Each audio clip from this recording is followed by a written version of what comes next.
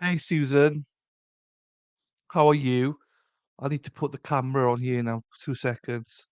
I thought you'd gone. I wasn't sure if you were still there. Um, I need to add the second camera so we can see it. Present camera.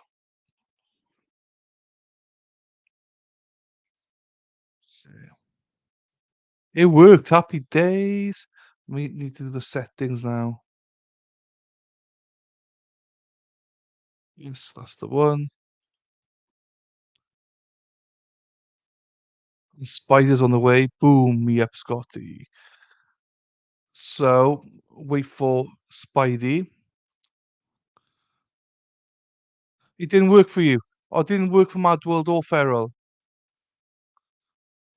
Oh, it worked for Shelley, and I think it probably worked for Susan.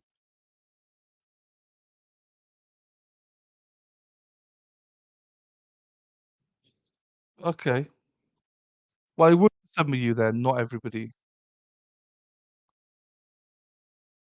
It worked for some of you, not everybody, shall we say. It didn't work for me. Jeez, that's weird, isn't it? Because it worked for Shelley, and it worked for, I believe, for Susan as well. To be fair, I can.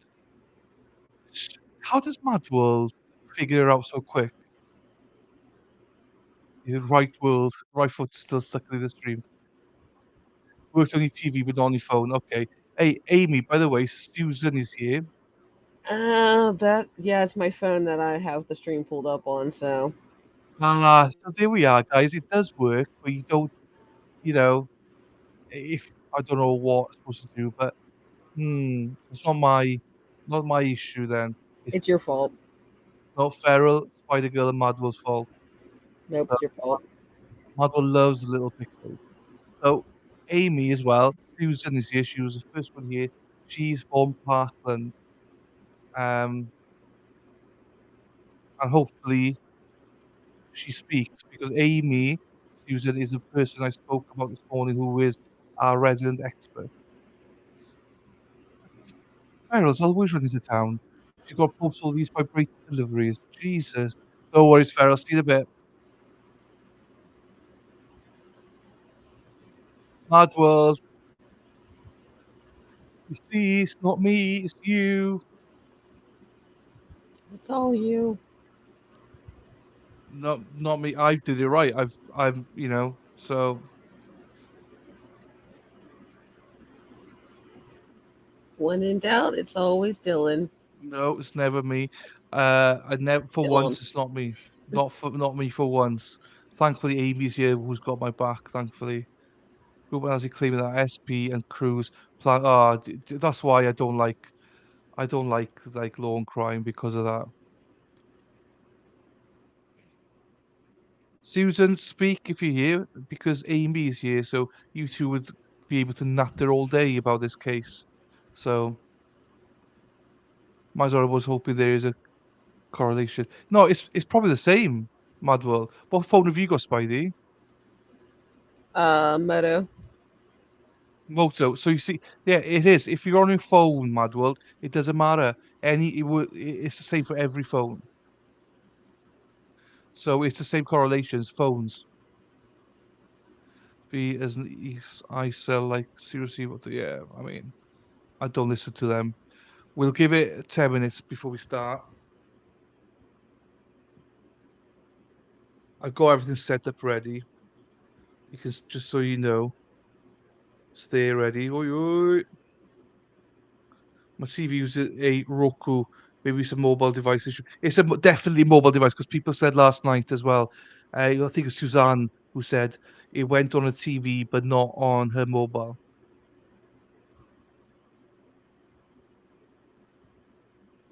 Uh, Shally, just to let you know, Mad was a bit slow. It takes her 10 hours to understand what you're talking about. So thanks for your patience with her. Thank you. So it is a phone issue, guys, but it's all good. We left there with 10, we still got 10. Happy days. Happy days are here again. Happy days here again. Da da da da da da. So, Johnny Depp, day 6. Oh, Spidey, last night's step one, yeah, day four. You were like, oh, for fuck's sakes, you need to, delete the first hour and stuff. Well, I don't need to because I've done it so they jump straight to the starting place. How clever am I? How clever is that? No one told me how to do it. I just did it. Oh, that was awesome yesterday. I thought Yeah, I I was couldn't hearing believe you it. on the right stream. I didn't know I was hearing you on the other one. I didn't even notice it. I didn't I, even think about it. Do God, you know what I don't mean? do that to me. Yeah, I was like, bloody hell. Um, Oh, oh, have we heard oh, anything out jeez, of I Broward? pulled up the stream on Yes. my computer. Mm. Um, I hate my voice. yeah. Amy, so do I. I hate my voice. Amy, they asked for the boards, but they were refused because they're not in evidence, so they weren't allowed any of the boards. Bum bum Oh, bum, bum bum bum bum. So yeah, so they were rejected. They're on lunch. Yes, they are on lunch. Oh, actually, they no, they're back from lunch. They're back from lunch, Ellie. They said quarter to quarter to two. They were back. Ba-da-bum-bum. trigger warning. This should be the stream where some pretty nasty graphic photos are going to be shown, which I will be Wow. posting in Discord too. Yeah, that's fine. Um, see Not on the Facebook though, because I don't know if that would get you banned on Facebook. yeah, that's true then. Oh, I blocked this is from Core TV people. Jesus. Right, let's get started then. Fuck it, let's go. We're not here to listen to me or Spidey. People are here for Johnny Depp. Johnny Depp. So let's get Johnny. Remember, women Look at that always, tie. always use a Johnny. Why did it go like that? Oh, it's the wrong one. That's why I got the wrong one open. I got the wrong Johnny. Right, close that one down.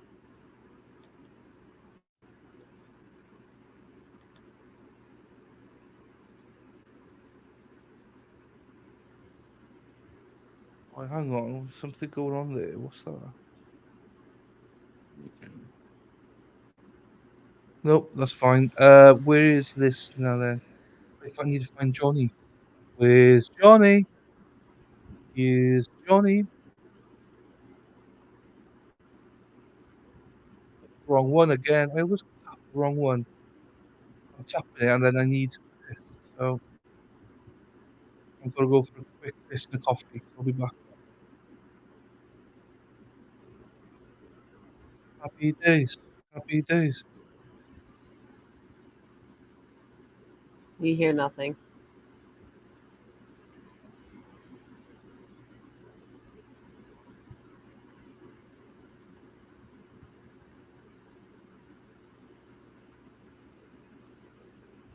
Yesterday, you told us a little bit about the beginning of your relationship with Miss Heard.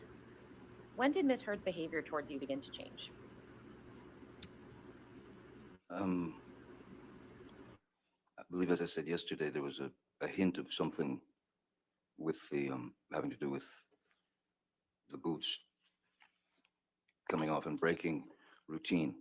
Um, it, her her attitude, the way that she would um, begin to speak to me, um, think things started coming up, and it was I was suddenly just wrong about everything. Um, if I made a statement about something that I had been familiar with, for example, in my work that I'd been chopping away at for a good 30 some years. Um, I was suddenly wrong, and then beyond that, if you try to um, explain yourself and correct um, the problem, the misunderstanding, it would then begin to heighten as Miss Heard was uh, unable to be wrong. It just didn't happen. She couldn't be wrong. Um, so these little digs, and it would commence with sort of demeaning name calling, uh, uh, berated, sort of to be made a fool of, um, and those would escalate into a full-scale argument. And in the beginning, as one does, one sticks up for oneself in a debate, as it were, or an argument over something to try to prove the point. But when it escalates, and then it's hard to explain, but the argument would start here, and then it would roll around and become this circular thing of its own. So you get back to the beginning, essentially, of the argument. Now it's heightened even more, but it's still circular, and there's no way in or out. You, if if there's a dialogue between two people, um, both people need to speak, but there was no way to fit a word in. It was a sort of a rapid fire, um, sort of endless parade of um, insults and uh, you know, looking at me like I was uh, a fool, and I just couldn't. I was having difficulty in my mind, of course, and in my heart, dealing uh, with that sort of barrage. And part of that is I was confused as to the fact that whatever her age was at the time of these various arguments, she was mid 20s to late 20s and into 30s. Um, I couldn't understand how I had somehow somehow gotten arrived at where I'd arrived from where I came from in the beginning of my life and worked for 30 plus years um, doing these things. It was astounding how wrong I was about everything that I've experienced um, within the within the film industry, or within just life itself. No, I was sort of not allowed to be right, not allowed to have a voice. So at a certain point, when that when what enters your mind is you start to slowly realize that you are in a relationship with your mother, in a sense. And I know that that sounds perverse and obtuse, but the fact is that some people search for weaknesses in people. Um, that is to say, sensitivities. And when you've told that person your life and what you've lived through, what you've been through, just as happens in relationships, the more that became ammunition for Miss Hurt to to either verbally uh, decimate me or to send me into a kind of tailspin of confusion and depression um, and well, it's not a happy day. It's not a happy week. It's not a happy month when you're constantly being told how wrong you are about this or that, what an idiot you are, um, or anything. It just then it increased, and it became an endless. It became an endless that endless circle. Like so, as it escalated and continued to escalate, I went straight to what I had learned as a youth, which was to remove myself from the situation so that it couldn't continue, because there's only so much your ears can hear and never forget. So I would remove myself from the situation as I'd done as a youth, as much as possible. Um, because I just certainly didn't believe that there was any need for these various subjects or arguments to come up and and um, travel the distance that they did so very quickly, to ramp up so fast. Um, it was like you were pinned to a wall and had to just listen to it and take it. So I found the only way to find any sort of peace was to try to walk away. If she didn't allow me to walk away, there were times when I would I would just go and lock myself in, uh, the bathroom or anywhere that she couldn't get into, and that happened uh, constantly over the years. What would happen when the fights would escalate, other than going and hiding in the bathroom? I'm sorry. What would happen? Well, if they continue to escalate, um, if I continue to try to um, present my version or my side of the story, when you're approached in a kind of um, well, when you're approached with such anger and hatred, it seemed like pure hatred for me. Um, if I stayed to argue that, eventually I was sure that it was going to escalate into violence, and oftentimes it did. At times it did. And when you say violence, what are you referring to specifically? Um, Miss Heard, in her frustration and in her rage and her anger, she would strike out. She would. It could begin with a slap. It could begin with a shove. It could begin with throwing a TV remote at my head. It could be uh, throwing a glass of wine in my face.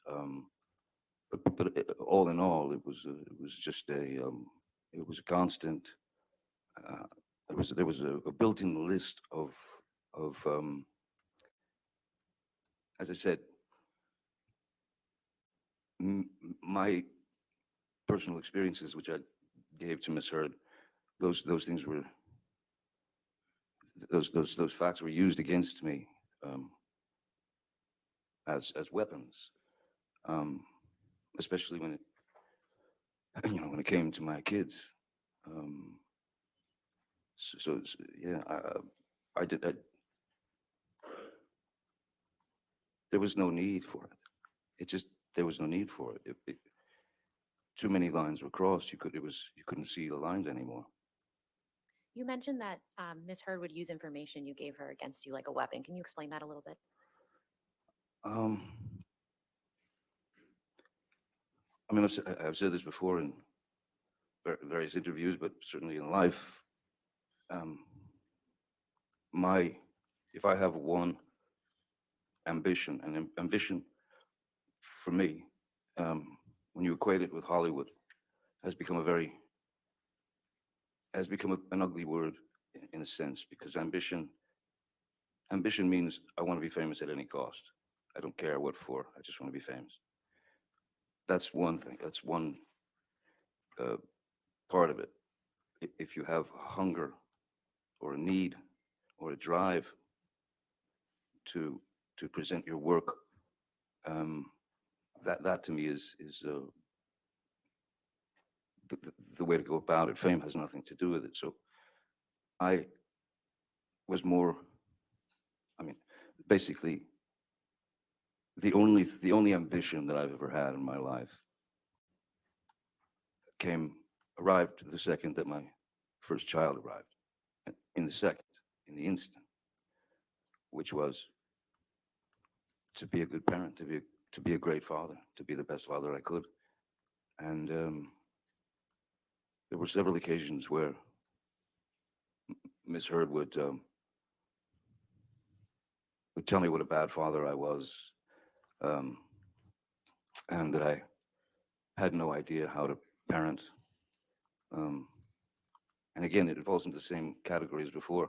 I couldn't understand how in 52 years or however old I was at the time, how I could be so wrong about everything. I mean, one learns along the road.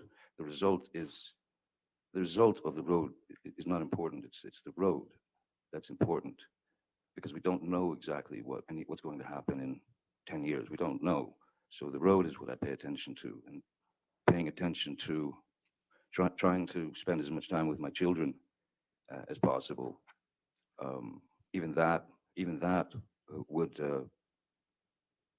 that could send this herd into a monumental tailspin, um, where I could hardly ever go and see my kids and spend time with my kids because she had to have me there at all times for her own needs. And So, that was something that once you realize that that's happening, and then there are hassles between the children and her, the situation starts to get a little more grim and a little more dire. And that I was not prepared to take. I would not hear the words, "You're a bad father, you're a terrible father, you're an awful father." So one can only take so much of that before bits of your brain start to just, bits of your brain, bits of your heart begin to, the valve gets shut off because you can't hear it anymore. And you know that it's not true, and you know that it's meant as a weapon. It's to slice you up. It's to bring you down. It's to demean you. It's to bring you into a place where you start to believe that there's something wrong with you. And there's plenty wrong with me. There's plenty wrong with a lot of people. But in all of these situations, my main goal was to retreat, because I think in life, most important is pick your battles. If there's a battle to be fought that is grave and important, then that must be dealt with. But small insults and kind of teenage or high school tactics, um, this bullying, if you will, was becoming too much to take. so why did you stay with Miss Heard given this type of behavior? That's a very complicated answer. I would, I can only say that I stayed through all that. I'm sure that it's somehow related to my father um, remaining stoic as my mother would beat him to death. Um, I'm sure it had a lot to do with having been in a beautiful, wonderful 14, 15-year relationship with Vanessa, the mother of my children. Raising those kids was, there was, I had no interest in being the words that they use that I dislike very much. A celebrity or an entertainer or a fame is a strange word because I could never equate it with myself. I pumped gas. I worked construction. I printed T-shirts. I dug in. I had many, many jobs before any of this happened to me. So I've been able to live both sides of that life of life. I know the very lows, and I know the very highs of of where my life has gone. And it's not. I don't. Again, it would be pure idiocy for me to sit up here as a as an actor who's been very, very fortunate over the years, and I can only say it's luck in the sense that someone hands you the ball in the beginning, and you run with it, and you run as far as you can before you get tackled. Um, so that's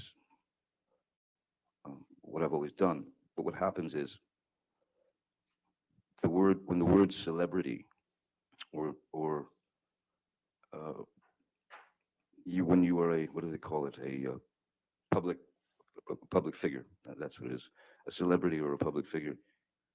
Um, Again, not complaining, but there are things that are very uncomfortable, and that is to say that at that point anybody can say anything they want to about you, and that's happened to me over 36 years or more. That things can be printed in the newspaper that are utterly false. And this is even early on. So this is where that privilege, I suppose, that they call the privilege of celebrity, that's where that sticks a knife in you, um, because it's one of those situations where your arms are too short to box with God. There are too many of them coming at you. Yes, I don't know what her motivations if they were, if there was some species of jealousy, or there was some species of maybe just hatred. I don't know. But in any case, the elevation and the escalation of these day-to-day arguments were simply unnecessary. It was it was not to help the relationship. It did not help the relationship. It wasn't meant to help the relationship. It was meant to feed her um, need for conflict. She has a need for conflict. She has a need for violence. It erupts out of nowhere, and the only thing I learned to do with it is exactly what I did as a child: retreat, just take a step back. Which I told her, we need to remove ourselves from each other, even for an hour, a day, anything, because this can't go on. No one can live like this. But why did I stay? I stayed, I suppose, because my father stayed. I suppose because I had been in that relationship with Vanessa, and that was lost, and I didn't, I didn't want to, I didn't want to fail. I wanted to try to make it work. I thought maybe I could help her. I thought maybe I could bring her around, because the Amber Heard that I knew for the first year and a half was not this suddenly this um, opponent. It wasn't my girl. It was she had become my opponent, and everything that I did just didn't fit her. It wasn't. She didn't accept it. So I stayed because, of course, I didn't want to fail. I didn't want to. I didn't want to hurt anyone, especially Miss Heard. I didn't want to break her heart. I remember very well that when my father left and my mother, Betty Sue, had that first attempt at suicide that I woke up to, and that visual in my head, and that was a direct result of my father's leaving. Um, Ms. Heard had spoken of uh, suicide on a couple of occasions, so that also becomes a factor. That's also something that always lives in the back of your brain, and that you fear, because when I would leave, sometimes, well, many times when I would try to leave, she would, stop me at the elevator with the security guards, crying, screaming, I can't live without you. I'm gonna die. But you had to get out. There were even a couple of times when I did escape and I got to my house, arrived at my house in Sweetser, and then 5 minutes later she would arrive in the I don't know what car she was driving at the time, but she would arrive in her nightgown, screaming in the parking lot in front of my house, screaming to high heavens, and it'd be 4 in the morning, 3 in the morning. It was ludicrous. It was out of control. It was uncontrollable. Did there come a time when you and Miss Heard started recording your arguments? Uh, yes, the in fact, it was I was the first person of the two of us to record conversations, and it was for this reason. She would we would have been talking the night before or arguing the night before, and she would say something. There would be these, again, these demeaning, berating insults. There would be these jabs. There would be anything to make.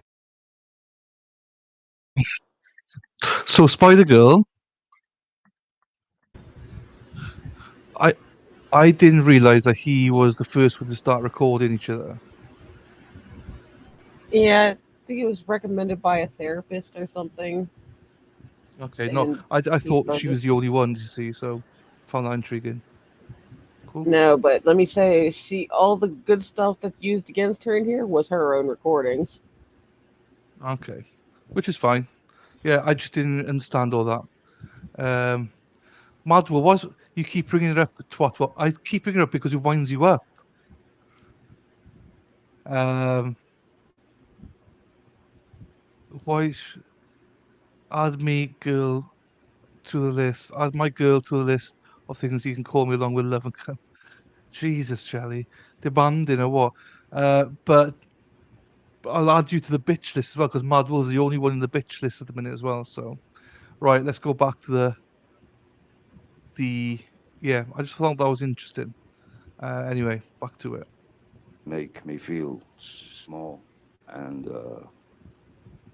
like nothing. So what I thought was, I'm going to record the conversation, and I told her this. I'm going to record. I'm going to get my phone and I'm going to record our conversation because I want you to hear what you've said to me tomorrow. So that because she would deny having said those things. What are you talking about? It was surreal. She had completely denied things she'd said directly to my face in a heated and volatile way, and she denied it. So I went to her and I said, "I'm going to record us," and I did, and we recorded the conversation, which when she was on tape, it, the first time it wouldn't. It escalated a bit, but she was, well, it was clear that she was performing for the tape because it was being recorded. So that was another clue that something was slightly rotten in the state of Denmark, as it were. What did Miss Heard say to you about you recording the conversations between you and her? I mean, initially she said, "Sure, go ahead." Did that ever change?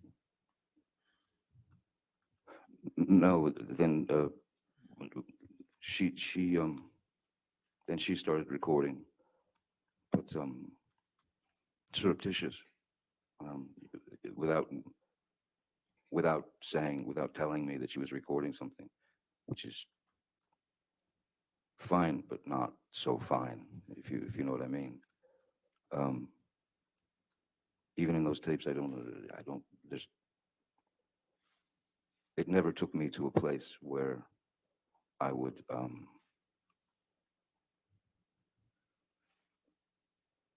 go s- switch into some other entity, which is, as she has used the term, monster. Never switched to violence. Violence is unnecessary.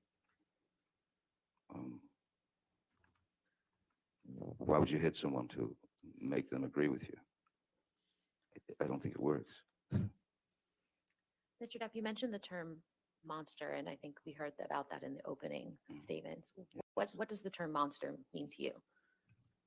Well, the term monster means to me, in the beginning, she had used a different word to explain the same thing, and she would use the word demons, that my demons were coming out, that she had noticed that there was a great change in my attitude or my um, uh, aggressive nature, or she would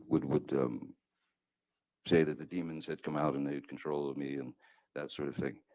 I don't remember exactly how monster came out, but that word stuck and it stayed, well, until this day. Um, what I believe the monster was in Ms. Heard's mind was her intense, in, Objection, Your Honor. intense. His belief about what monster meant in Miss Heard's mind is not All right. relevant. There's no foundation. Let me ask a All different right, question. I'll sustain the objection. Go ahead. When you use the term monster, what were you referring to in your conversations with Ms. Heard? When I used the term monster with Ms. Heard, I was placating. If she had referred to me as being a monster, there was no way that I was going to sit there and go through a 45-minute argument about, you're a monster. No, I'm not. You're a monster. No, I'm not. You're a monster. No, I'm not. It was an impossibility. So what do? You accept her vernacular. You accept what the word that she uses, and then you use that word to placate her so that it would at least calm part of the aggression. It would lessen the attacks. So explaining the monster was for me.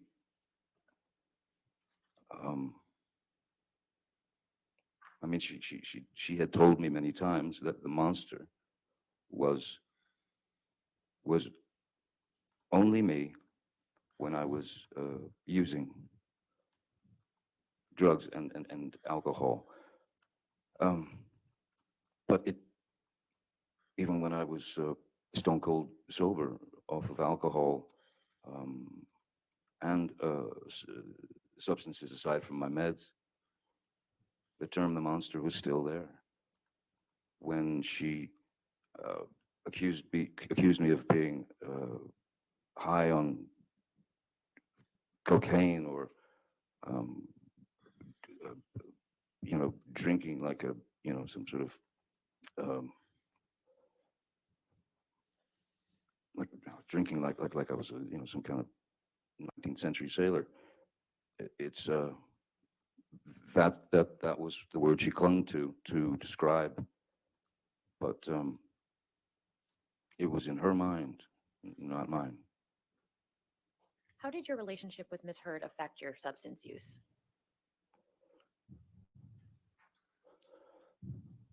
Well, for example, when we were on the road, when you're traveling from, if you're on a press tour, or if you're making a film and you're staying in hotels or this or that, I would always have to get a different, or we would always have to book an extra room that I was able to escape to, so I didn't have to lock myself in another bathroom.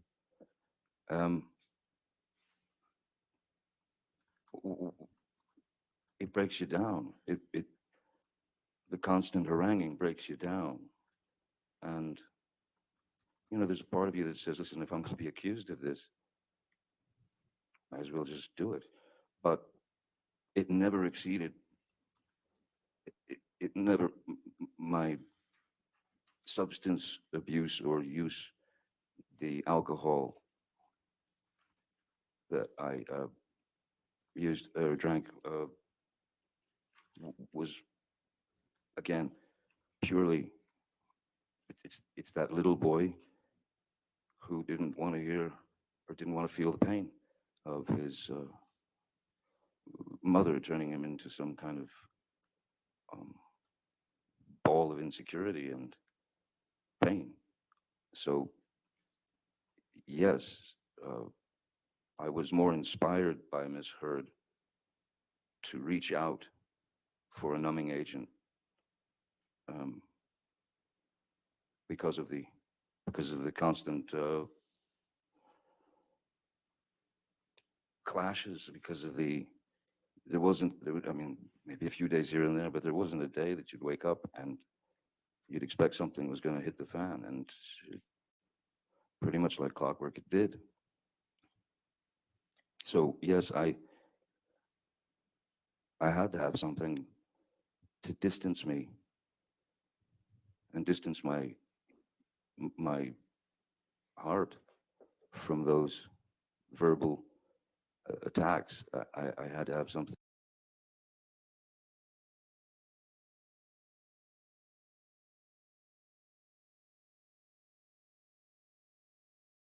to be able to maintain me, and I'm afraid for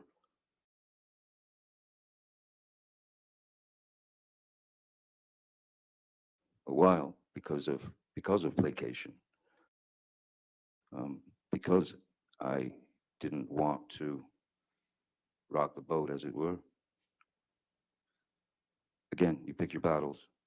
So placation seemed the best route if I was unable to escape her clutches.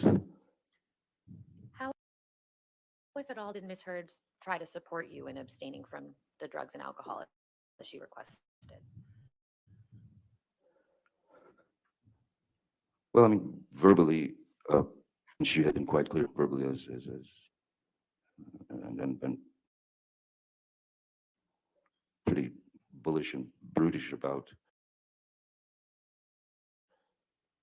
wanting me to, telling me that I needed to stop drinking. But drinking was basically drinking wine with her, and I suppose maybe from youth, I don't know, but I've always had a pretty high tolerance for alcohol, especially it's not spirits, you know. I had a pretty good tolerance for alcohol, substances, and things of that nature. But there was no, I had no. I've worked with therapists, um, drug counselors who have actually said the words to me because I wanted to know. I wanted to know, am I an alcoholic? Am I an alcoholic? Or is this just the same thing that I did as a kid when I took my mom's nerve pill? Do I have a drinking problem? And it essentially came down to this. Do you have a drinking problem, Johnny? Objection, calls for hearsay. What the doctors told him. I'm not sure he's saying what the doctors told him. I think that's what's about to be testified to. If you can make that clear, I guess. Um, let me ask you a different question, Mr. Depp. Yes. Let's let him object to another one. How often would Miss Heard drink in your presence while you were in a relationship? Always. Well, Oh, that was bitchy, but that was great. What a line. Yeah, let's let him object to another one. Oh, that's gotta hurt. That was good though. I like that. Bit The of sassy spice. queen himself. So that was a joke. JD's response to RB's there. Yeah. Oof, I didn't expect that, Spidey.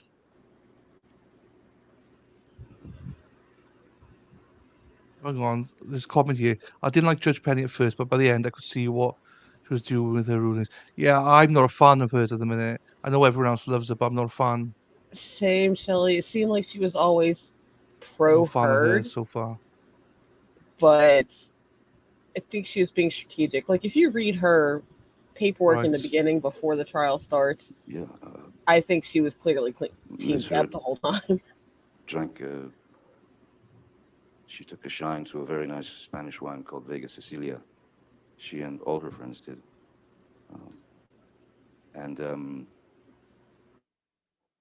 yeah, the wine would come out, and Ms. Heard could very easily drink 2 bottles of wine per night.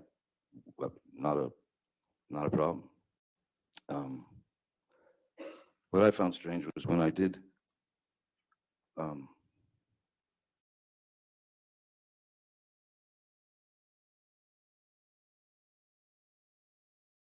did get sober from the well, I was off um, the opiates that I had been addicted to prior to a year or so before, a couple of years before. Um,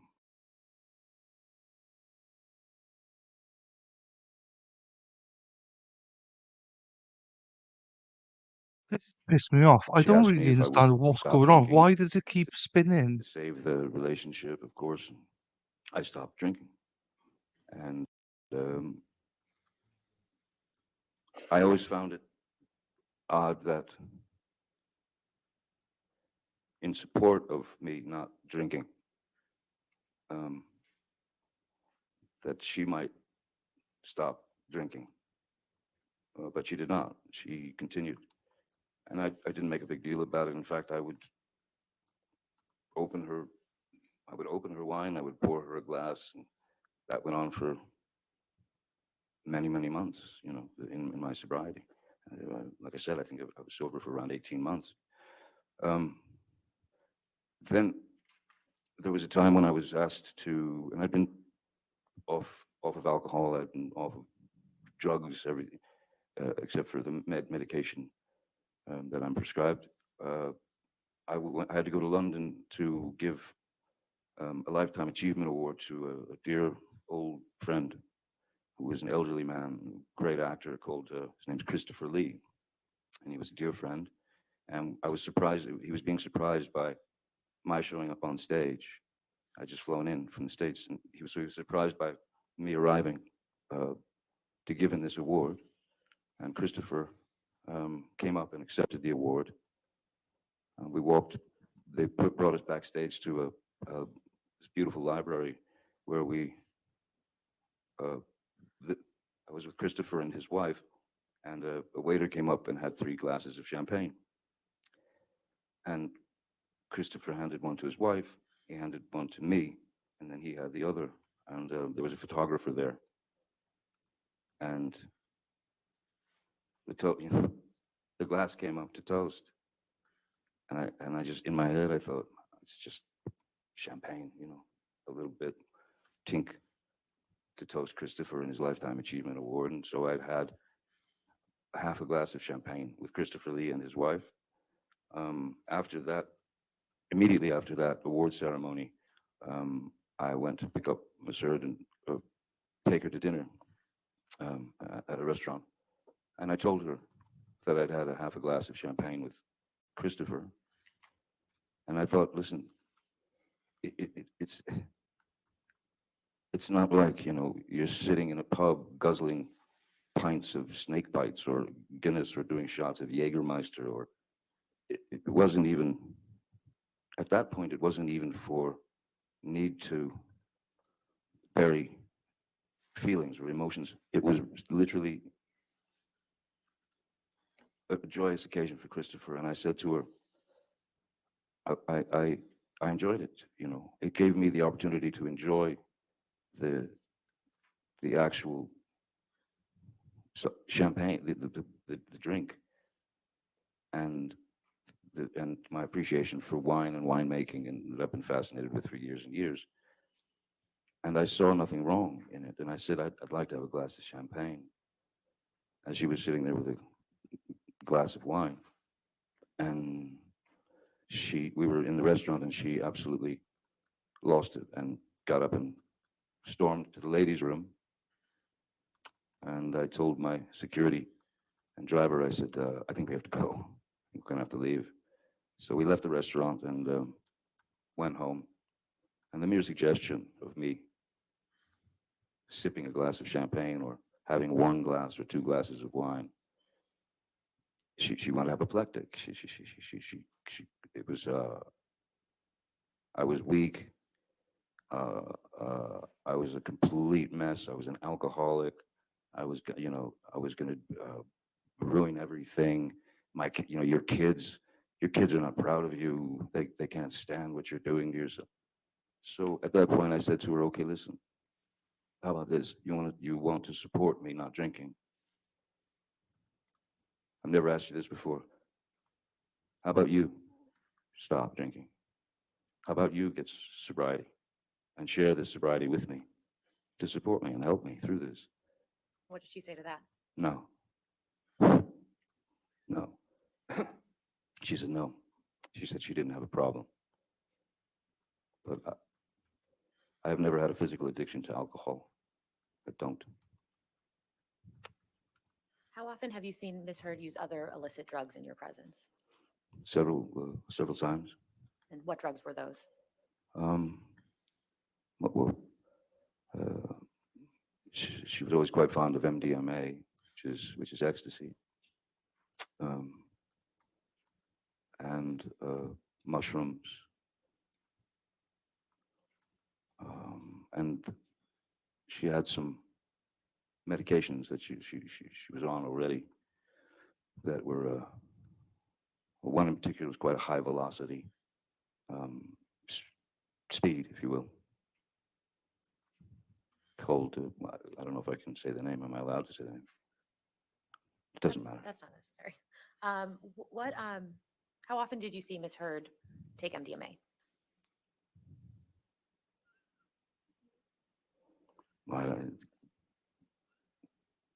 A dozen times, 20 times, over the course of the years, during the course of the years. And what about mushrooms? Um,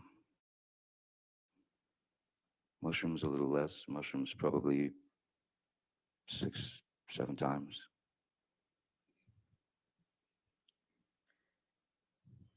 Mr. Depp, do you recall at the beginning of her opening, Ms. Heard's counsel mentioned that the first time you supposedly struck Ms. Heard was in response to a comment about one of your tattoos?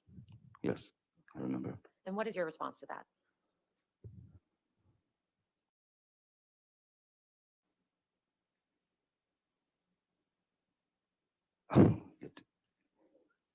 It it didn't happen. I've never struck Miss Heard. As I said yesterday, I've never struck Miss Heard. I've never struck a woman in my life. I'm certainly not going to strike a woman if she decides to make fun of a tattoo that I have on my body. That's like going into someone's journal and picking out things you don't like. She had made mention. There was no incident of argument when the tattoo thing had been brought up many times, and I mean, there's really nothing I can do. I've always thought of my body as a journal, if you will, to mark experiences, to mark life experiences. For example, when my first child was born, I had her name tattooed over my heart, which is where her little head used to be when I rock her to sleep. I marked my boy's birth by tattooing myself for him. So no one can go back, or no one should go back and rewrite their journals. Why would I take such great offense to someone making fun of a tattoo on my body? That allegation never made any sense to me whatsoever. Are there any tattoos that you had that Ms. Heard had an issue with, to your understanding? Well, a tattoo that I believe is up here, which used to say Winona Forever, who was a former girlfriend, and we'd been together for a few years. Winona Ryder, and when we broke up, how do you fix that? I did go back and rewrite my journal to some degree. I took off the last 2 letters and had it say Wino Forever, just because I thought it was again, through pain comes humor. Humor has to come in there so at some point into the pain, and that's how you play it out in your mind. So I have, I think sometimes abstractly in that sense, so I changed it to Wino Forever. Any other tattoos? Um, well, she was very encouraging in me getting a tattoo of her name or whatever, and I waited a while, and then I did it. I got a full tattoo of her, and it ironically wasn't long after that that everything started going sideways. I was doing anything I could to bring a smile to her face, as opposed to the frown and then the onslaught of um, whatever problems she was seeing or experiencing. Um, I, I, I, I I would try to wake her up with laughter, um, singing stupid songs in her ear while I generally just tried to keep bringing her mood up. Sometimes it worked, many times it didn't. Um, but I tried, and I wanted to try because, as I said, I didn't want to fail. And at the time, not knowing fully, not understanding fully what I was, if you'll excuse the term, up against, um, I kept trying. I kept trying, but to no avail whatsoever. It just got worse. Mr. Depp, I'd like to fast forward a little bit to May of 2014. Could you please tell the jury what project you were working on in May of 2014? May of 2014. May of 2014. There were a number of films that I made in succession. I can't remember if that might have been Pirates. No, I can't. Mordecai or I don't remember can you remind me what May of 2014 film was? Were you filming Black Mass in Boston of May of Ah, yes, okay, yes, 2014? yes. Excuse me. Yes, yes. Oh, yes. I was filming a film called Black Mass in Boston, and Mr. did come with me. Um, um, and I had to, for the film, I had to. There were very early calls to work because I had a number of prosthetics glued to my face and uh, blue.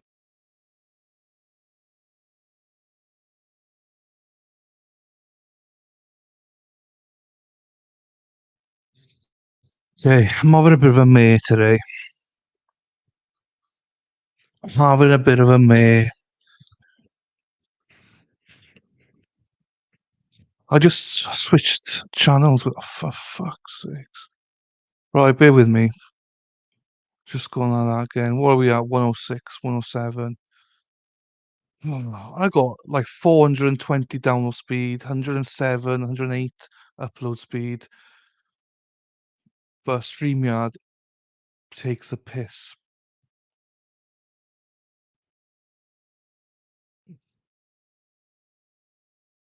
Um, um, and I had to, for the film, I had to.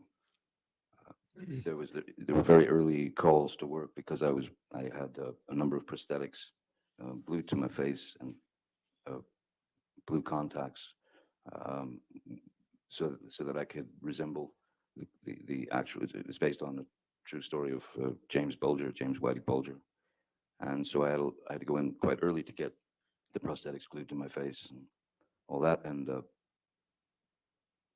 work. Then you'd work, the whole day, and then at the end of the night, uh, they uh, they would remove the prosthetics, which takes if it took 3 hours to put them on, it took about an hour to take them off. So on top of what could be anywhere between 14, 16, 17-hour day of work, what with the application of the makeup and then the taking off of the applications. Was Miss Heard staying with you in Boston during the entire time that you were making that film? Yes. Yes, she was. And who from your staff was in Boston with you during that time? Jerry Judge,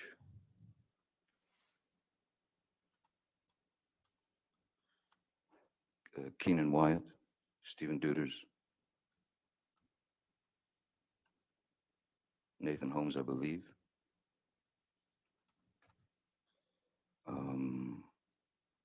And I believe Malcolm Connolly was there as well. So I would have assistants, sound technician, security. I believe that was it. Mr. Depp, we heard yesterday from Mr. Wyatt about a flight that you and Mr. Wyatt and Miss Heard were on from Boston to LA in May 2014. Do you remember that? Yes. And could you please tell the jury what you remember about that specific flight? I remember that as I was still filming Black Mass, before I did Black Mass, the film, my sister Christy and I were talking about the oxycodones that I had been. Again, that was the monkey on my back. That she came to me. She told me she'd read this book of Dr. Kipper's book, and I read Dr. Kipper's book, a good majority of it, and I agreed that I would do the detox. I would kick the opiates, but there was no time to do it before the film. So when the nurse, which was Nurse Debbie Lloyd, when she came to Boston, she had asked me, "What is your dosage? How many of these are you taking per day?" And someone who had been under under the kind of lock and key of a prescription drug that is highly addictive. I mean, with built-in barbs, that this drug does not want you to stop taking it.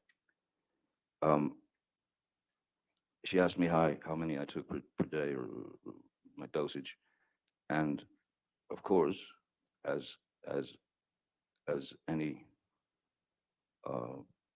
person who is addicted and essentially a fool to the drug, and you know how important it is because you have felt the sting when you don't have it.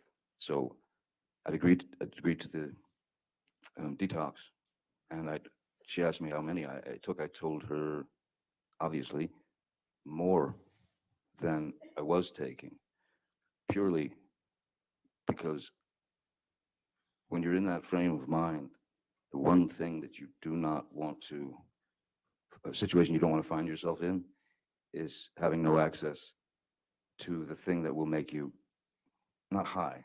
It gets you, you only get better from it. If you start to get the shakes and the tremors and you could feel this traveling into your system. Your receptors are out in mass, and your receptors are demanding that drug. If you don't give the drug to the receptors, you will start going into a pretty nasty withdrawal, and it could, which could and has ended in sort of seizures. You can go into pretty nasty seizures. So I had told Debbie Lloyd more than was necessary, so that I could always have one or two in my pocket on the just in case. So I didn't find myself, on a plane or anywhere without one in my pocket to stop the inevitable body cramps and nausea and stomach cramps and seizure of the bones and shaking. And and also it's quite an emotional ride as well. So yes, before the flight, Amber and her assistant Savannah McMillan wanted to be picked up in New York and then have the plane fly to Boston to pick me up to bring us back to Los Angeles.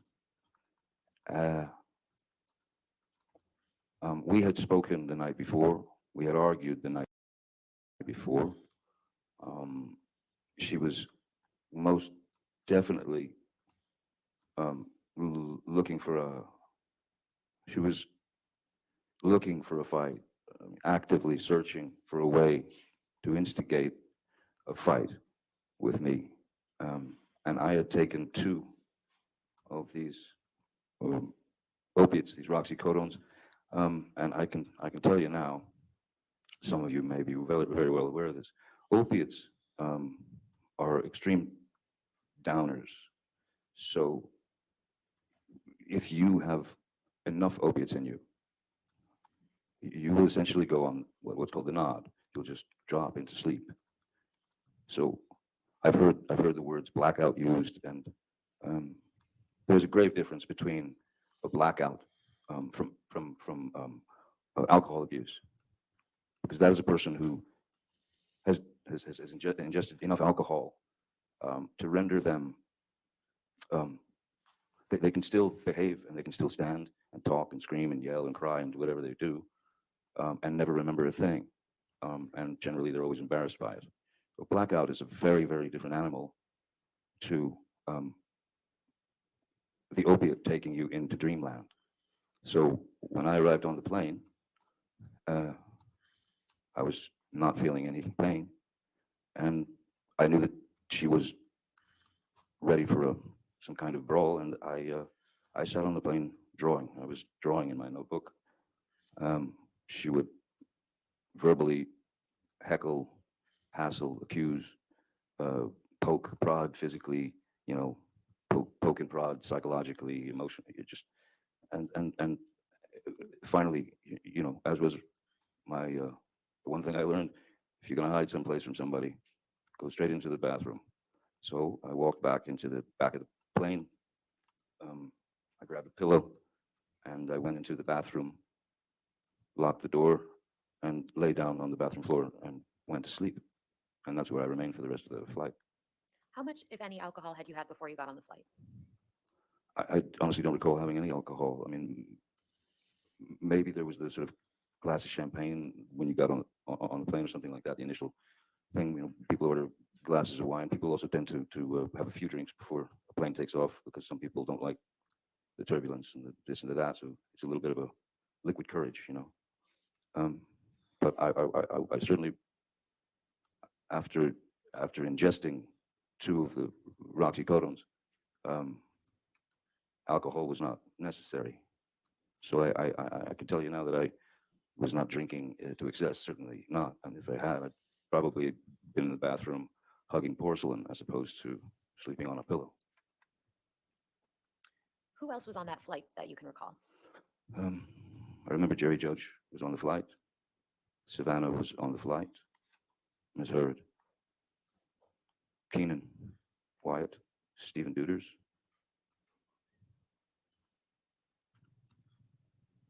I believe that's it.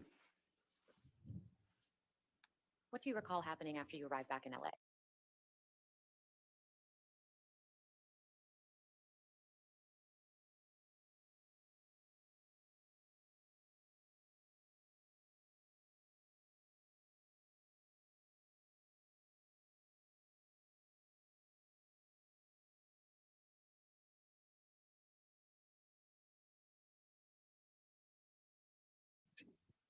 Is the volume gone? Or to go back to the same home together after that flight? There. No, I don't believe. No, we didn't. I don't believe we did. I think she had decided if this is the time. Pretty sure. I believe she had decided to check herself into the Chateau Marmont. There's so many of these, it's hard to sort of keep them all straight. Who would have paid for Ms. Hurd to stay at the Chateau Marmont? Um, I would have paid for it. If she wanted to go to Chateau Marmont, I wasn't going to let her pay for it, no matter the circumstances. I wasn't going to let her pay for it because I knew that that might get expensive for her. So generally, I would take care of things of that nature. And why did Miss Heard tell you why she was staying at the Chateau Marmont? No. Well, I mean, she was clearly upset and she was irate. Um, and I can't say that it was a bad idea for her to stay at the Chateau Marmont at that time. I don't know why she went to the Chateau since she still had her apartment on Orange, I believe, and the penthouse. Because I could have gone to Sweetser, but she went to the Chateau Marmont. Mr. Depp, do you recall why you were flying from Boston to LA in May 2014? I can't remember if it was a break from the film or if I finished the film, and that was before we went. Well, before I was supposed to go to the island to detox from the opiates. I think it's, Is it- I'm going to have to switch gears, so okay, if this is a that's- good time for a break. All right. Ladies and gentlemen, we'll go ahead and have our morning recess. Please do not do any outside research and don't talk to anybody about the case, and we'll see you in 15 minutes, okay? Thank you. Right, Spidey.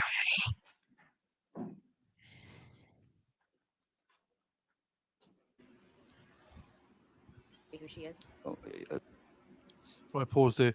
What's going on, love? Love Amber as it glows through, just not Amber Heard. I don't know. I think she looks compassionate, personally. I don't think she looks I think out of she looks place angry. currently. I know that I'm wrong, Spider, but still. If I was watching this now, I'd look at her and feel sympathetic a little. Not sympathetic, that's the wrong word. But I'd feel a little bit, yeah, I don't know, compassion towards her.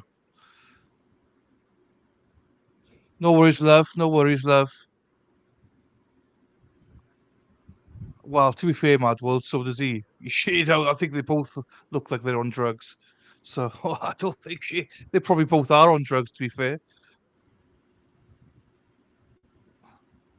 Yeah, no, Charlie, you're right. You're right. I know he isn't. I don't think she is either. But I wouldn't say they both look sober, shall we say. She might be a little Spidey, hungover. what do you have? She might be a little hungover. Can you not hear me? Spider. Hello?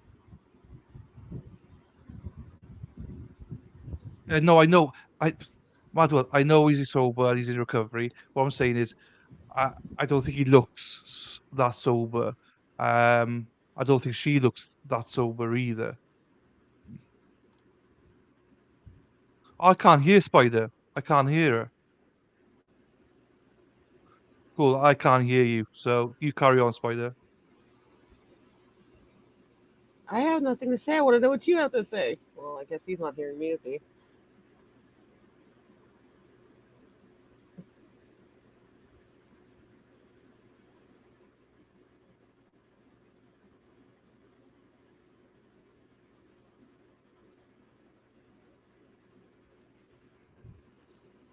Probably was left. I can't hear her. So That explains why he oh started the right, video while I was in the I middle of just can't talking hear last you. time.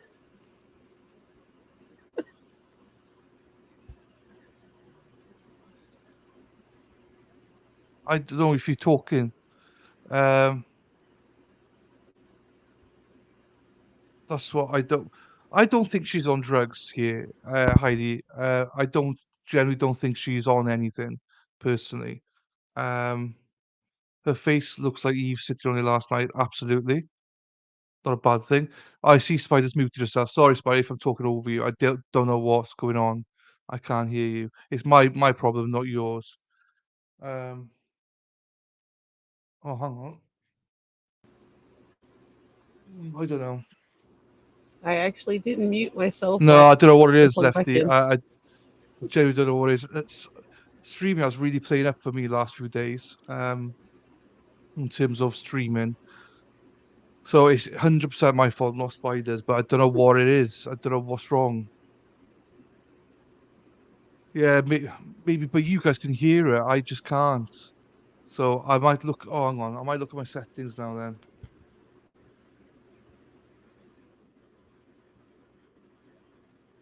Settings, audio.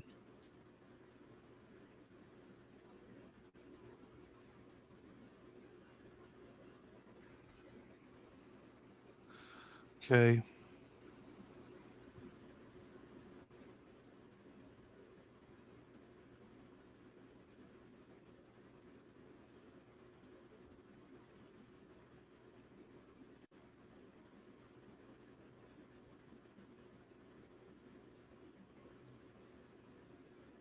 Great, that went off now.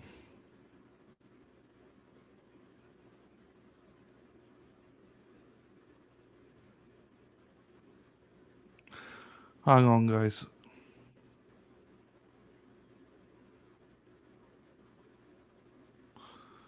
This is a complete nightmare. No. It's because I've got two cameras on the go. I'm sure it is.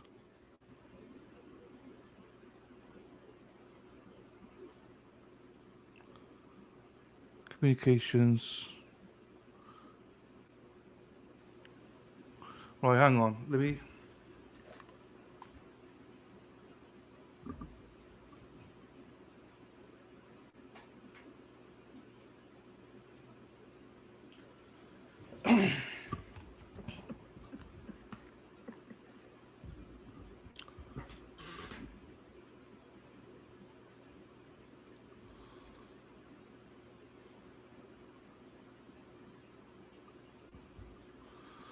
Right, audio. Let's have a look, then.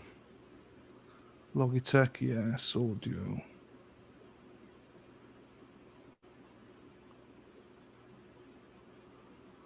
Not that one.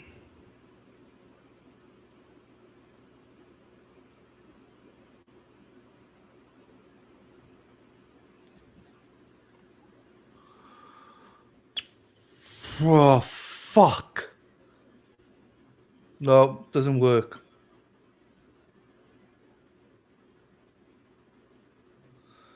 Sorry, Spidey, I'm just going to speak. I can't hear you.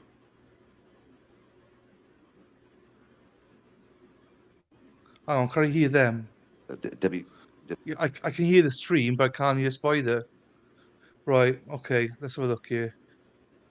Yeah, I don't, it's me, not you, Spidey. Sorry. Um, I generally think it's my problem, not hers. Do you click to?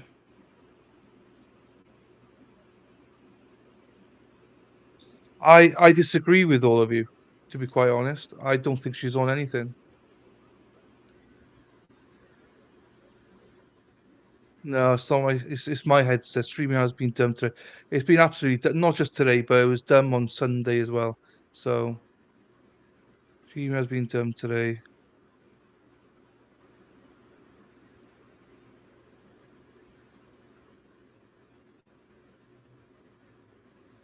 Why he rudely started the video? Oh, sorry, sorry, Spider. I didn't realize. I didn't realize. I didn't. I just couldn't hear you. I just couldn't hear you. She was angry to me. You don't need to agree. We're just saying what you see. We're just saying what we see. Yeah, no, I don't. Oh, let's not have it like last night again. 100%. You guys have got your opinions. I absolutely respect every one of them. I can only speak of myself. I shouldn't read comments, um, because it seems like I disagree with you all, and I don't. Um, yeah, no, I don't have any access to that. I don't. I just judge everything on here. I don't think either one of them are on drugs. I think, um, yeah, I think she's well composed. I think he's got high feral, good stories. There's a suspect of her standing up. Yeah, I mean, again, she might well be taking drugs. I'm just, I just think she's looking very compassionate. Um, I think whoever said it earlier on, I don't remember who said it. I don't think she was expecting Johnny to go so deep in all of this. So I think that's a thing here. So it'd be just to see how she goes. Um, across. I'm not saying she's not a drug user. I'm not saying she's not. I mean, they both are. Do you know what I mean? So, obviously, they both have alcohol problems. They both have massive issues. But what I'm seeing here, I just don't believe she's on drugs right in court. That is, what she does afterwards, like who knows? She might be taking hits, at lunch breaks and stuff. I don't know, but right now, I don't believe she's on drugs. She was using on the stand. I mean, speculation, but fine. Um, yeah, no one knows. Like, no one knows. No one knows what he was doing, what she was doing on the stand. He might have hit something before going on there as well. We just don't know. We can all speculate. I feel like I have to fight for her a little bit more, um, because maybe it's just the man in me just wanted to defend her a little bit more. I don't know, because I know everyone's against her. So I don't know. Sorry, Spidey. I just yeah, but just because he's in recovery doesn't matter. He could be in recovery, still take drugs. I'm not saying hard drugs, but he could be taking anxiety medicines, a bit too much of them. I don't know. I'm speculating. I have no idea. I literally have zero idea. In the same way that no one has any idea if she's actually taking. So, um, I do think that it's showing like that, Shelley. Yes. Right, Spidey, you're unmuted at the minute, right? So, um, if you want to say something, say it. I'll mute myself, and then once I see that you've muted yourself, I'll play the video. So I'll mute myself now. Oh, you bitch. She muted herself straight away. Such a cow. Such a cow. Right, we'll go back to it.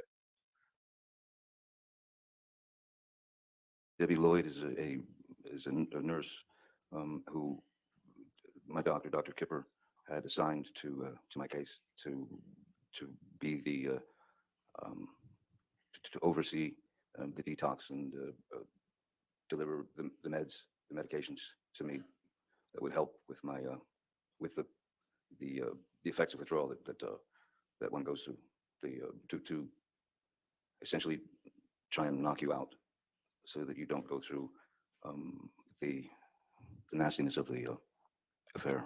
Did Miss Lloyd stay on after the detox process as your nurse? Yes, you did. And when you were under Dr. Kipper's care, how often did you see Miss Lloyd?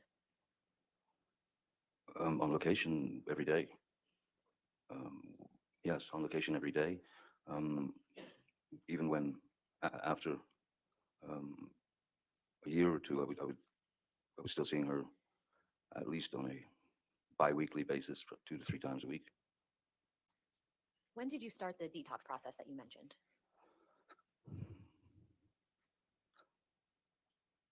I know that it, I believe it was in August, July or August of 2015, 14. I cannot remember the year, 14, I guess. And where did you do this detox process? Um, uh, we did it. The detox process happened on. I have a place in the Bahamas.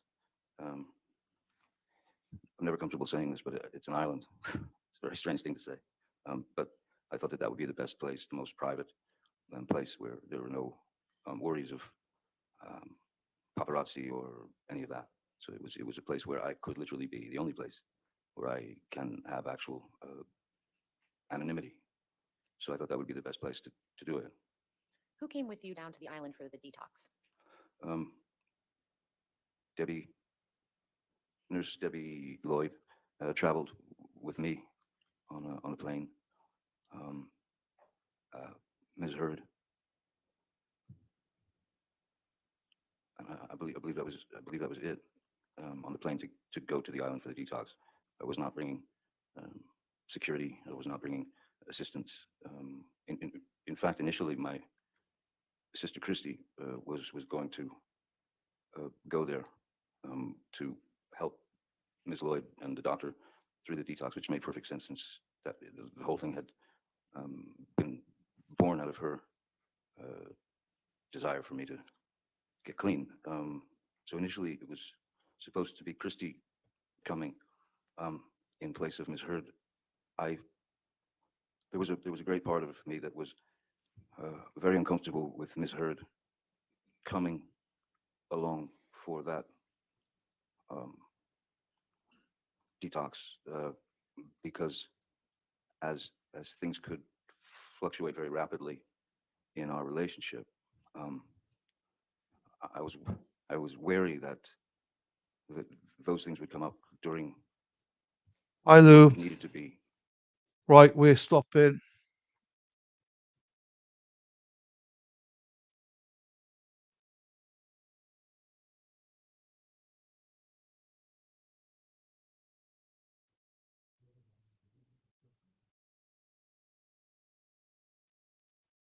Here we go.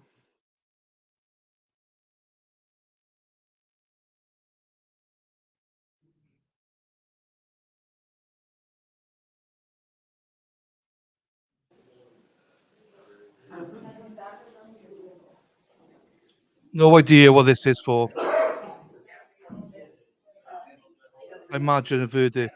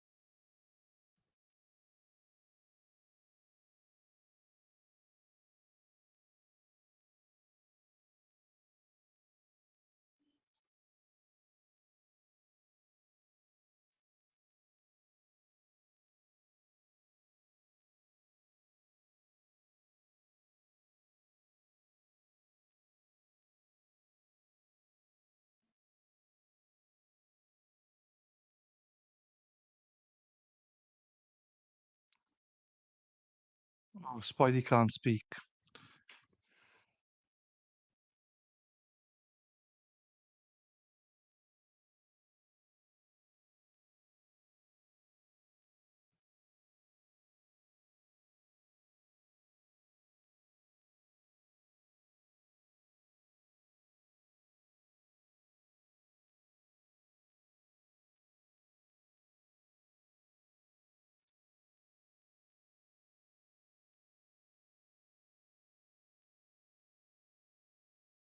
Hmm.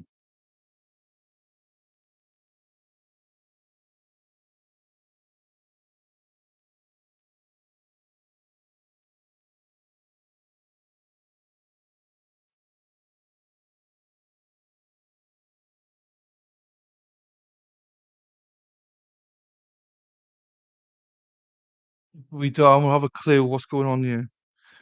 We don't know anything. I can't even hear the court, so I'm hoping that it's not me.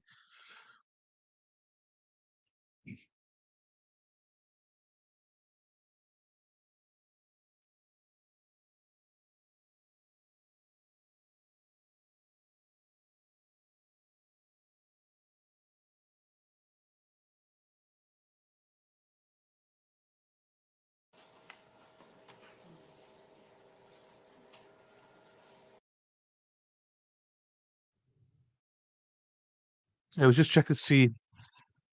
Oh, thanks, Spidey. That's what I was going to ask you. I was just checking to see the volume is fine.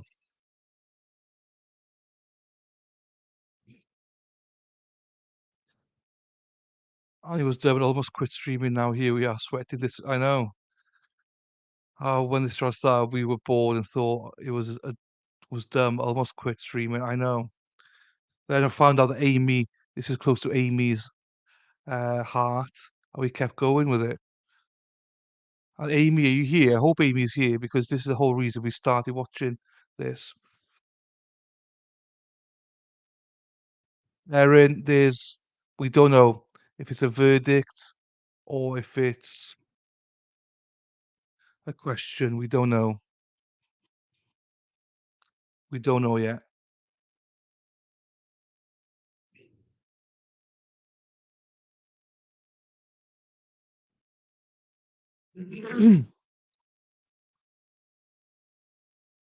Yes, Amy's in the house. Amy, you're the whole reason we're watching this. So thank you, Amy. So I'm so glad you're here because it's always nice to have you here. But I know this is making you nervous more than anybody, I think, due to your involvement with it all and stuff. So I mean, this guy, if he gets a guilty verdict here, look at him, he is shitting a brick, and I don't blame him for 1 second. I think this is a result. It must be a result. It's a verdict.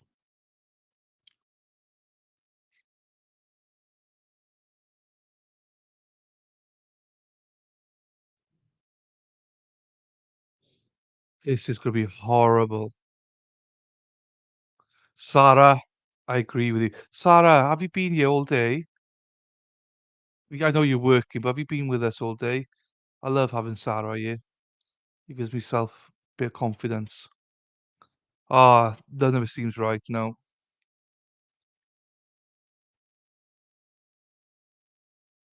Jesus. And if he's found guilty, he just gets handcuffed straight away.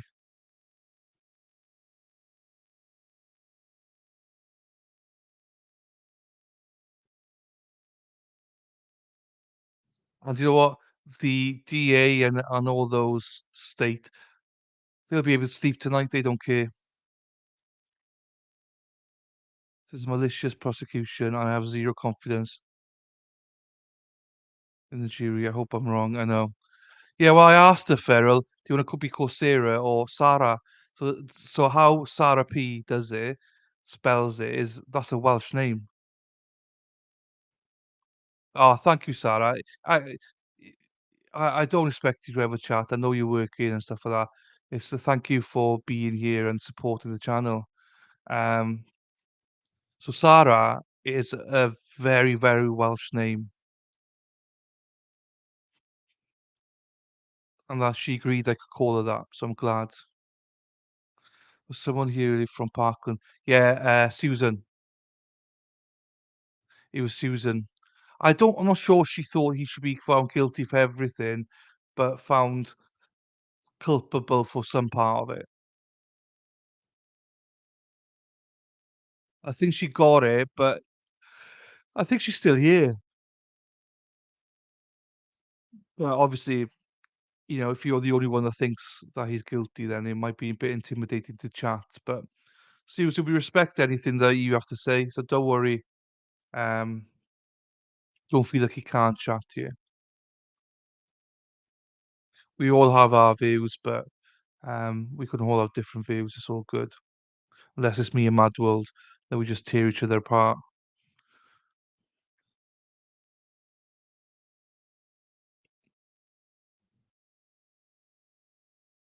The way how nervous he is. Oh no, I know you respect her opinion, but I just imagine Heidi, she doesn't know us. It's her first time here, so it might be a little bit intimidating, thinking, "Oh my God, they're gonna like jump us." But no, we would never. No one in this channel would ever do that to you, Susan. So everyone here is lovely. So everyone will respect your decision. And to be fair, I think the majority of us came into this going, "We can't watch this." He's guilty.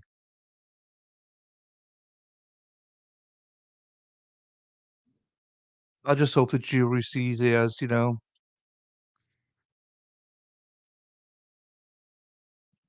it's not with the heartache now. Thinks he should be, "Oh, okay." I agree. I mean, Sarah, I'd be shitting a brick right now. I mean, I'd be hugging my family. I'd be crying. This might be the last time he can ever hug his wife and kids and stuff. Another note.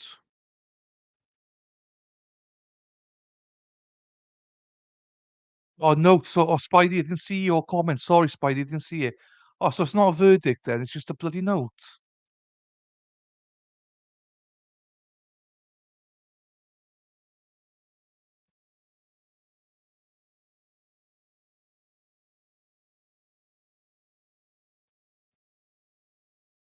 Okay, so it's not a verdict then. Fine. Okay.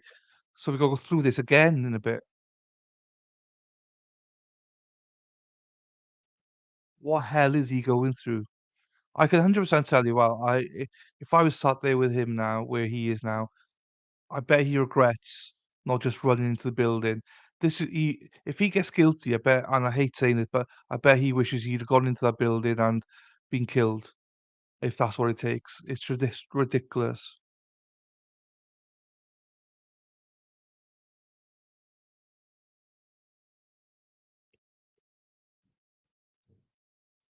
Oh, Heidi, yeah.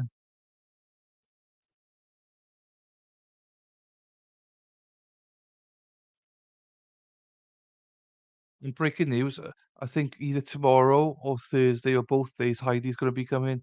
She's gonna jump on stream, so that's gonna be fun for me. I'm just gonna get another roasting of Heidi. I love having Heidi on here. It's good. To be an outrage that this man is facing anything more than a work disciplinary. There's no way. Yes, you're right.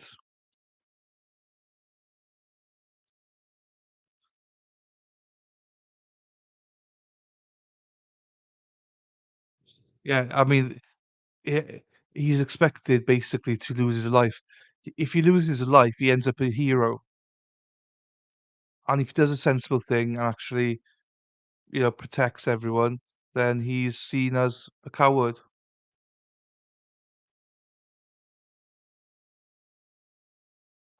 Yeah, the coach got insta killed. Yeah.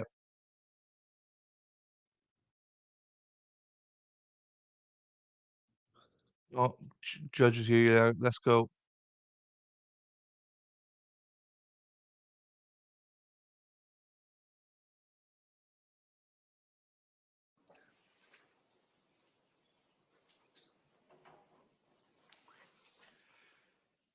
Are you good?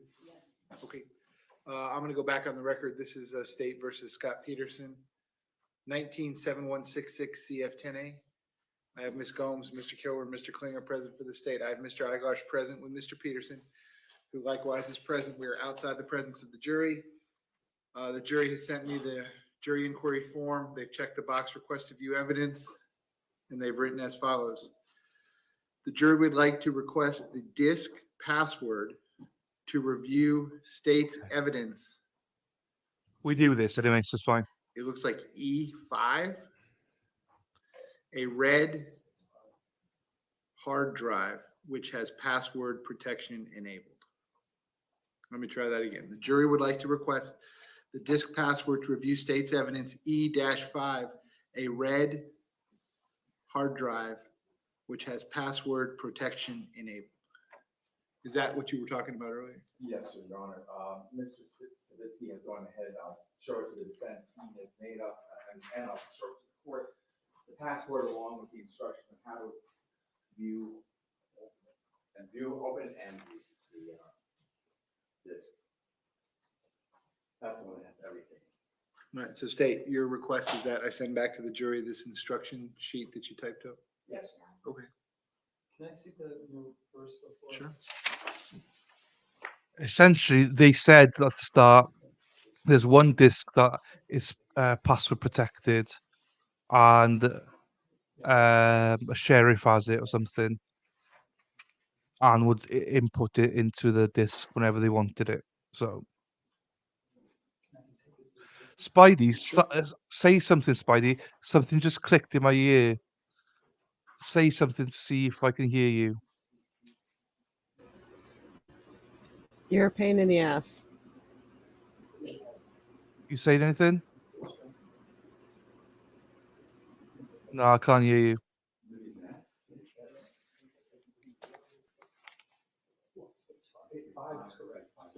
It was exhibit E for identification. That's what they're reading on the sticker. There's an E and then there's a 5. Defense has no objection. Let me see what they wrote.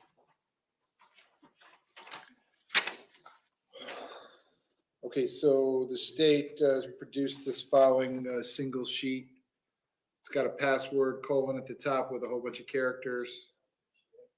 And then it says, number 1, once the hard drive is open, click on the export file. 2, in the export file, find the Avigilon player and open.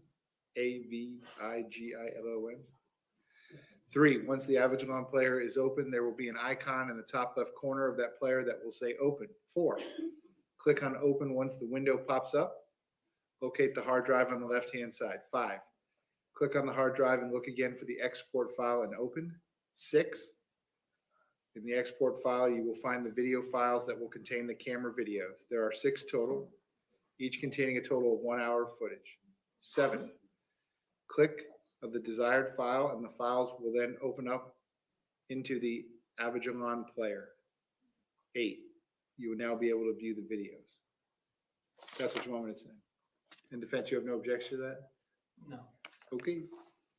State, can you print another copy of this that I can give to the 100%. clerk?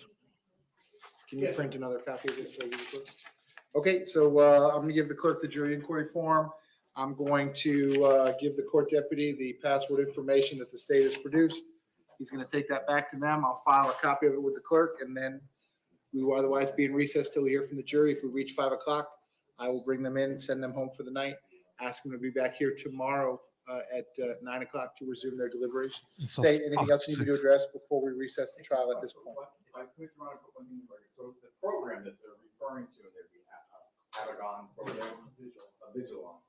Now that program allows them to open up the individual camera recordings, and it also allows them to, if they do wanted to, they could create screens to compare the videos side by side. There can be like 4 or more in one particular view, just so you. Okay, I'm sure they'll figure it out, or they'll ask us a question otherwise. So, state, anything else? Should we be up there at 5 o'clock? Yes. Anything else? Defense, anything? 5 o'clock. Yep, that was on the original schedule till 5 o'clock every day. Yesterday, I wanted to give them a little time to deliberate. But time doesn't appear to be of the essence at this point. So we'll stick to the normal schedule, which is 5 o'clock every day. Okay, we'll be in recess to otherwise hear from the jury, or 5 p.m. Oh, fucking hell. No verdict today Do you then. hear me now? Spidey, speak. Do you hear me now?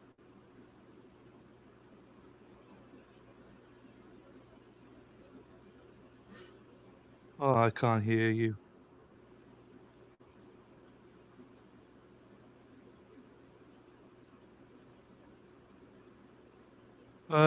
Right. Hang on, let me get this on. Yeah, and Spidey, it's 100% me, not you. It's me, not you.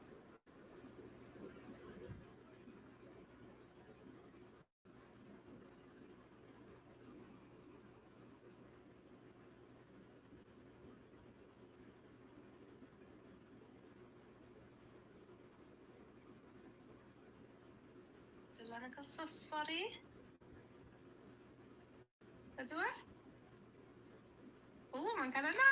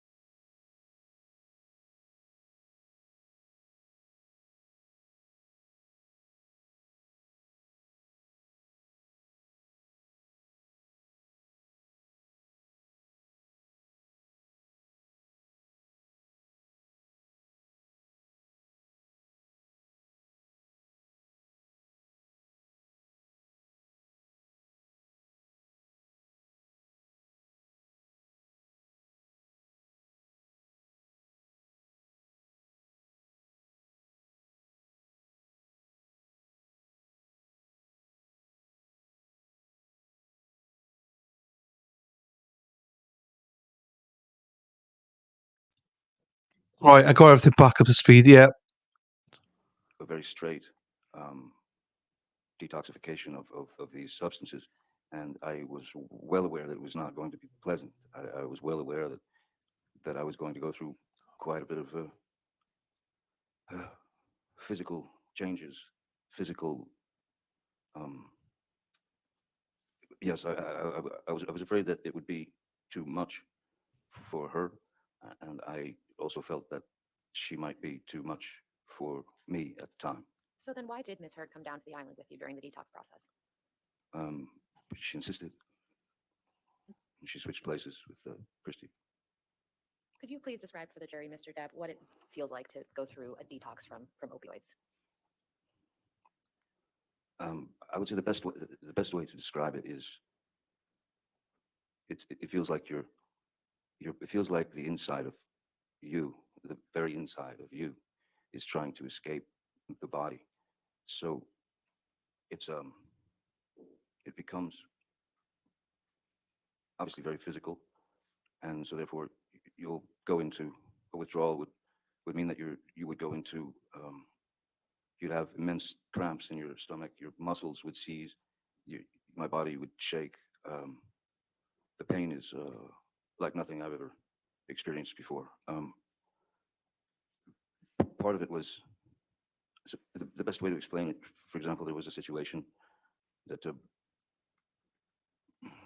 when we were on the island and I was going through the detox, and it was hitting pretty hard at that point. Um, and Ms. Heard had made a deal with Nurse Debbie and Dr. Kipper to stay at their end of the island, and that she would administer the drugs to me, administer the medications that I needed to not go into the, for lack of a better word, these intense, sharp, painful heebie-jeebies. Um, and there was a moment when I could feel my body starting to tense, and I could feel the withdrawals coming on, and they come on quick, and they're not they're not discreet.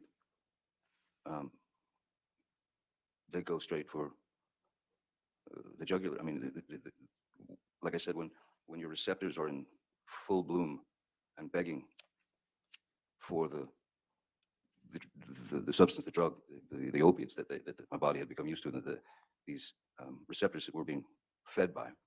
Um, there was a moment when it was coming on very fast, and I was sitting on the couch in the little house that we all saw on the island.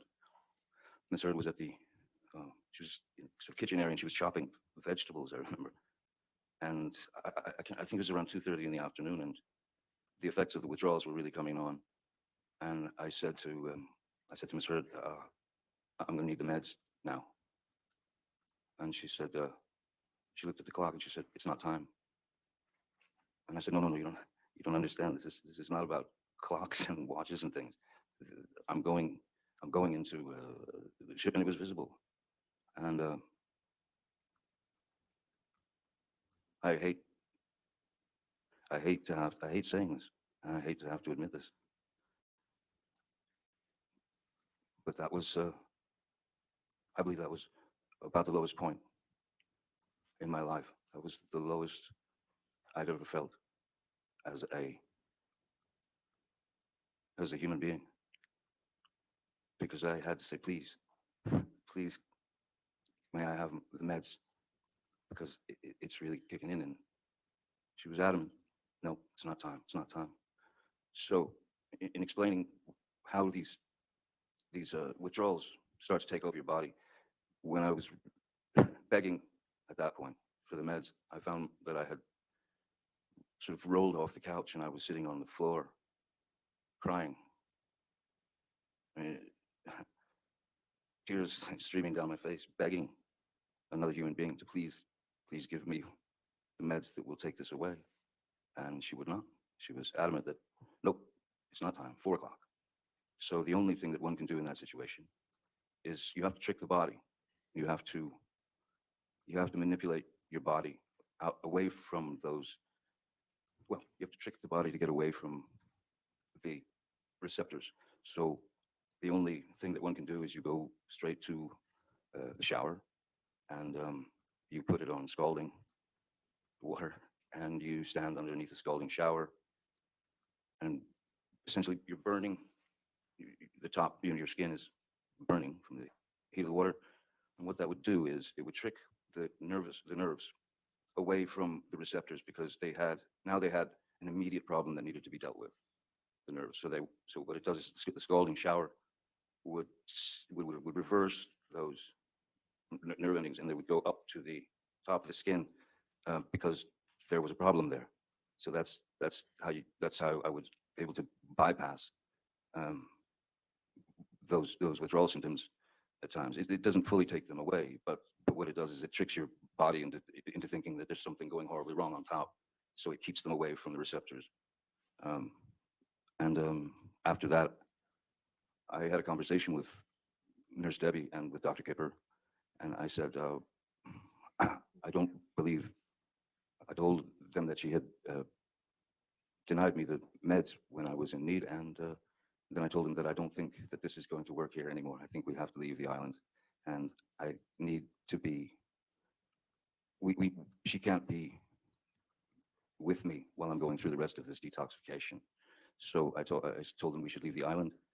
Um, I asked them if if they understood what I was doing, and they did. So we went back to Los Angeles, and then I asked Ms. Heard if she would please allow me 5 days, 7 days, whatever it took to get done with, finish with the rest of this horrific detox and the pain. Did Ms. Heard give you that time? She did, reluctantly, yes. I was immediately accused of throwing her out. I was accused of abandoning her. I was accused of not appreciating all that she had done to get me to this point where I was, which was kind of an interesting argument for me. I begged her, please, can I get a place at the Beverly Hills Hotel? I'll get you and your friends a bungalow at the Beverly Hills Hotel where you can all stay together and have a grand old flag. You can have fun, you can do whatever you want, and you don't have to sit around Mr. Shaky. And she wasn't happy about it, but it was very necessary. So she did eventually leave for about five days or so, and I sat in after a few days, I sat in a metal chair with one song on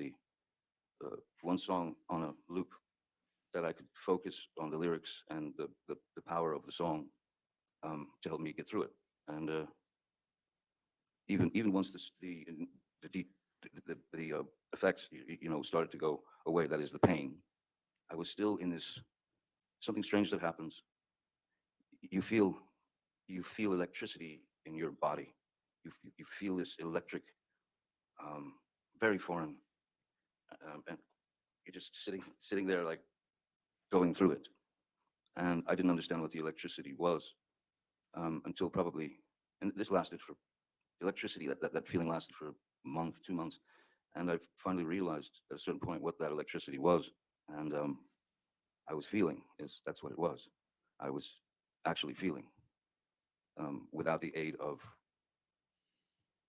the drug, without the aid of any drugs.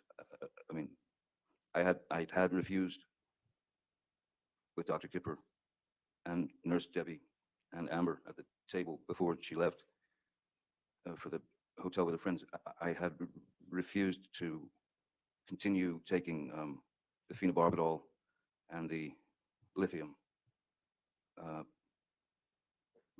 because to me it was just another drug in the way.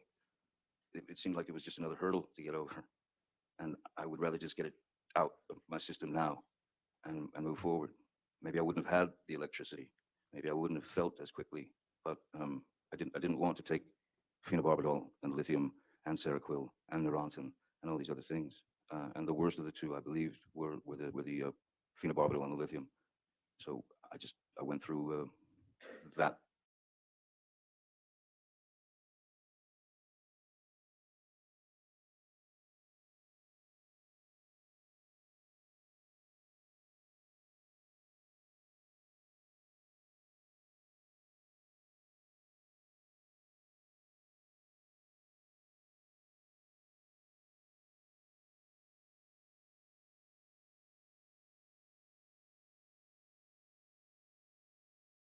Like, what the fuck's going on here? Like,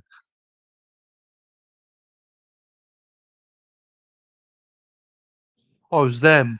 That's why.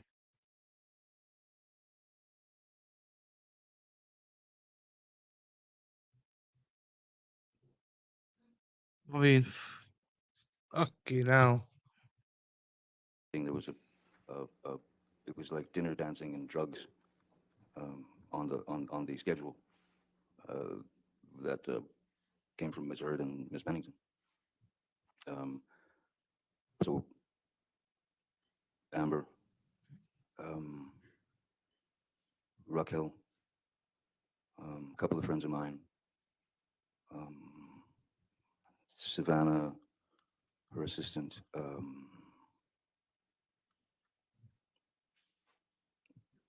Tillett Wright, uh, all of her, all of her, uh, all of her gang were all uh, partaking in of the MDMA. What if any MDMA did, what if any drugs did you take that day? Again, to be honest with you, um, I mean, I don't know how much MDMA they had, but for me, that was,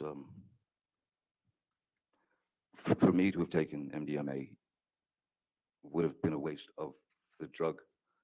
If you understand what I mean, it would have been essentially taking someone else's high, because it wouldn't have an effect on me. So how many drugs did you actually take that day? The day of our wedding, Yes. I smoked marijuana, and I don't remember drinking. I don't remember that I was drinking then. This was right. This was right before she was going to London to do, I believe, London Fields, and I was going off to Australia to do Pirates 5. Um, I'm pretty positive at that point I wasn't partaking of alcohol. Um, my drug of choice is or was and is marijuana. Um, it's that's all I. That was fine for me. Um, When so you and so Mr. dipping into a little tiny baggie of, licking your finger and dipping into a little tiny communal bag of MDMA, it wasn't gonna. It was pointless for me. When you and Miss Heard got married, did you have a prenuptial agreement in place? No, we did not. No. And why not? Um, there always seemed to be some reason or another why she wouldn't either wouldn't discuss it, or if we did discuss it, it became an issue that would turn into it would springboard into unpleasantness and then arguments. And, and then it was also too late. At a certain point, it was just too late. So then the idea of a post-nup agreement was brought up to Ms. Heard, and that was in Australia. That was the beginning of the Australian Well, fight. let's talk about Australia then. But first of all, why were you in Australia?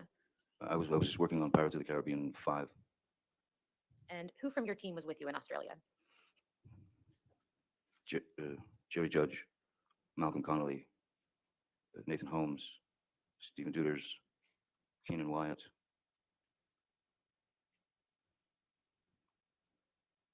I believe that was it. Oh, and yeah, no, that's it. Was Miss Lloyd in Australia with you as well? Oh, yes, sorry, yes, Miss Lloyd, Miss Lloyd traveled to Australia with us. And did Dr. Kipper come down to Australia at any point? Yeah, Dr. Kipper came down a bit later. Mr. Wyatt testified yesterday that he observed you have a meeting with Sean Bailey in Australia. Do you remember that? Yes. And could you please tell the jury who Sean Bailey is? Sean Bailey, at that time, I believe he was the number three man at Disney in terms of hierarchy. He was upper echelon Disney, so he was under Bob Iger, and initially under Dick Cook, who was removed from Disney for some reason. So yes, he was number 3 man at Disney. And why were you having a discussion with Mr. Bailey? The discussions that I was having with Mr. Bailey, with Sean Bailey, were they had to do with, well, as I think we've established, I have always, from the beginning of that series of films, I had always rewritten my characters' words and jokes, if you will, and situational comedy and things that I would add. And Mr. Bailey was very complimentary about some of the things that I'd done. He'd come over to me laughing after a Objection, take. calls for hearsay. Your Honor, this is just discussing generally what they were talking about. You can get specific, I'll just stay in that if you want to continue, that's fine. Mr. Depp, was Miss Heard in Australia with you? She came a little later, yes. Do you recall when she came down? I don't recall. Well, no, I do recall. It was March. It was March. And what happened when Miss Heard came to visit you in Australia?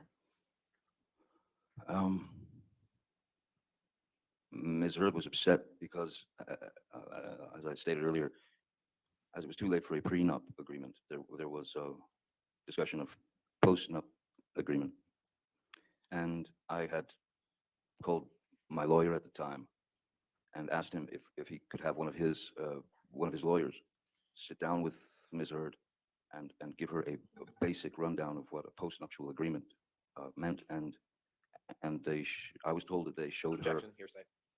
Your Honor, this is something he asked an attorney. It's not a statement of fact that's being offered for its truth. I'll sustain the objection. Next question. What did Miss Heard tell you she was upset about when she arrived in Australia? Ms. Heard told me that the attorney that she met with was rude and dismissive, and all she was being shown was an example of a postnuptial agreement. Ms. Heard then stated to me that she was very upset. She stated to me that what she had said was, she said to the lawyer, the woman, that this Johnny can't, he must not, he doesn't know about this. He's never seen, he doesn't know that this is what this is. No way he would agree to this. And what Ms. Heard then expressed to me was that the lawyer, the woman, had laughed at her and said, oh, he knows. Yes, he knows everything. Which sent her into a tailspin. So by the time she arrived in Australia, that was sunk very deep into her psyche. I mean, so much so that what really surprised me was that she kept saying, I'm not even in your will. I'm not even in your will. I thought that was an odd thing to say. Especially since I don't think anybody had time to change wills or anything of that nature. So those things just didn't, it felt wrong. And she could not let go of the fact that I was in on this post-nup agreement and that I was trying to trick her into essentially getting nothing if something were to happen. And how did you respond to Miss Heard? So I just told her those are not my intentions, and at a certain point, you don't know what to do. I mean, the person is telling you, she's telling you, you don't trust me, you don't trust me, you don't trust me, and I can't speak about legal documents. I can't speak legalese. I can't explain to her these things. All I could do was try to calm her down and say that I was not out to screw her over or put her in a position that was uncomfortable. Did that work? These were stock, these were normal things to do. It did not work. No, it escalated and escalated and it turned into madness, chaos, Can you please violence. Can you please describe that chaos and violence? Yes, she was irate. She was irate and she was possessed. And when I tried to remove myself as I normally would from a situation, and that is to say, as she's hammering me with sort of brutal words and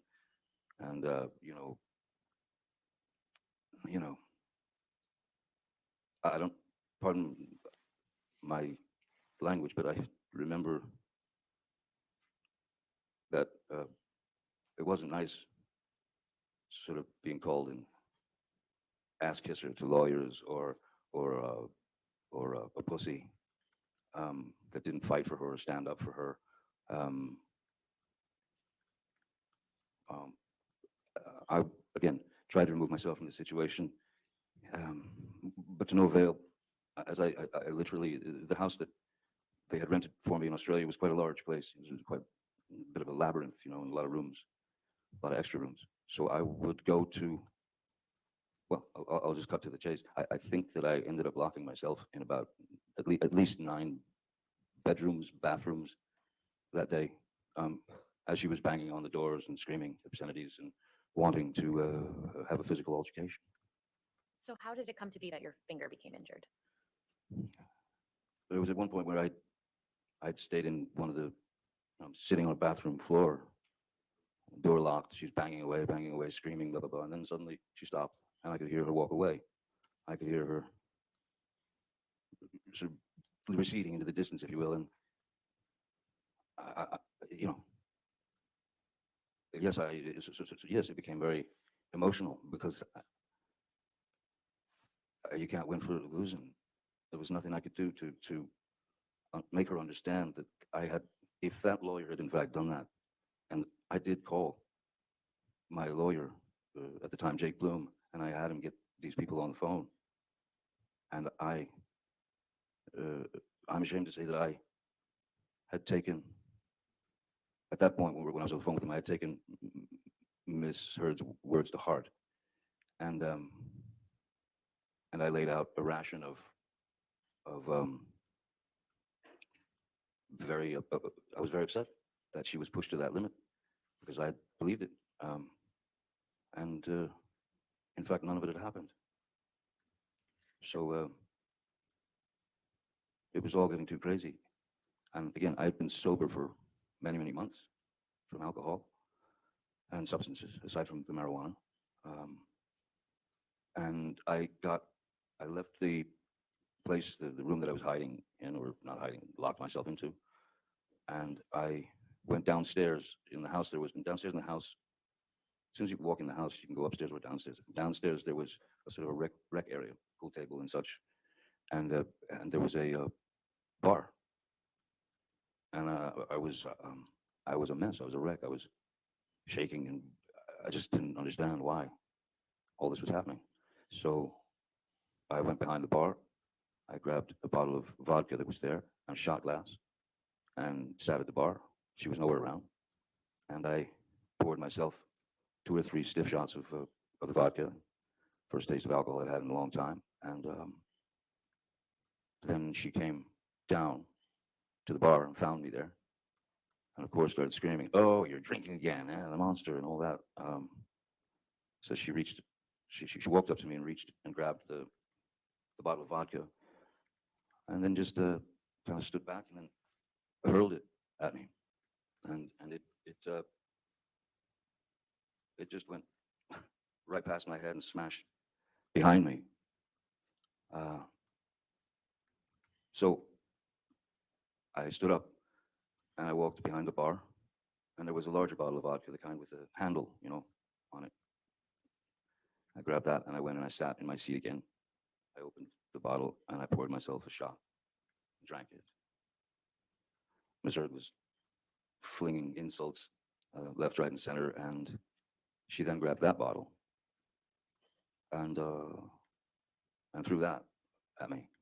And the way that the bar was situated and where Miss Heard was. So if I could show you, so if this is the bar where the glass was and the bottles, if this was the bar and I'm sitting here like this, she would grab the bottle and she would go there. She went there, and so I was leaning like this in the chair, looking at her. First bottle went, then got the other bottle, shot, takes the second bottle, which is the larger one. I'm in this position again, and my hand is on the edge of the bar, like that, leaning over the fingers, like that, and she threw the large bottle, and it made contact and shattered everywhere. And I honestly didn't feel the pain at first at all. I felt no pain whatsoever. What I felt was I felt heat. I felt heat, and I felt as if something were dripping down my hand, and then I looked down and realized that the the tip of my finger had been severed, and I was looking directly at my bones sticking out, and the the the meaty portion of the inside of your finger, and blood was just pouring out. And at that point, I I I, I think that I went into some sort of, I don't know what a nervous breakdown feels like, but that's probably the closest that I've ever been. Nothing made sense, and I knew in my mind and in my heart, this is this is not life. This is not life. No one should have to go through this. And as I said, this feeling of nervous, being in the middle of some sort of nervous breakdown, I started to write with my blood, in my own blood, on the walls, um, little reminders from our past that essentially represented lies that she had told me, and lies that I had caught her in. Um, and and then the next thing, amongst all the madness, I would again hide in the bathroom or wherever, and I texted Dr. Kipper and I said, "You might want to come over. I've cut my finger off here." Which finger was cut, Mr. Depp? It's the middle. It's a funny looking one. It's the middle finger here. You can see you can see all the sort of the from the initial wound. All these bones up here were crushed, and it looked like Vesuvius, And so this part of my finger now is, so that because of not having use of the tip here, this is basically arthritis that kicks into the joint once that upper part of the finger is mangled. So is that the right middle finger? Right middle, yes. And is that your dominant hand? Yes, it is. Yes. Mr. Depp, after Ms. Heard threw the vodka bottle at you and severed your finger, what, if anything, did she say when she saw the injury?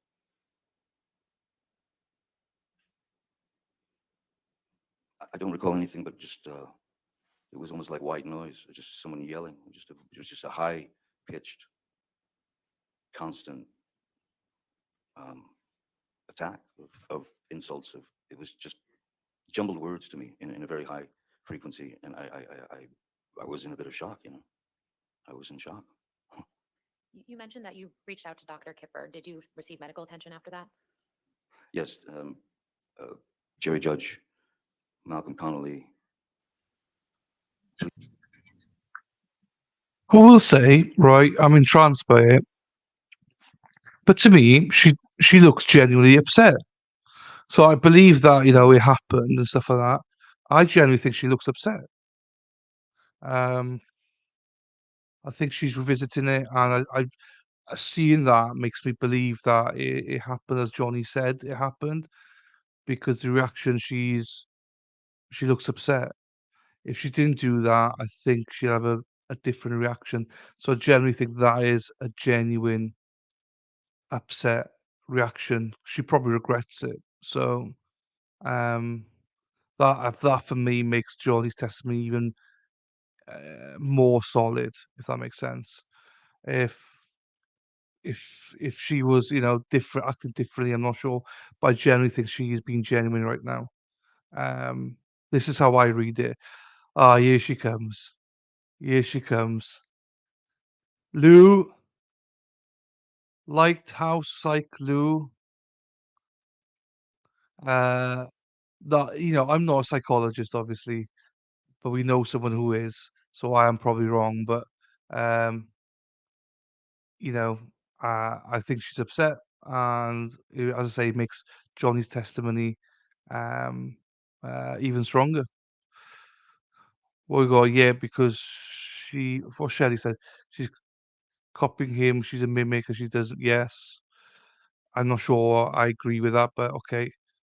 Uh, Lou shouted at me, "Facts, Shelley. Yeah, because he's told the world he was a wife. Because she told, yeah. However, once she's testifying, you're in for a treat. Fine. Does that make abusing him okay? No, no. I didn't say he was okay. I said what I'm saying is I think his testimony for me is made stronger by her reaction. That's all. She could feel as sad as she wants. Yep. She then went on to lie to the world about it. Yep. I'm not at that part. I'm only just trying to judge it what I see right now. And you'll actually pick up that during her testimony tried to steal some of his vibes. Well, I mean, he's just too good to pick up any vibes, as in, and they'll only make me laugh. Well, I'm not sure that's a good thing coming from a psychologist, you know. So I'm obviously wrong from a psychologist's point of view, but I'm not a psychologist, or I'm not like this is my first time watching it. I'm trying to give a an honest reaction to why. I don't even know what she's done. So everyone says about, you know, the videos and stuff. I've never seen anything. I don't know anything that she's done. So anyway, that I just thought I didn't put that because yeah. believe Debbie Lloyd was there. Yes, Debbie Lloyd was there. Ben King had arrived as well. Who is Ben King? Ben King was he's essentially he's a house sort of an estate manager, and we worked together in London a few times, and he's a wonderful guy. So I brought Ben along to Australia to manage everything. He's very good, very nice. And then there was also yeah, I mentioned Malcolm and Jerry. Yeah, they were there as well. Which, if any, of the medical professionals that you saw that day did you tell what happened to your finger? When Right. Except you now have officially heard, well, that's a pun. Amber Heard, she chopped off top of his finger. Well, she didn't chop it off, did she? I mean, she threw something and it got like chopping off is means she's got a knife going bang, but she threw something. And if you were to ask me, do I believe that she threw a bottle of vodka at him and it hit chopped off his finger? Yes, I believe she did do that, based purely on her reaction right now. That's all.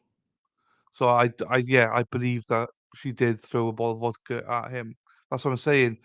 For me, her reaction makes his testimony even stronger. Um, I, for me, she didn't chop it.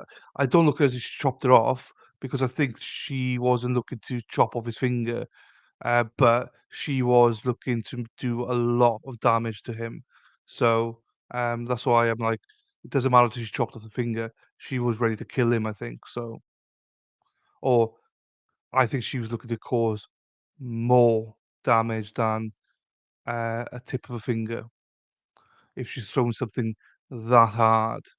That wasn't a warning throw. That was a "I'm gonna fucking kill you" throw. So so it doesn't matter for me. It doesn't matter that the top tip of the finger came off. She didn't chop it off. She was looking to make a lot more damage than that. Is in my opinion. So right, let's get back to it. Malcolm and Dr. When they took me to first we went to Malcolm's apartment where he was staying while we were shooting the film, and tried to clean my hand because I had worked the day before, and obviously when you're playing pirate Captain Jack or whatever, they you're covered. They paint with alcohol, with rubbing alcohol. They paint dirt all into your hands and into your face and everything. So they were worried about getting my finger clean, so they tried doing that at Malcolm's. And then Chip said, "No, we got to get to emergency room, and we got to get hold of the tip of his finger." So we went to the emergency room. The doctor asked me what happened, and I lied to him. I said that I had smashed it in these large accordion doors, that it got caught in the accordion doors. Why would you lie about that? I lied because I did not I didn't feel, I didn't want to disclose that it was what it was. I didn't want to disclose that it had been, I didn't want to disclose that it had been misheard, that it thrown a vodka bottle at me and then took my finger off. I didn't want to get her in trouble. I didn't want to, I tried to just keep things as copacetic and as easy as possible for everyone. I did not want to put her name in that mix. Did you tell Dr. Kipper what had actually happened to your finger? Yes, After you returned from the hospital, where did you go? I went to Malcolm Connolly's apartment and slept on his couch. And to the extent that you know, where was Miss Heard during this time? Ms. Heard was, I wasn't there, but I had, it was clear that she needed to leave. And I'd asked them to get her on a flight from Melbourne or Sydney or wherever back to Los Angeles. Why did you ask for that? I didn't want to see her. I didn't want to see her. I didn't want to have any more arguments. I was, for all intents and purposes, I was just done. Mr. Depp, I'd like to show you a picture. If we could please pull up Plaintiff's Exhibit 145. Hi, love. Right, let's just cover this quickly. I've seen um, Model says she could have killed him. Yep, they were large. Yes. She stopped looking sad to write some notes. I didn't notice that, Lou, but you know, um, yeah. So I think he's just lucky, just losing tip of his finger. Maybe that's true, Cecil. I'm not sure. That's why I'm agreeing with you. Are you going to say tit or something there? No, I know you're agreeing. I was just more explaining that in general I was. Um, agrees like it's survival managers. All right, love. Agree. He has extremely look survived. Just like a lot of DV victims. Yes.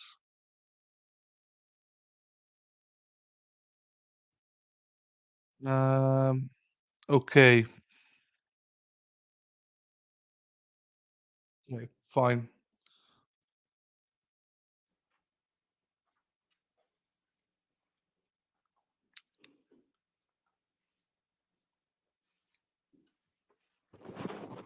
Mr. Depp, what is this a picture of? That is, that's me in the emergency room. I see a detail that I'd forgotten, which is the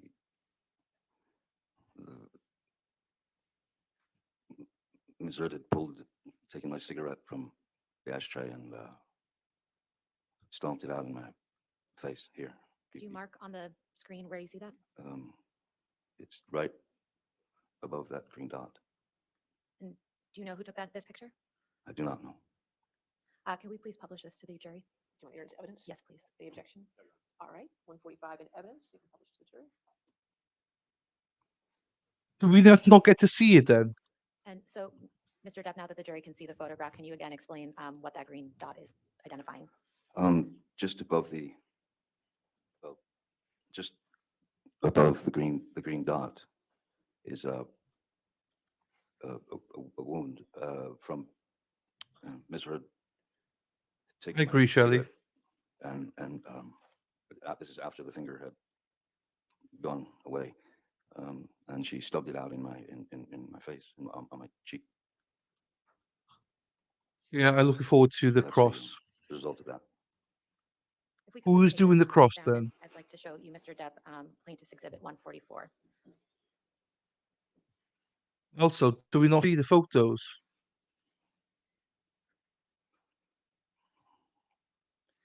Yep, it's What is this a picture of, Mr. Depp? the remains of my finger. And was this taken shortly after you were injured? I believe this was taken at the emergency room, I'd imagine. I'd move to this into evidence, but I'd like to also warn the jury and the people in the All right. audience that this is a very graphic picture. All right, any objection? No, Your Honor. All right, 144.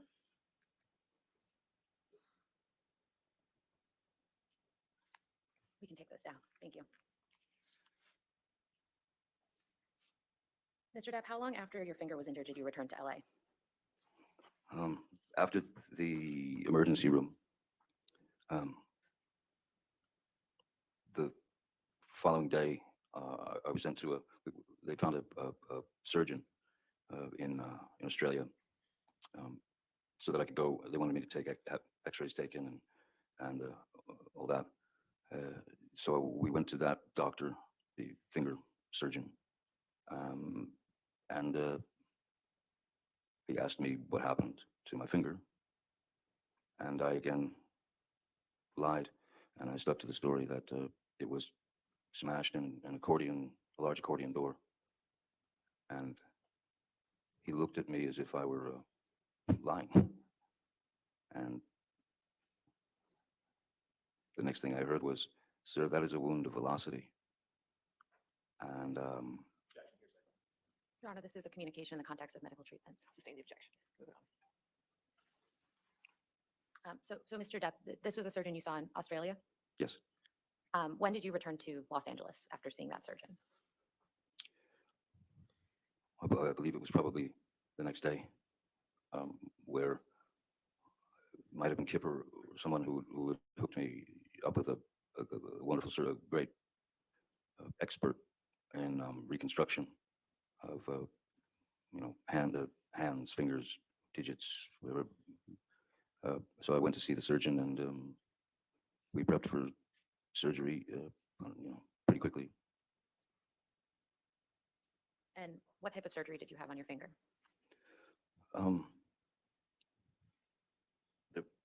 The majority of this was all missing, and essentially, to some degree, hollowed out, if you will, because the bone had shattered, and then there was a bone that was sticking out down there. So he had to do a skin graft from this part of my hand, and graft it onto my finger, to give me a finger again. Anything else that was done to your finger to stabilize it? I don't think it was initially that they put the pin in. I think the pin feels like the pin came later. I'm not sure, but I had to go after the surgery. It was bandaged up, and they give you all kinds of things on what to do, what not to do, keep it elevated or this or that. And I just walked away with a very large middle finger. It was all wrapped up to like this, and then, medicated. They've given me shots in there and such. How long did you wear that bandage that you just described? Well, the bandage was from the time of the surgery all the way through the remainder of finishing Pirates of the Caribbean, which was, I think I finished, the injury took place in March, finished Pirates of the Caribbean 5, I believe, in August, beginning of August, end of July. And you So had there to- was a bandage on it the whole time. And what I had to do was wear, because of, there's a special effects trick that they had planned. Basically, whatever bandage I had on, as long as they would put little green dots, for example, on the splint and the finger and all that, and the bandages, so that in post-production they could use what's called computer-generated imagery, CGI, to erase the bandage and replace it with a normal finger. That's how we finished the film. If we could please pull up Plaintiff's Exhibit 61.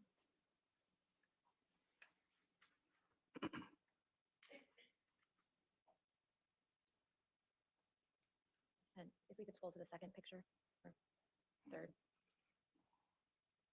Can you keep going one more, please? Another.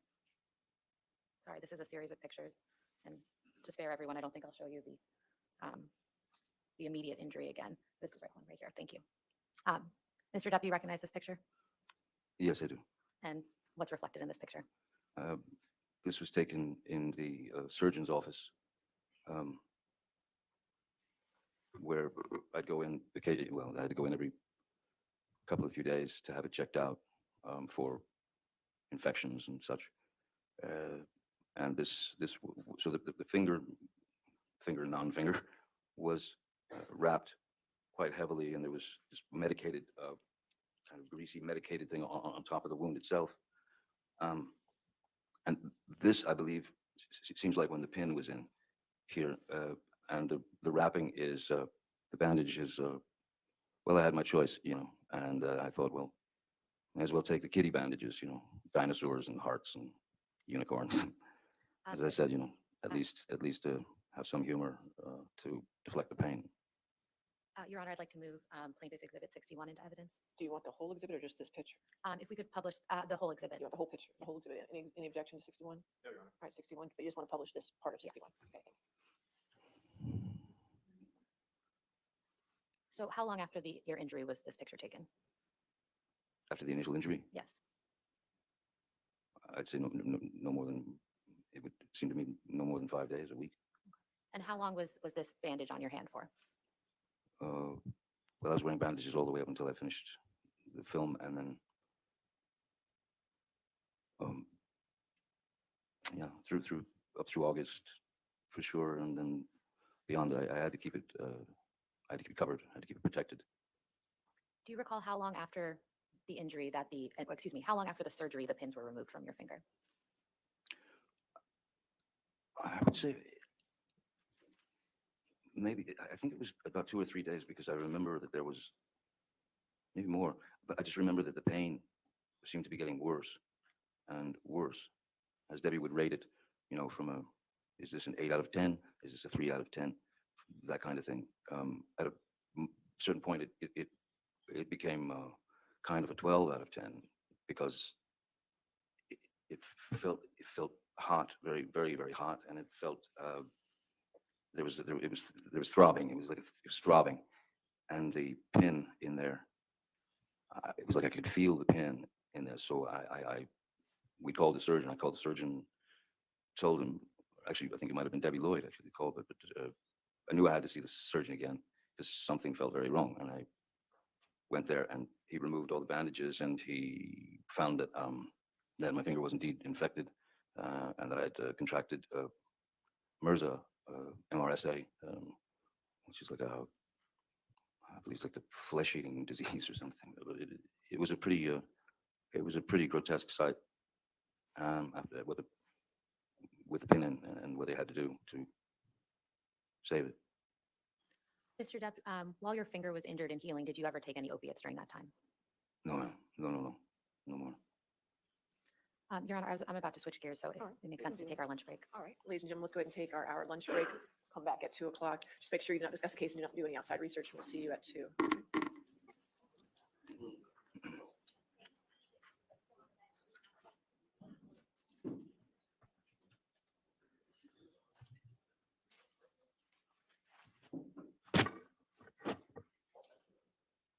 And again, sir, since you're still testifying, you cannot discuss your testimony with your attorneys or with anybody else, okay? All right, see everybody at 2? All right, thank you.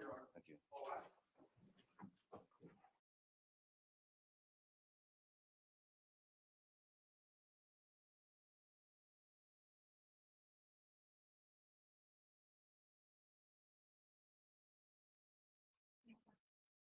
I don't believe they take an hour, so let me just figure this one out.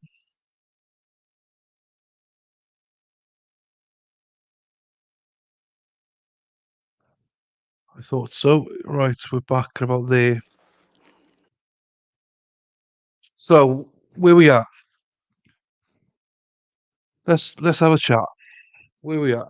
Also, before I go into this, does anyone know if the Brian Kohlberger um court thingies today have been videoed or not? Someone said they were, so I want to just double check if they were or not, if you knew they were. And if they are, I'll stream it, but if not, because it's after the fact, but if not, then Oh well. So, um, I think Spidey, I can't hear you, so I can take these off for a second. Just give my ears a bit of a, when you got my size brain, like huge brain, and just need some air. Do you know what I mean? I think this is. I got criticised rightly, obviously, that everything's moving slow, and I was told that the Depp testimony was going to be slow, so I was a bit worried about it, to be quite honest. I was like, "Oh no, this is going to be boring. It's going to be slow." But so far, I've really enjoyed it. Um, I think he's very believable. I think big beautiful brain. Thank you, love. I think he's very believable. I think that he comes across very well. He's definitely, humanized himself. He's, in fairness, going through hell because he's putting it all out there. He's embarrassing himself. Well, he's not embarrassing himself. I mean, he's perceived to be embarrassing himself in his eyes. But I don't see any embarrassment. I think he should be proud of himself. A lot of people said that he did a lot for men, mental health, um, and things, and I think that's 100% true. I think he's a massive advocate. Um, Gotta let the wind tunnel run free for a minute. That's downstairs. I'll do that in a bit now, Feral. Um, and that'll be woo. Um, no, that's what I mean. He didn't want it out, Shelley. So for him, this is tough, and the fact that he's doing it, all credit to him. I think he should be proud of himself for that. Um, as I say, I know I'm not Lou, and I'm missing a load from a psychology point of view. Um, but I think that her actions are giving him a lot more credibility in my eyes, in the way that I'm reading her. And actually, I'm I'm probably reading it incorrectly, but it's just how it comes across to me as a layperson. That you know she looked a bit upset, and I was not down for this. Oh, hang on, what? Show us your tits, and then fucking hell, wait, the lad's not down for the day, is he? No, I'm not. I got another couple of hours of this, and then maybe the Kohlberger stuff if that comes through. Um, Shows your tits. Hey, if people want to see my tits, they got to pay for it. I don't get paid for this video. Lovely testament of Johnny, and don't put yourself down on opinions about. Oh, happy day. No, thank you, Lou. I know I don't. I think people do generally think that I don't know that I get upset or something, but I don't. I know I think differently. I know I'm trying to be as honest as I can. I don't get as frustrated as people think I do. Um, so that's my assessment on it so far. I generally think he's very believable, made more believable, by Johnny, by Amber. I know there's Cross, and I know there's Amber stuff as well, but um, you know, how much? Jesus. Well, uh, I don't know. I don't know, love. Not well. I've not made any money on my last two videos, so I'm not sure. I need to pick it up. Um, Everything's dried up. So yeah, I'm glad we're playing this. Also, I think in the future, this testimony, in a way, now I know about this, um, basically should be played more and more, um, during mental health awareness, especially for men. So I didn't know this existed. Um, so indeed, Shelley, I wish I could have heard Jerry testify to what he'd seen and knew. So does Jerry? Obviously, he died here, but we got nothing on Jerry. Basically, um, we think the way we do because we are biased. I don't think you're biased. I think, yeah, you obviously you are biased, guys. But I mean, look, I've got, me and Mad will go at it a few times. Um, but like, I don't take Madel seriously one bit, even though she comes across as being a nasty piece of work. She's not. I hope that she takes in the same fun as I do, and I'll wind her up in the same way that she'll wind me up about stuff. So I appreciate everyone's opinions. I don't necessarily agree with everybody's, but um, and I'm 100% sure that people do not agree with mine, and that's fine. I want that culture. Um, not today. No tits out today. Good. Just wondering. I don't know. The way things are going, I do it for quite cheap. You know. I need more members. Shelly, you need to get me more members, love. And then more money on PayPal somewhere from people. Mad World, right? Plus, he was hotter than shit in his accent. What?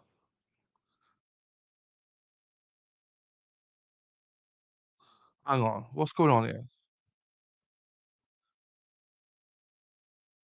Oh, so Jerry had an accent. I thought you were talking about me, Shelly. I was like, fucking hell, what? So Jerry had an accent. Okay, okay, okay. I'm with you. Um, yeah, you've seen the whole trial. No, it's just in general though. Some of my views in general, I get frustrated about, and other people may not. Um, even though you speak sense. On a serious note, I said to Spider first thing this morning, is like, you know, what was discussed last night in the video. I can 100% understand that. What everyone thinks about it, but also I'm stubborn it and I have my own beliefs, even though I might be wrong. So, um, we respect your opinion, and you know that most of us started out where you are. Yeah, well, I think you've seen a bit of a turn on me now because um, I didn't start off with them, but once I knew what the trial was about, I started off right in the middle. Um, and I've leaned a little bit towards Johnny Depp. Now I'm leaning further into Johnny, but that might change again. I'm just, judge like 007 to me, just hot, hot, hot. I did see his picture of him, and he did look, you could see security, like tough guy. And yeah, this definitely should be played for men's. But yes, absolutely, Shelley, I totally agree with you. Said we could be turned into a book.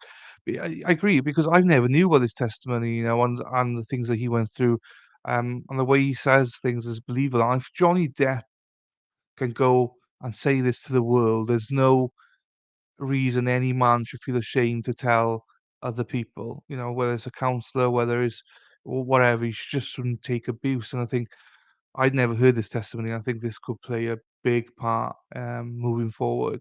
I think more people um, should listen to this. Um, it's definitely consumed the book, yes. The amount of men reporting abuse after this increased quite a lot. Oh, that's good to know, Madwell. That's good to know. I didn't realize that, and that's the exact impact it should have. Um, and that's why it should be played on a loop, but not on a loop, but every year. Now I know this is here.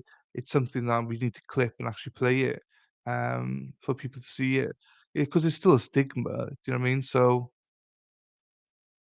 Madeline did Madeline Dalan, two Brits going, uh, two Brits going Irish and Welsh. You see Celtic. You see, love it. I could say the same to you. You're a pain in the ass. I know. I know. It takes one to know one. Do you know what I mean? It's why I love you, Mad World. Um, yes, yes, that's for Jamie's supposed to do it, but Jamie's given up on me, I think. Guess what? Finally got my "It's My Room, Babe" shirt. Oh, did you get it? Happy days! You need to just put some photos of it and the gear on social media. Mad World, he did more for real victims, especially male victims, than for fake. Yeah, he was British. Ah, okay, London. Oh, he's a geezer. All right. I can imagine him as a geezer as well. All right. Get out of the way, geezer. How's it going? Top. but I can imagine him actually. Yay, Spider. Oh, just wait. If you've watched any Popcorn Planets, nope, no, I don't know what Popcorn Planets are. It was absolutely amazing. I was in tears daily because they had loads of men calling in and sharing the story. Oh, I didn't know. That's fantastic. I didn't know who they are. So that means my neighbors aren't thieves. Of course, I went to claims. I knew my people's. There we are, Pennsylvania. Let's go. Um, Indeed, Seas was a massive moment, and the media spin on it was disgusting. Jamie streaming. Yeah, no, I'm teasing. I'm teasing about Jamie. It's not getting me. She's not here. She's a mod now. She's not here, grifting for me. So I need Shelley and C Swift and everyone to get more members here. Then I'm going to DM you. Oh, fuck me.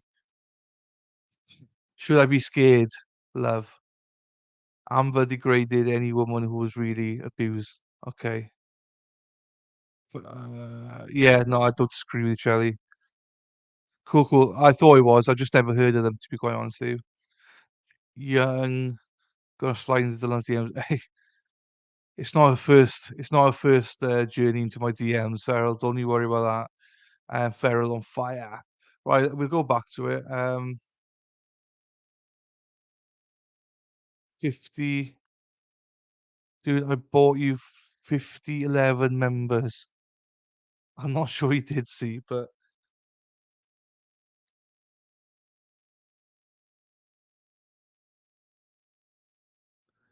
um,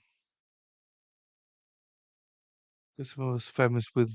I don't get some of the feminists with the men hate either. It's unreal, really, to me. Yeah, and I agree. I agree. But this is, I'll say, inspirational. So I'm glad that there's been an increase of stuff, and we need to get more of that. So that's fantastic to hear. Right, we'll get back to this then. There's a little bit,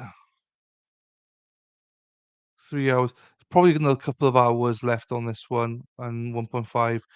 Our plan is, I brought you all the MLS gang.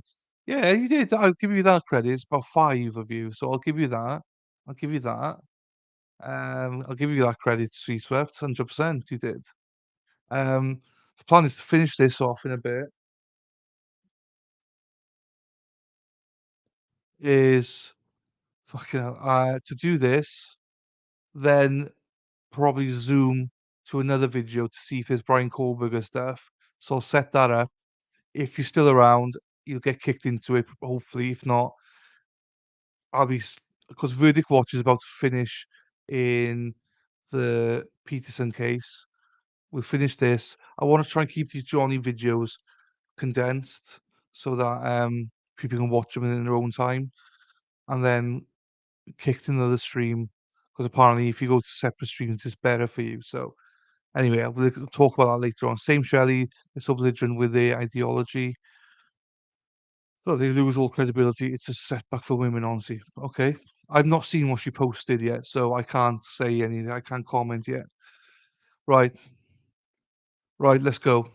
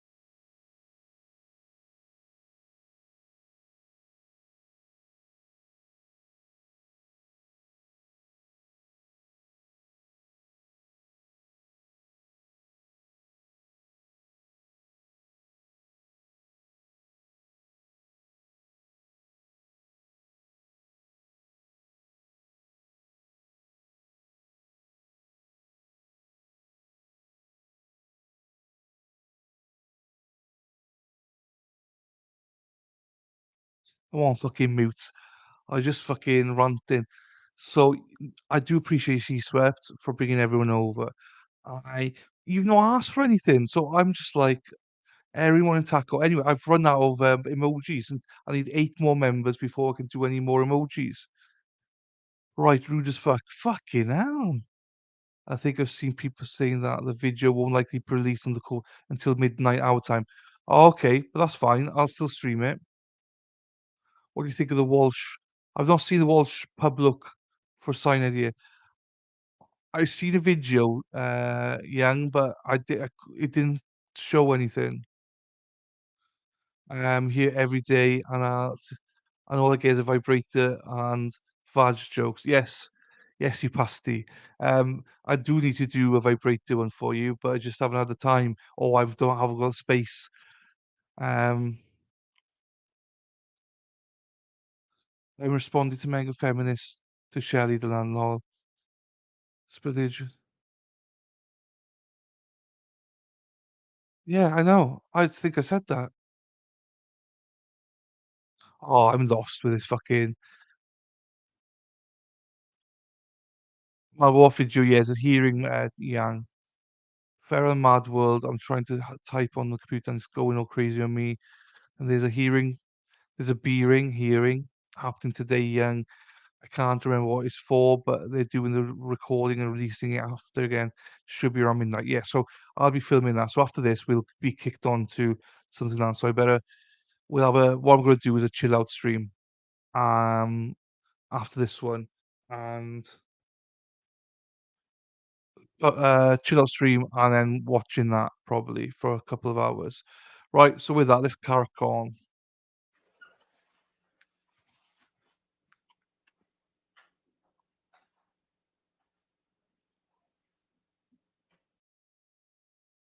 time, and so my finger was still a very fresh wound. I'm not sure, but I'm pretty sure that this might have been around the time of the pin, the pin that was put into my finger to keep it together, I guess. And what type of cast would you have had on at this time? It wasn't a cast per se, as it was bandaging. Um, uh, when the bandage was out to sort of here, that was extra padding for the tip of the finger protection, and also because of the pin that was in there. Um, so, as I'd said before, there were when Nurse Debbie would ask, give me, on a scale of 1 to 10, your pain. When the finger started to feel differently and hurt a lot more, and it became like a 12 out of 10 pain, that was yes, that was right around then, and the reason for that was because of the infection. The MRSA had already been working its way for a number of days. Mr. Depp, could you please explain to the jury the circumstances that led to you having the bruise that's reflected in this photograph? There was another confrontation, another argument about something or other, and we were in penthouse 5 area, which was where Ms. Heard had her office at the top of the stairs. And so the stairs came down, and then there was a landing, and then another set of stairs went down the opposite direction. And this took place on the landing, where she was coming out, trying to get to me, trying to hit me, trying to do anything she could. And then Whitney, her sister, was there, who who stepped in the way. And interesting thing was interesting now is that Whitney stepped in front of Amber and was facing Amber to stop Amber. And when she was in between us, Amber snuck in she got the roundhouse in and just nailed me on the cheekbone. Do you recall what Ms. Heard was upset about at this time? I do not. I really don't. And was anyone else in the in penthouse 5 with you and Whitney and Ms. Heard? By that time, Mr. McGivern had been called. I believe that actually Debbie, as I remember, Debbie Lloyd was at the front door of Penthouse 5, standing by the door. Mr. McGivern was kind of the bottom of the last group of stairs. And then the thump happened, and I got myself out of the situation, and I walked down the stairs to Mr. McGivern just to say, let's get out of here, you know. And I remember that something was thrown from up there. I don't recall what it was, but something was thrown at me. It seemed like it was like I don't know if it was a bag of like pens but it was from her office area. If we could please pull up Plaintiff's Exhibit 343. And for the record, this is an audio recording, and it's quite lengthy, so we intend to play certain portions of it. Okay. Any objection? No objection other than just like to know what minute, second portions they're going to play. Okay, but the entire audio is in evidence, correct? Yes. And no Yes. objection? Okay, all right, And 343 in evidence. If you'd like me to read the specific minutes now, or we can provide it to council afterwards. Okay, if you want it now, or as you go, okay. We intend to play minute 25, 37 seconds through 26, 28, 1 hour and 57 minutes, 21 seconds through 1 hour, 58 minutes, 54 seconds. 2 hours, 38 minutes, 52 seconds through, 2 hours, 38, 52 seconds through 2 hours, 39 minutes, 43 seconds. And then 2 hours, 46 minutes, 1 second through 2 hours, 47 minutes, 20 seconds. Those are 4 clips. Okay. Thank you. No questions, Drew? I just, this is audio.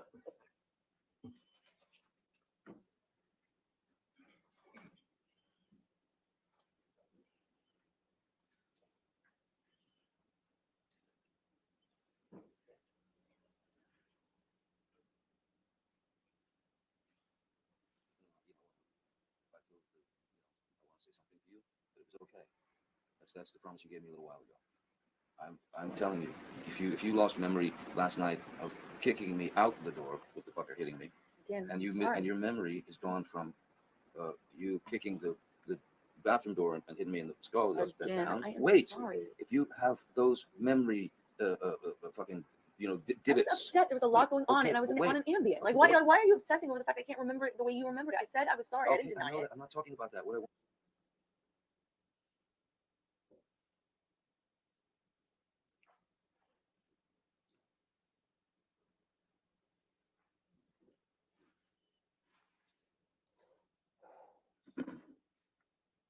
No, it's not to get you mad. It's not to get. It's just to get out of a bad situation while it's happening before it gets worse. In Australia, when we had the big fight where I lost the tip of my finger, at least 5 bathrooms and 2 bedrooms I went to. To avoid talking to me. to escape out. to escape the fight. You don't escape the fight. You escape the solution. No. You escape the solution. No. You escape figuring it out. We cannot work it out if you run away to the bathroom every time. Listen to me. Listen to me. A boxer can't go 12 rounds without a fucking minute break. I'm not giving you a minute break. You do it at minute 3 at the beginning of an argument. No. There are rounds, man. And when it gets too fucking hairy, the ref splits them apart or whatever. But all I'm saying is you can't have a solution if the argument just keeps mounting and mounting and mounting and mounting. I fucking go into the bathroom and sit on the floor. Bam, bam, bam. Here you come. I come out. Fight. Crazy. Escalated. I go split again. I go to another fucking bathroom or bedroom or something. Knock, knock, knock. Bang, bang, bang. You kept coming to get me.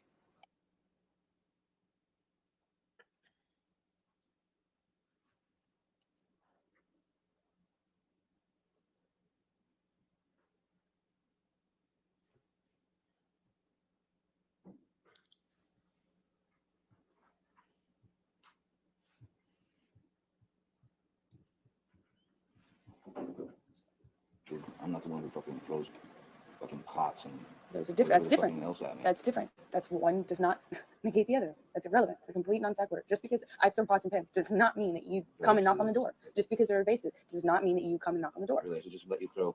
I'm not saying that. You're saying that. You're putting words in my mouth and then making non I'm sequiturs. giving you a situation. No, you're trying to justify how you don't or do come to the door No, based I'm on whether I throw justifying- pots and pans. It's no, irrelevant. I'm justifying how you seem to think that there's this cowardice in me that runs away and I don't fight for you. And you're justifying that by saying I throw pots and pans? Okay, cool. Let's No, talk about everything you do wrong. I'm not the one who.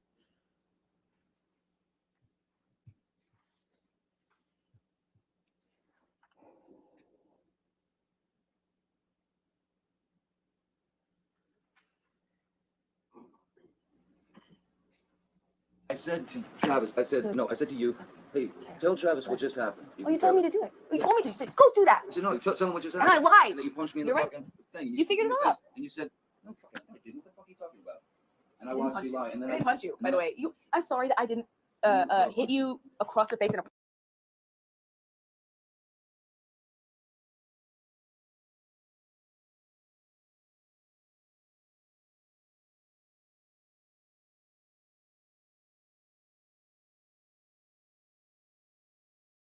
proper slap, but I was hitting you. It was not punching you. Babe, you're not punched. Don't tell me what it feels like to be punched. You know, even a lot of fights been around a long time. I know. Yeah. No, when you fucking have a close. You didn't get punched. You got hit. I'm sorry I hit you like this, but I did not punch you. I did not fucking deck you. I fucking was hitting you. I don't know what the motion of my actual hand was, but you're fine. I did not hurt you. I did not punch you. I was hitting you. How are you? What am I supposed to do? Do this? I'm not sitting here bitching about it, am I? You are. That's the difference between me and you. You're a fucking baby. Because you start. You are such a baby. Grow the fuck up, You start Johnny. physical fights.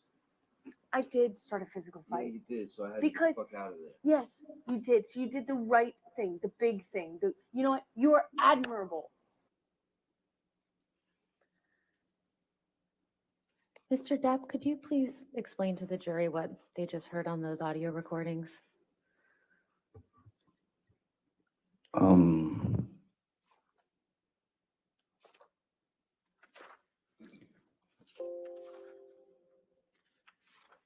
What was just played on the audio recordings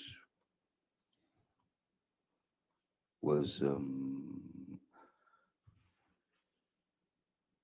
very much the tone and the aggression and the attitude and the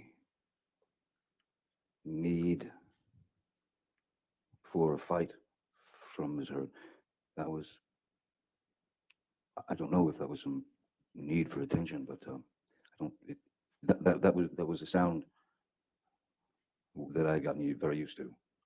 The squabbling, the the raising of the voice to essentially excommunicate anything that I had to say about the situation. But then,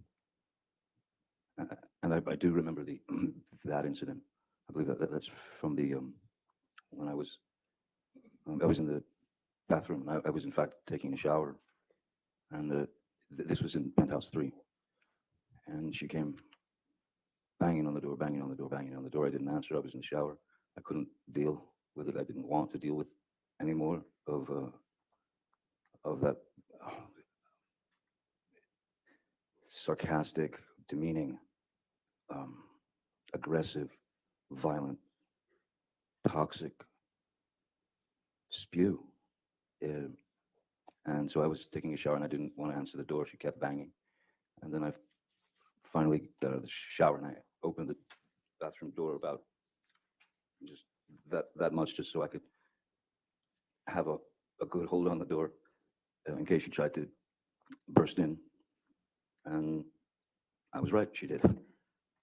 She was, bathroom doors go in, she was pushing all her weight on the door, trying to get in. And I was pushing back because I didn't want to let her in because I obviously didn't want the confrontation. She was not in best of moods, you can hear.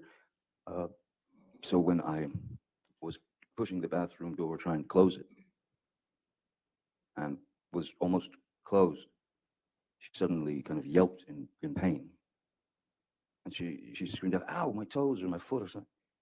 And so in that second, I thought possibly her foot had gotten caught under the door, which would, of course, not feel great on the foot or the toe. So I thought she was maybe injured. So I knelt down to have a look. The door was still, it was still pretty well about that much open.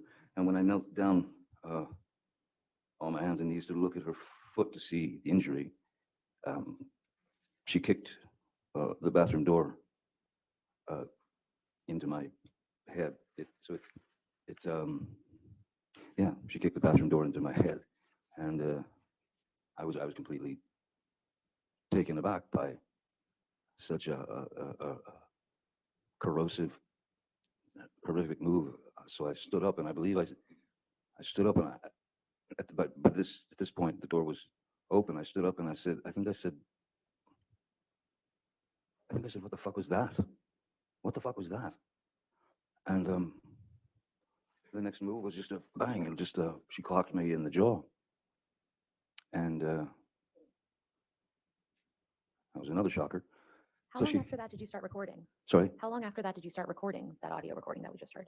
that audio recording was about her trying to make less of what had happened. In fact, trying to make less of what had happened by repeating some story to me that didn't make any sense, and it certainly didn't make any sense since I was there and I was the target. So I wanted some confirmation from someone with some semblance of a mind that could understand what was happening. I wanted Mr. McGivern to come up, and I asked her to tell him what had just happened. And her answer was essentially, I don't know what he's talking about. Nothing happened. He's fine. And once again, I told Mr. McGivern, time to leave the premises. Mr. Depp, I'd like to show you now what's been marked as Plaintiff's Exhibit 162. Okay.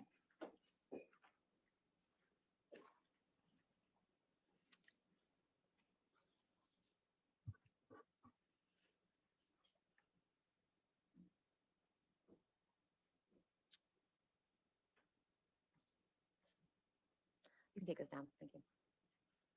Could you pull up Plaintiff's Exhibit 92, please?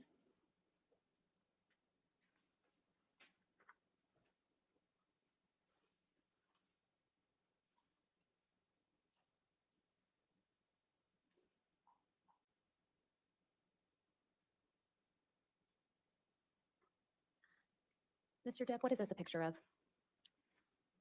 That is a that's a photograph of the blade of an old, like a Bowie knife. That's the photograph of the blade with an inscription on it to me from Ms. Hurd, who at the time I referred to as Slim. Your Honor, we'd it's- like to move Exhibit 90, Plaintiff's Exhibit 92 into evidence. No objection. Mr. Depp, what does it say on this knife? Hasta la muerte, And what does that mean? until death, And then what does it say after that? XX Slim, And who is Slim? Ms. Hurd. When did Ms. Hurd give you this knife? Well, it was a present from Ms. Hurd. I believe it was around 2015.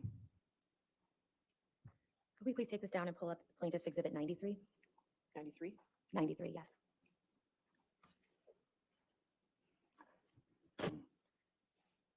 Mr. Depp, what is this a photograph of? That's the knife in full view. That's the full side of that knife. Plaintiffs would move Plaintiff's Exhibit 93 into evidence as well. All right, 93 in evidence. You can publish the jury. Mr. Depp, do you recall the occasion on which Ms. Hurd gave you this knife? I don't recall exactly the occasion, whether it was my birthday of 2015 or if it was a Christmas gift. We can take this down, please. Thank you. Mr. Depp, I'd now like to show you what's been marked as Plaintiff's Exhibit 65.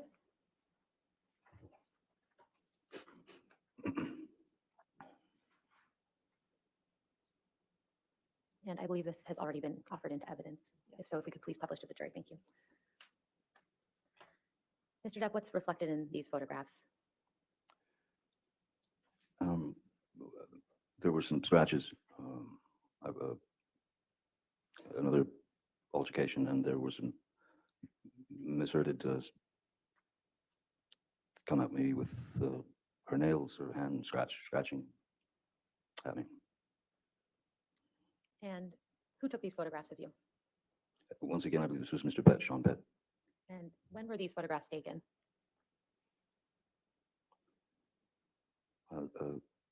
seems to be Christmas, or 10 days before Christmas, the 15th of December 2015. Mr. Depp, do you remember what led to you having these scratches on your face? This was yet again another confrontation where, as was my regular practice, there had been an altercation. She was she had some rage issue with me, and I remember that I was trying to go to my corner, as it were, which is I was going into my office in penthouse 3, which is upstairs, and as I was approaching the door to my office, Miss Heard ran out of the master bedroom, or bedroom, and started just throwing wild punches at me, at the back of my head, at the side of my head, at anything that she could connect with, and I had to, I would have to show you uh, sort of how I tried to avoid the attack, Please do. if it's all right. Yes, yes, sir. If I'm walking this way to the door of my office, the bedroom door is where you are.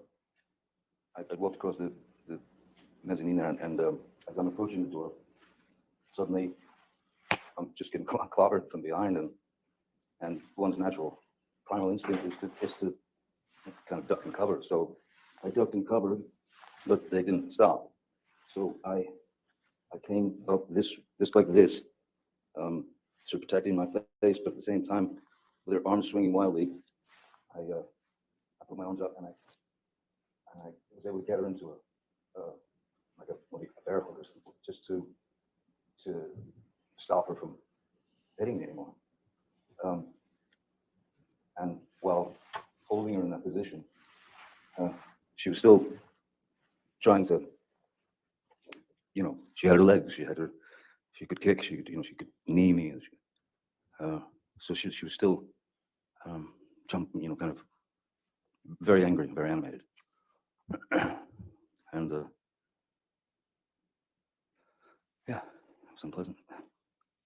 What happened at the end of that situation? Because of the grabbing of the arms and holding them to her side, so that I didn't receive any more blows, and she was still fighting. I believe there was some kind of contact with our heads, our foreheads, as would happen if you're trying to calm someone like that. And then that was when she accused me of headbutting her, of giving her a headbutt and breaking her nose. But there was no blood. There was no. I didn't hit her nose. If there was anything at all, it was a bump of. Well, I'm trying to restrain her. She's trying to get out of it. There's going to be some contact here and there, accidental contact, but not a headbutt. How did you escape this altercation?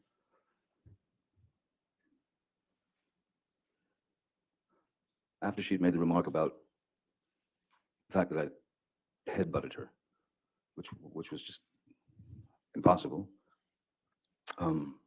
she split. She huffed off. I let her go. She huffed away, and she was gone for about 7 or 8 minutes.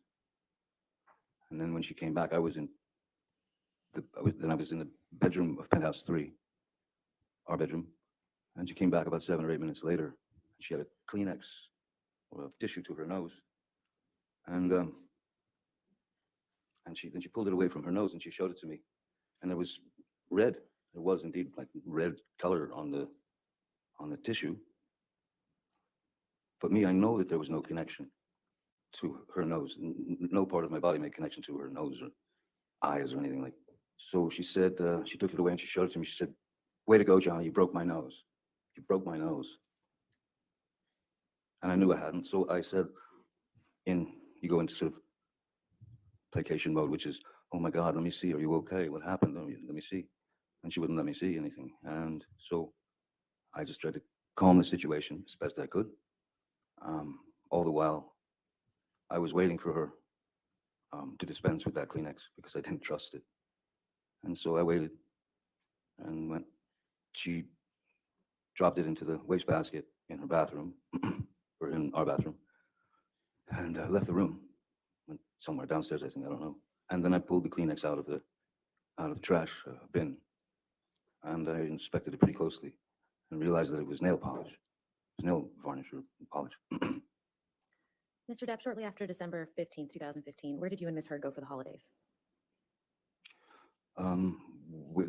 It had been planned for a while that we would be going to the island, and we would be going to the island with my kids, Lily Rose and Jack, and Lily Rose's boyfriend at the time. There's a friend of Amber's called Alice Temperley, I believe her name is, and her boyfriend Greg Williams, who's a very well-known photographer, and both very nice people, and their kids were going to. She told me they were going to be coming to the island, and I thought, okay, great. And so yeah, that's where we went for the holidays. And what happened on the island in December 2015? Many things. Was there any violence by Ms. Heard against you?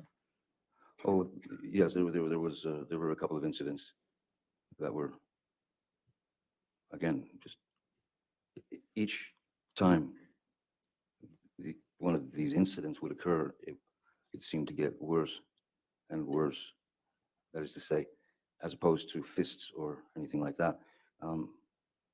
I'd set up on the back porch of the house. I'd set up an area with an easel and oil paints and a can of mineral spirits, linseed oil, brushes, everything. So she wanted to paint.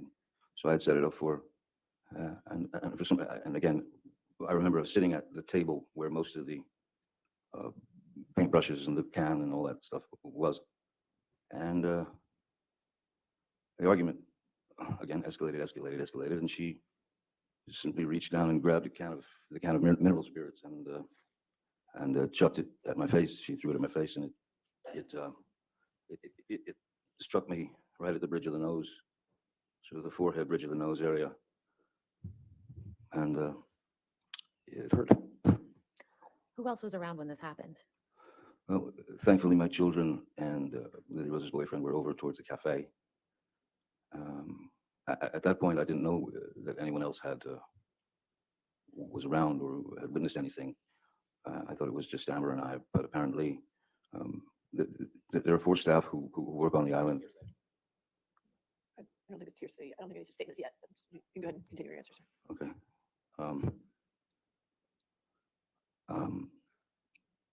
Sorry, the staff that work on your island, Mr. Depp? Yeah. So there are indeed 4 staff who work on the island and live there all year round, who take care of everything. And 2 of them happen to be in that area and witnessed the violence. How sustained as to, unless you lay a foundation, how you would know Certainly. that if it was not hearsay. Mr. Depp, how do you know that these staff members witnessed part of this altercation? These people, as I said, there's staff on the island, though I consider them family and very dear to me. And I believe it is mutual. I've known them a very long time. They were visibly shaken by what they witnessed. Objection. Again, if you can lay a foundation, if he saw them there, or if this is something. Mr. Depp, did you see any of these individuals shortly after you had this altercation with Ms. Heard? No, that's not the proper. Did he see them as actually there? If he didn't, if it's something they told him, then it's hearsay. Mr. Depp, did you see any of your staff members at the house when you and Ms. Heard had that altercation? Once Ms. Heard had stormed off, I sort of sat there dazed and confused for a few minutes, and then I walked around the house, and I saw Tara and... That's fine. Okay, I'll sustain the objection. We'll move on. You mentioned Tara. Who's Tara? Tara's the manager of the island. Mr. Depp, I'd like to discuss April 2016 now. When is Ms. Heard's birthday? 22nd of April. And in 2016, how was Ms. Heard celebrating her birthday? We'd set up a dinner for her, which was she wanted to have a dinner with all her friends, and Josh Drew, Rocky's boyfriend, who was some sort of chef, told he asked her what she would like for him to cook. That's hearsay, I guess. I'm not just sure it's offered for the truth of the matter, sir. He got it. That was Okay, all right, well then. I'm learning. There you go. Let me put it a different way. Mr. Drew, who was a chef, I don't believe it's hearsay. Mr. Drew had made Mexican food, Ms. Heard's favorite. Is that better? And what were you doing that day before Ms. Heard's birthday celebration? I had been in a room for many, many hours with a group of accountants, new accountants, and they were going through essentially the situation that I was in financially, which was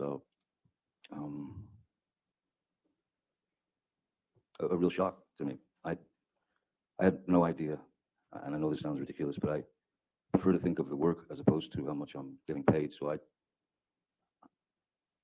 I had no idea how much money I'd made. I just didn't. I just figured if I was working, it was money, so everything would be all right. They informed me that I had been well, quite an inordinate amount of sum of money had been was gone. It had disappeared, and after having worked 30-something years in the industry, I'm sorry, I could hear Ms. Brett. No, you're fine. Go ahead. Sorry. Go ahead. I was pretty shocked at where I was to learn I was exactly financially. And it was a very long meeting.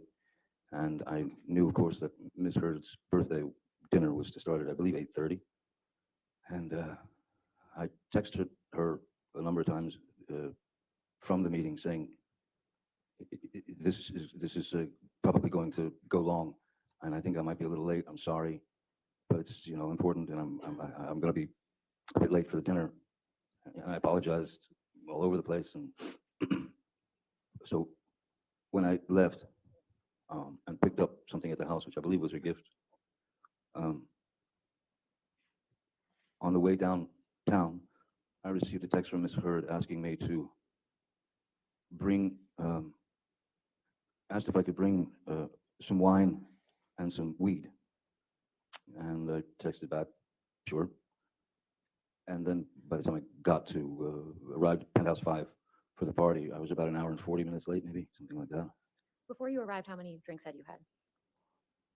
Oh, I think I'd had a glass of wine with, there was one bottle of wine that Ed White had brought to the meeting that we, between, I don't know how many, 5 or 6 of us, we had a glass of wine. Could you tell the jury who Ed White is? Oh yeah, sorry. Ed White was at the time he was my new business manager. And he was quite a, he was quite a professional, nearly forensic business manager. And he had shown me things that from my former business managers that were quite disturbing. Hearsay. I believe he said he showed him. Yes, yes, I looked at papers. Maybe they're hearsay papers. I don't know. I believe he was being shown financial documents. All right. So, well, I'll say this and hearsay that might be Understood. Next question. Mr. Depp, when you arrived at the party, how did Ms. Heard greet you, if at all? Very cold. What did she say to you? Not much. Not much, except occasionally she would tear herself from the conversation that she was in just to lean towards me. I was sitting to her right, and I would get a quick earful of, I can't believe you've done this to me on my birthday. I can't believe, I'm so embarrassed. Which I found odd because I kept her informed all day, and the last text that I'd received was a request for wine and marijuana. So when I got there and received that attitude, what could I do? So I just made the best of it and talked to her friends, and because they were all her friends except for, I believe, Nurse Erin. Erin was there, I believe. What's Aaron's last name? Aaron Borum, Nurse Aaron, who had been the nurse assigned to Miss Heard.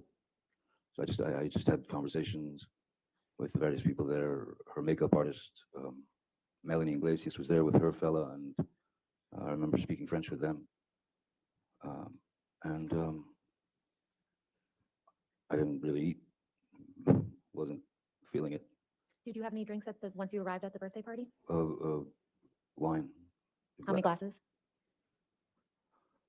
I don't, maybe two, maybe because they were like large, you know, the large sort of Bordeaux glasses.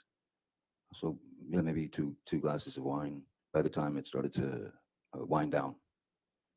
How many drinks did you observe Ms. Heard consume after you arrived at the party? I really couldn't say because all I saw was just there was she was drinking wine. And did it seem to you that she'd been drinking wine prior to your arrival? I was sure, since I was an hour and 40 minutes late, that Ms. Heard was well into the wine before I got there. Yes, certainly. How did the party come to an end?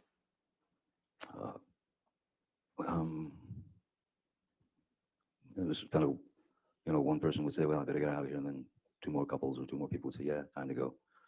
And then it just wound down. There was Mr. Drew, Miss Pennington, Whitney, possibly Whitney. And that was about it. It was sort of left there. And what happened after the guests left the party? She was free to commence with the usual verbal barrage, and at that point, there was so much in my head from the meeting. I thought it was a bit much that Miss Heard had. I'm sorry, it seemed quite brattish. It seemed quite childish that Miss Heard was holding such a grudge against me for having been late to her 30th birthday party, when she knew very well, she was well informed that I was in an intense meeting that had a lot to do with not just my life and my future, but my children's. And I didn't know what was going to happen. I didn't know what was going to happen. I didn't know if houses were going to start going away. I didn't. So it felt.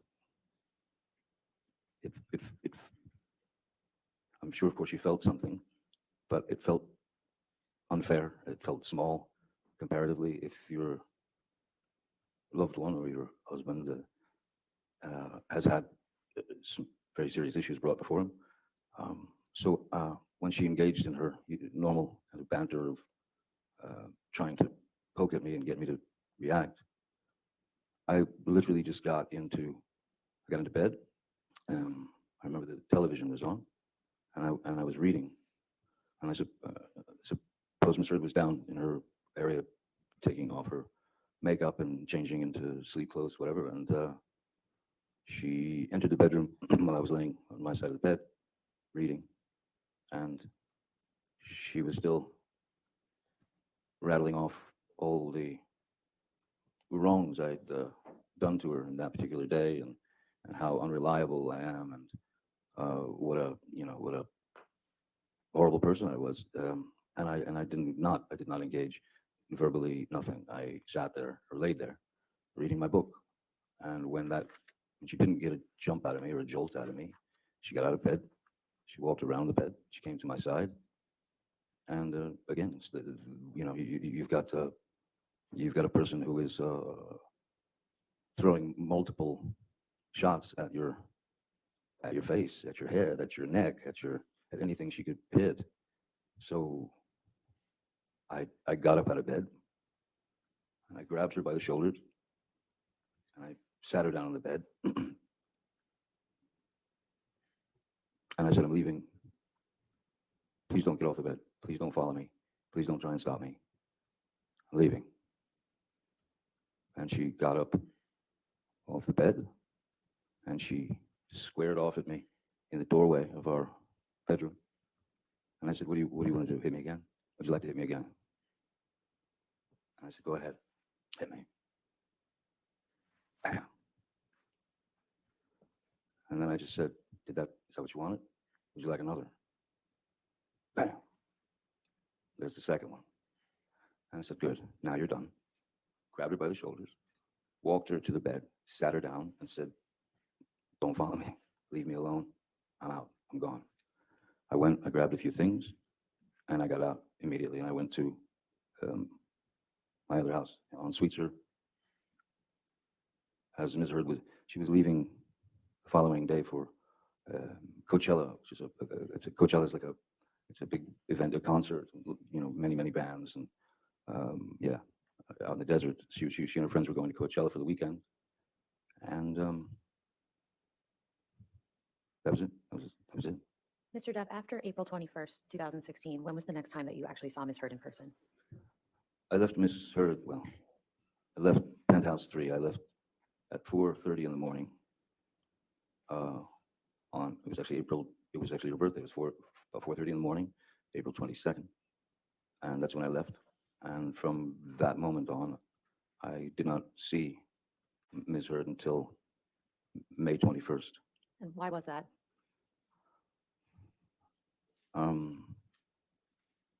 I had received some news that was as absurd and grotesque and cruel. And then I was shown a picture of what the problem was. I had gone to Mr. Bett and said, she's at Coachella.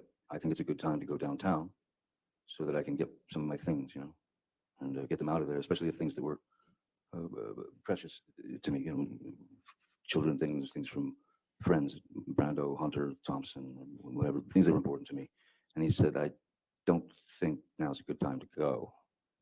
And I thought, it's the perfect time. She's not going to be home for 2 days. And then he showed me a photograph on his telephone of Objection, Your Honor. Also hearsay.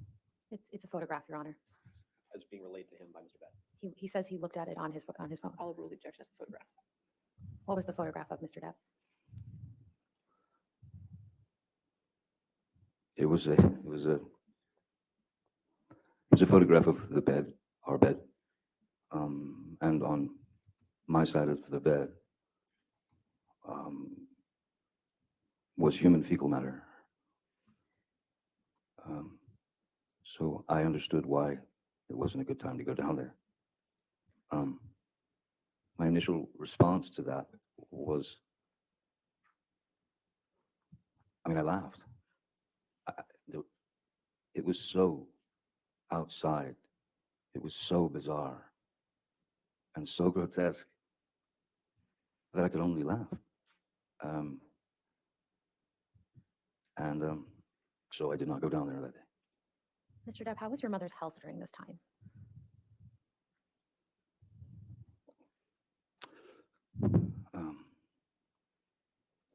Not good at all. My mom was in Cedars-Sinai Hospital, and she was on her way out. She was dying. How often were you going to see her during this time? Excuse me? How often were you going to see her during this time? As much as I could under the circumstances.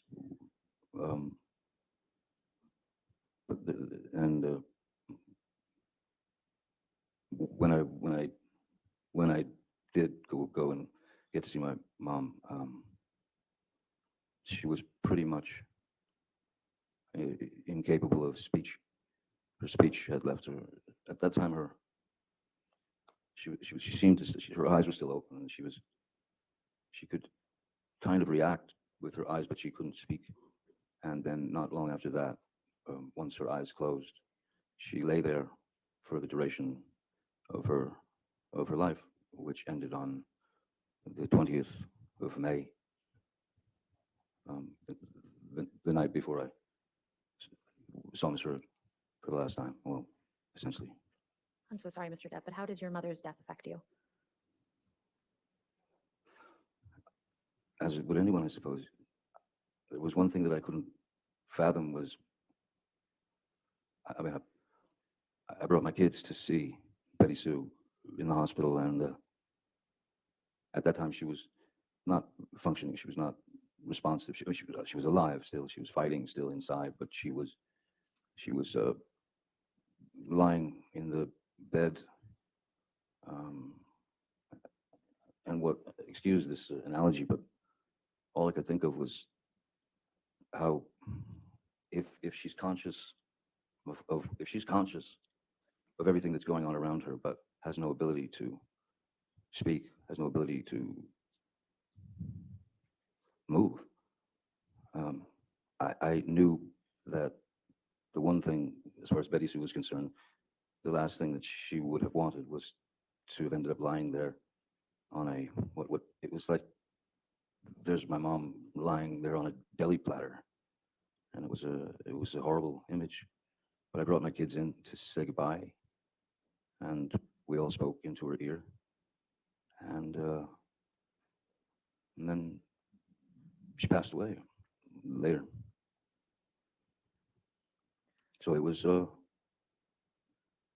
painful, but there was some side of it too, at least to me, that in a way it was I was happy for her. Why was Because that? I can't imagine Betty Sue or my mom. I can't imagine anyone lying there in quite probably, quite possibly was a kind of a locked-in syndrome. And if she's surrounded by 10 people looking at her lying there in that on that deli platter, if you will, I was happy for her that she was out of pain, out of frustration, out of. I was happy that she moved. Not happy. I was relieved that she was no longer in that situation. Though, when those you love leave, we're the ones stuck with the pain, with the grieving. But I was glad that my kids got to see her and give her send off, I suppose. And um, but it was no, it opened my eyes quite a lot to a number of things. And what were some of those things that your mother's death opened your eyes to? That life is a bird song. That what feels like 100 years is in fact a second, millisecond. Nobody can count those things. So I had made peace with Betty Sue because I understood where she came from, and I understood how difficult her childhood was, and I understood that she had not had the proper training or proper teaching or the proper background to be anything other than what she had been when we were younger. I forgave her for all that, as one would, should. So I was. It opened my eyes to the fact that yes, try in relationships, whether friendships, whether courtships, whether marriage, whether this, whether that. Try your best to try. If it's not going to work, it's not going to work. And and more importantly, if you're going to get out of it, if you're going to make an end, which I had decided that it was somebody had to call it, and I decided that I would call Amber and tell her that my mom had died that day, and then I very calmly said, "Look, I've made a decision, and I think it's the best thing. I'm going I'm going to file for divorce, but I'm not going to I'm not going to cite irreconcilable differences. I'm not going to cite any violence. I'm not going to. I'm going to state this. We simply, the two of us, we simply don't want to feel as though we have a collar around each other's neck and a leash attached to it, and then this piece of paper that proves that that's true. So what I thought was best was we want to end this in love and take the idea of um, ownership, ownership of one another out of the picture, and that's how I approached Miss Heard with that, and So why did you go over to the penthouses on May 21st, 2016? Miss Heard had requested that I come over to have a talk. to explain. She wanted to explain things, and so I went there. And I also wanted to gather up some of those things, precious things that you live with. So I went over there to have a discussion, what I thought would be calm understanding. I figured she understood as well as I did that there was no way back, and I also felt that she would understand that it was the best thing for both of us, and there was nothing there should have been nothing to fight over. It was clear. I told her that I would take care of her and all that, and then she she was telling me about she brought up the situation of the fecal matter on the bed, and I uh, and she tried to blame it on the dogs. Why didn't you think it could have been the dogs? The dogs they're teacup Yorkies. They weigh about 4 pounds each. The photograph that I saw, I mean, I lived with those dogs for many years, and so did Hilda Vargas. My she's a woman who's been with me for 30 plus years, from the very beginning, and she was the one who photographed it.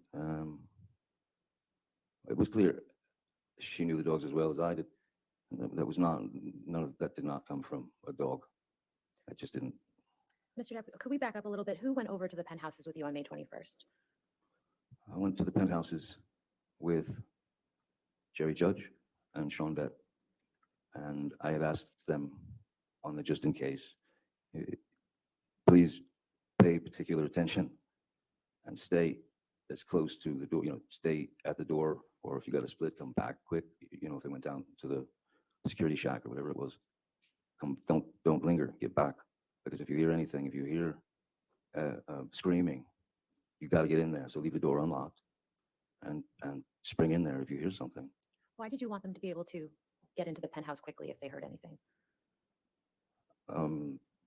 Just based on my past experiences with Miss Heard, when you say something that she either didn't agree with or swore up and down that it was a complete falsity and there was something wrong with me, I'm crazy, and the escalation.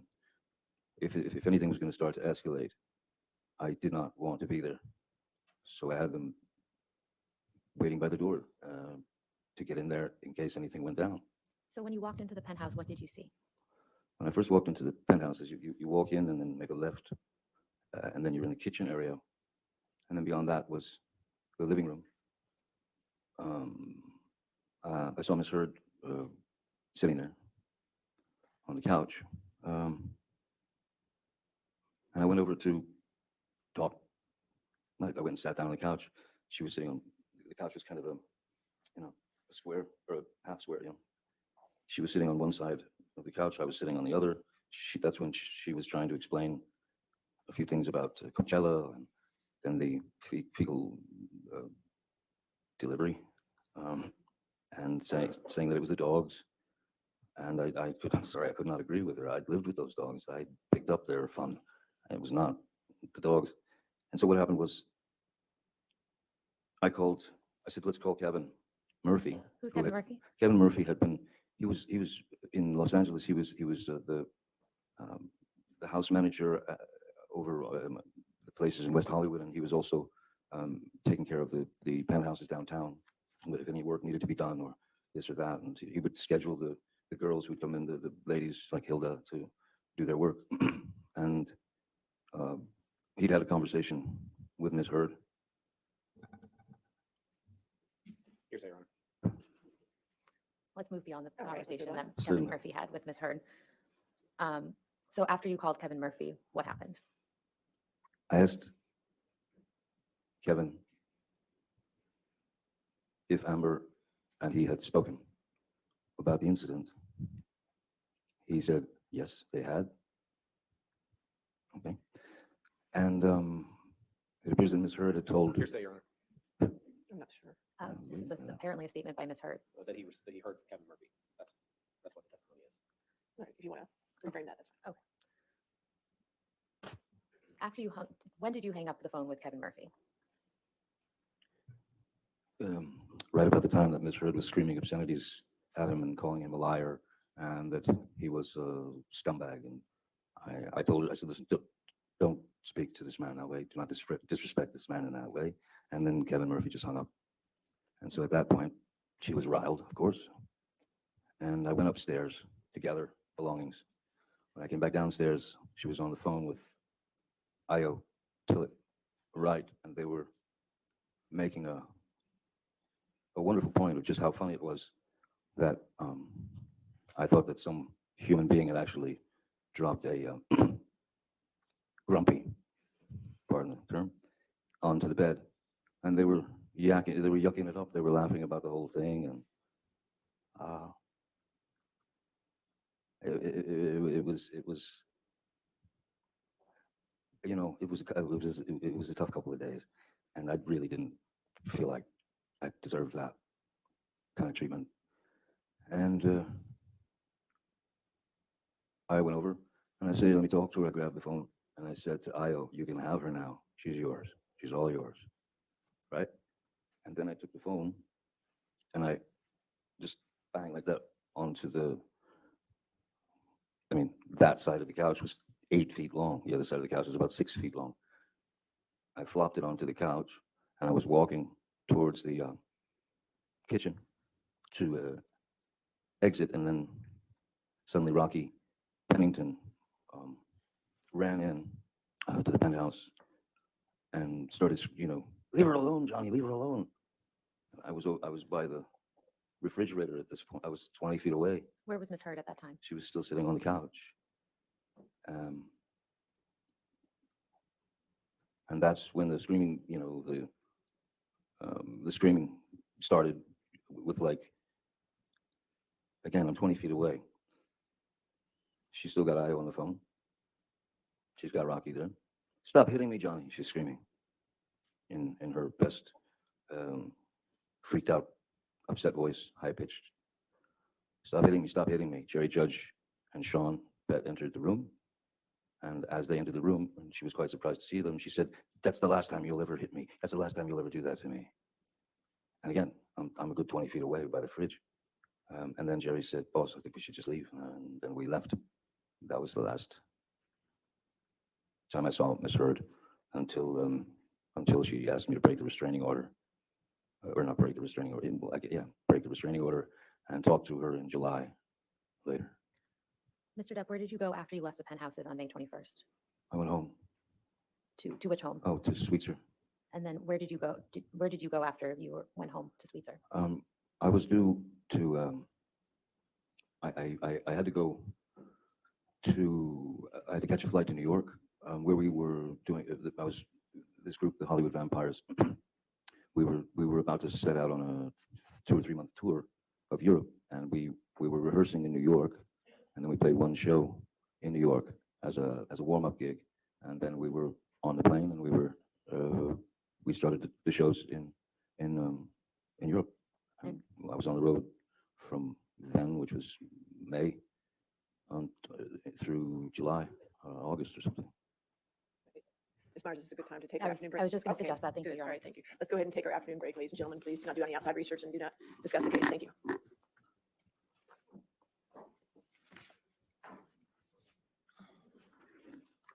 2 minutes and 50 seconds. All right, so there's no objection to 397 coming into evidence. I mean,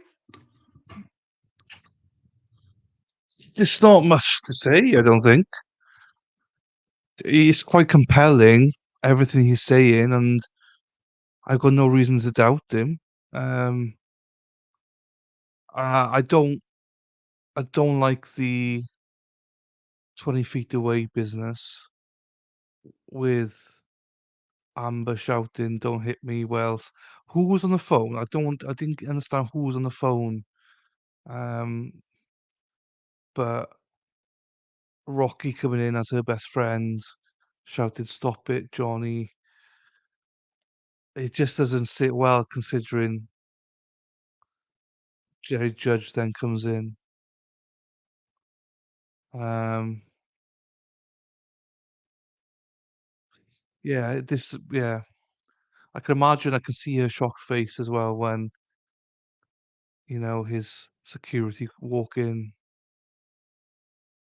So it seems like it was planned, which is quite sickening considering Io. Yeah, I wasn't sure who Io was. Um, but that's a setup, and his mother's just died.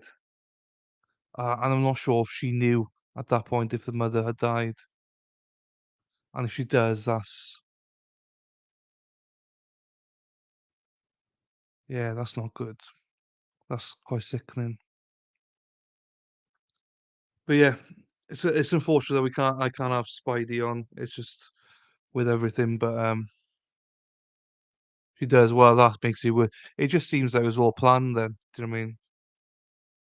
She asked him over. He didn't know anything. The Rocky was there. The phone call that IO. That's quite convenient that that phone call happened.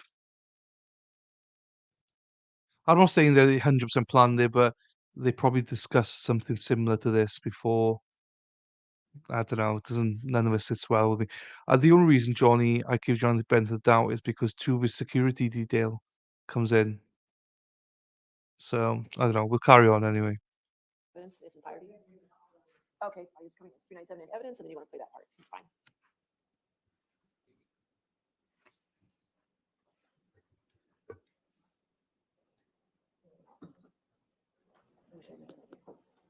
Well, those wishes don't come true. Those wishes don't come true. I wish you the best. Hey, why don't you fuck yourself? Go suck your own dick.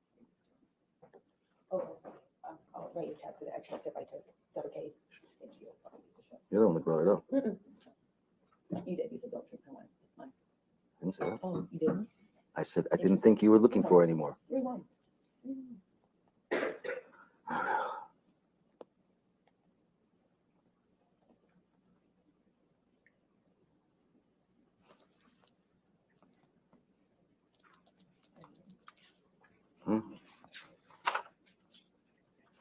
Probably defended me pretty good in front of your Rocky and your pop and your mom.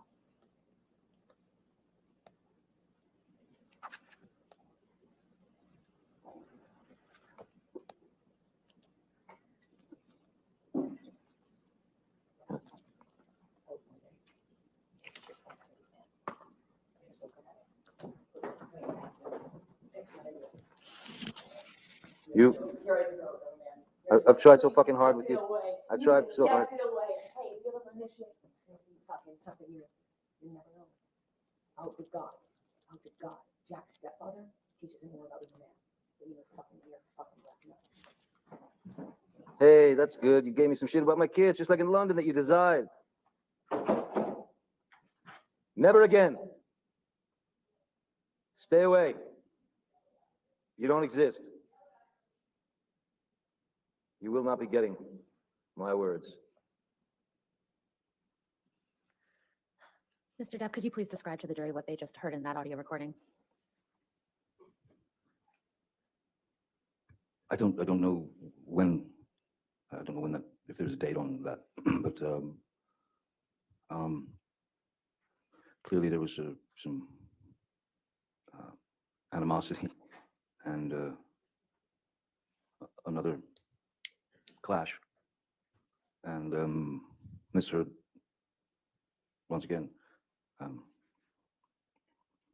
felt it necessary to bring my kids, my son into that argument and say that she hopes that my son's stepfather can teach him how to be a man, since I couldn't. And I believe she says something about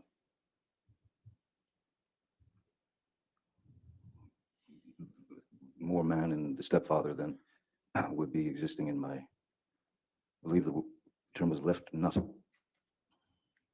How often did Ms. Heard bring your children into your arguments? Too often. And at the end of your relationship, how was Ms. Heard's relationship with your children? Non-existent. My children, my kids are far more intelligent than I am, and they broke. They wouldn't be around Miss Heard any. They refused to be around her anymore. They didn't like the way she treated me, which was written in a very elegant letter by my daughter, actually, to to Miss Heard. I don't know if that's in evidence, but I remember my daughter sent a text to Miss Heard. Objection, Your Honor. Just hearsay. It's one thing for the witness to tell his story. It's another thing for him to tell other people's All stories. right. We can Okay, move we'll on. move on. Okay. I'm sorry, I read the email. Yeah, I understand. Next question. When did you learn that Ms. Heard had filed for divorce? Well, it was, let's see, Betty Sue was the 20th. That night I spoke to her about the divorce. 21st was the kicker. I believe it was on the 23rd, and I had already left town for New York to prepare for the tour. Did Ms. Heard know that you were out of town at that time? I don't know. When did you learn that Ms. Heard had made domestic abuse allegations against you?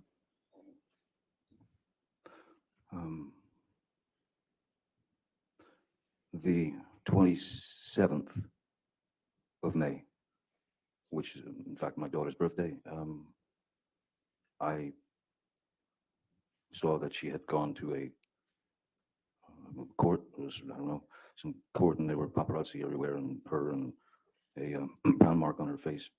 And it was also happened to be the day that Alice in Wonderland 2, so the Looking Glass was opening, and that's the day that she chose to get the go to the courthouse and get a TRO, temporary restraining order against me. But I was in Europe already at that point. Mr. Depp, I'd like to show you what's been marked as Plaintiff's Exhibit 487. And just for the record, this is a very long document, and we will be showing pages 492 through 494. There's no objection to the document 487? Sure. Okay. I assume, are you entering this in evidence now, or are you just showing it? I can give them an opportunity and go through it with Mr. Depp, if that's okay. Mr. Depp, do you recognize any of these text messages that are on the screen in front of you?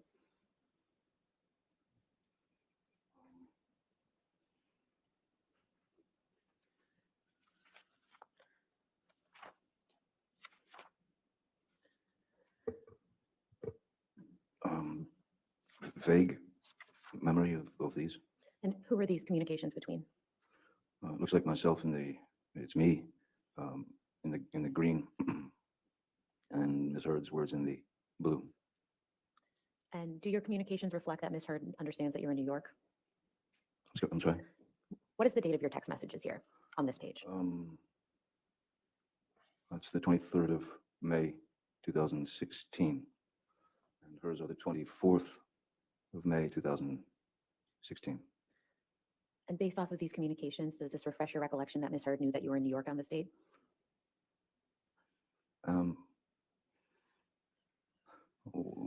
In her text, when do you leave? It was clear that I was leaving right away, but I'm not sure that I wasn't already, because I wasn't in New York City. We weren't playing New York City. We were playing. We were rehearsing in a like a casino, a big casino, and that was where we did our first show to practice. First show to practice for the tour, the European tour. So I don't know if I was either leaving from New York, but I think I was already there, because New York City. We weren't. I don't recall that we were playing New York City. So maybe I was suggesting going there. I don't know. Could we please turn to page 494? And Mr. Depp, do you see the text message from Ms. Heard on May 24th, 2016 at 6:33? Yes, I do. Yes, I do. And do you understand what Ms. Heard is referring to in this text message? Is it all right if I just take a quick glance? Please do. Thank you.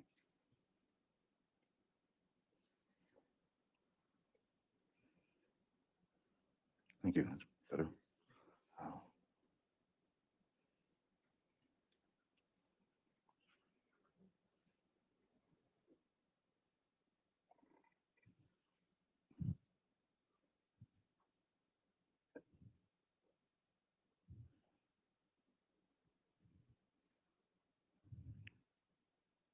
I remember, yes. I recall this. And what do you recall about this? That it made no sense to me. It- It just didn't make any sense to me, especially about, well, as long as you don't file, nobody will know. Nah, it just didn't, again, I'm not all that familiar with these types of things, but if, I mean, if it's two people in a relationship and the relationship is ending, in any case, the outcome is divorce. So I didn't understand these explanations of this can happen or it cannot happen, and I only did this because my lawyers said to, and it just didn't make any sense to me, and it looked like she was kind of grabbing at straws, trying to figure out what, in fact, to do. Mr. Depp, I'd like to just ask you about a couple statements Ms. Heard makes in this text message. She first says, just to confirm that the cover letter is completely private and has nothing to do with any public record. Do you see that? The first sentence in the text message? Yes, I do. Do you know what cover letter Ms. Heard is referring to? No, I don't. And then she says, and only included the domestic violence / restraining order stuff because I called the lawyer when the cops were here and I didn't know what to do or why that happened and was scared. Do you see that? Yes, Do you know what Ms. Heard is referring to when she said that? no. And then dropping down to the bottom, it says 2 lines up, I thought you filed. Do you see that? Yes, And do you have any understanding as to why Ms. Heard thought you had already filed? no. I had on the night of the 20th was when I told her on the phone that I was going to file for divorce, and in the way that I had explained it, to keep everything nice and calm and even. But on the 23rd, she filed, and so I hadn't had a chance to file. Your Honor, I would move Plaintiff's Exhibit 487, specifically the portions from page 492 to 494 into evidence. So you just want page 492 to 494? Yes, Your Honor, it's a 700-page document, so Just page 4. Well, are you going to ever put more of 487 in, I guess is the question. I believe so, Your So Honor. this is 487A. Certainly, that would make sense. Okay, so 487A, page 492 to 494. Any objection to those 2 pages? No, no. All right, those 2 pages are in It's evidence. just for clarity that, two pages or 3 pages? Right, 490, that would be 3 pages, if that's correct. That's correct. Okay, 492, 494, okay. And could that please be published to the jury?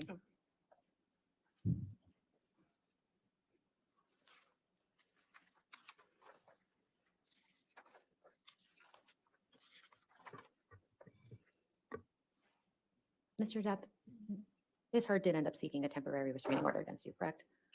Yes, she did. And what, I believe you already said this, but could you just remind the jury, what date was that? The 27th of May. And where were you when you learned that Ms. Heard had actually filed a temporary restraining order against you? I don't recall if we had left for Europe as yet. That is the Hollywood Vampires for the tour. So I was either in New York State rehearsing and preparing to go to Europe, or I was already in Europe. I'd have to check the the tour dates. Did you find out on the 27th or shortly thereafter? No, I found out on the 27th. It was everywhere. What do you mean when you say it was everywhere? It was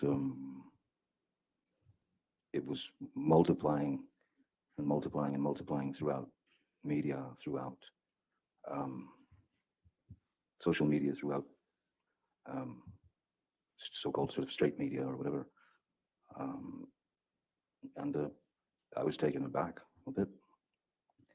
If we could take this down and please pull up Plaintiff's Exhibit 411.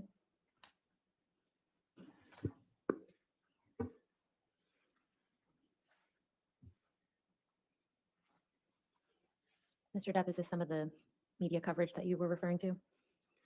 Many things of this nature, yes. Many. And do you recall actually seeing the specific article?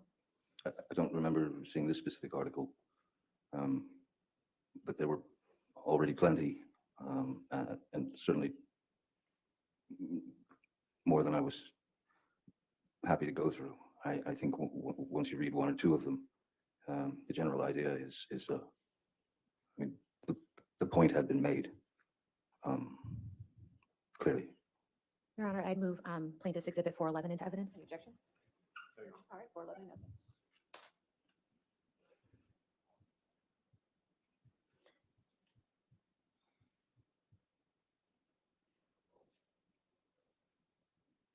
Could we please take this down and pull up Plaintiff's Exhibit 414? I'm looking forward to the cross. I think we've got most of this now. Let's see the cross. The cross will be tomorrow, not today, I Mr. imagine. Yes. Do you recognize this article at all? I remember.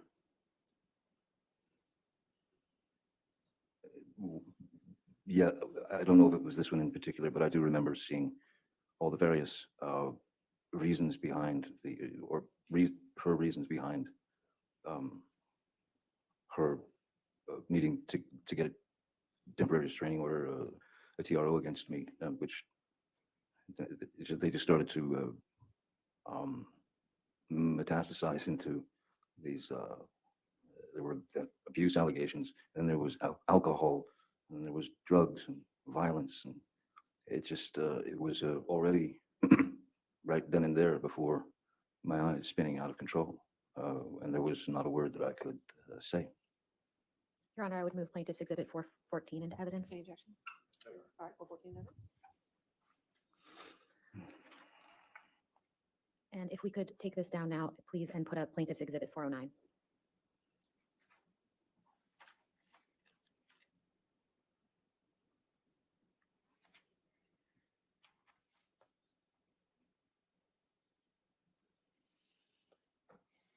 And Your Honor, if I could move Plaintiff's Exhibit 409 into evidence as well. Any objection with 409? All right, 409 in evidence. Thank you. Mr. Depp, you recall seeing this People magazine article? Yes, I do. And when did you see it? Right when it was released, right when it came out. Did you speak to anyone about this article? Yes, I did. Who did you speak to? Mostly friends, and my sister Christy, mostly friends, and certainly the band, and my kids. I had to alert them that there might be some ugly things coming out, that were most assuredly going to put me in the position of some violent, drug-addled alcoholic, you know, Yeah, I started off for them, Shelley. I saw them reprobate. two episodes. And I wanted to warn them before they were approached with the People magazine cover in school by other kids. You know, I wanted to be able to explain.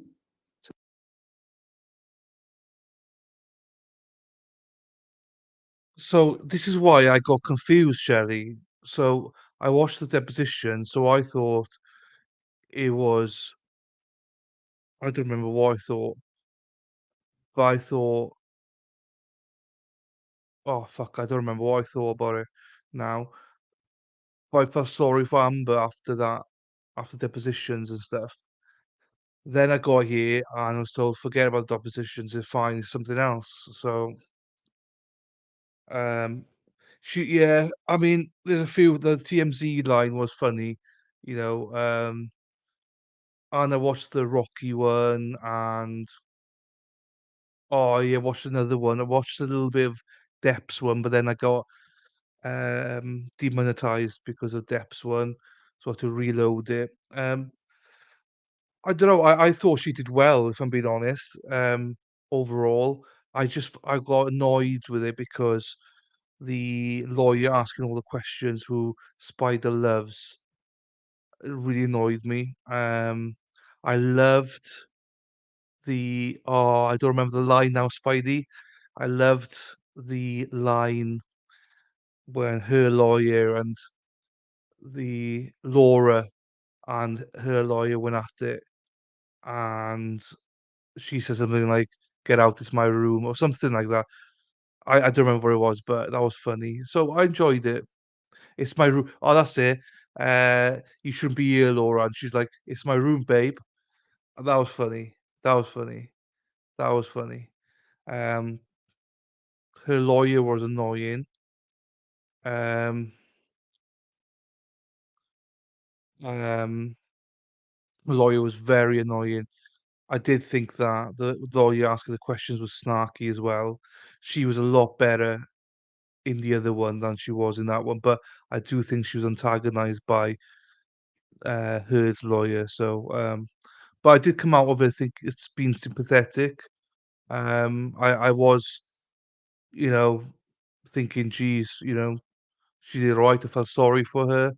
Um, and that's why everyone mocked me, said, "Oh, you're Team Amber" and stuff. But yeah, that's how I felt after the depositions. We've not got long left here, guys. It's on 1.5 again. I think we've got. Oops. I think we've got probably about another 40 minutes on 1.5, half an hour, 40 minutes. To them that this was going to be visible and it's going to be everywhere. And I apologize to them that this was happening. Had you ever been accused of physically abusing a woman before this point? No. How would you describe the impact of these allegations at the time they were made? And Arnold, if you could please take this down. I felt ill. I felt sick. I mean, I sick in the sense that, but there was no truth in it. There was no truth in it whatsoever. And the fact that it was coming down on me so hard, and so quickly, and how it gained momentum around the world.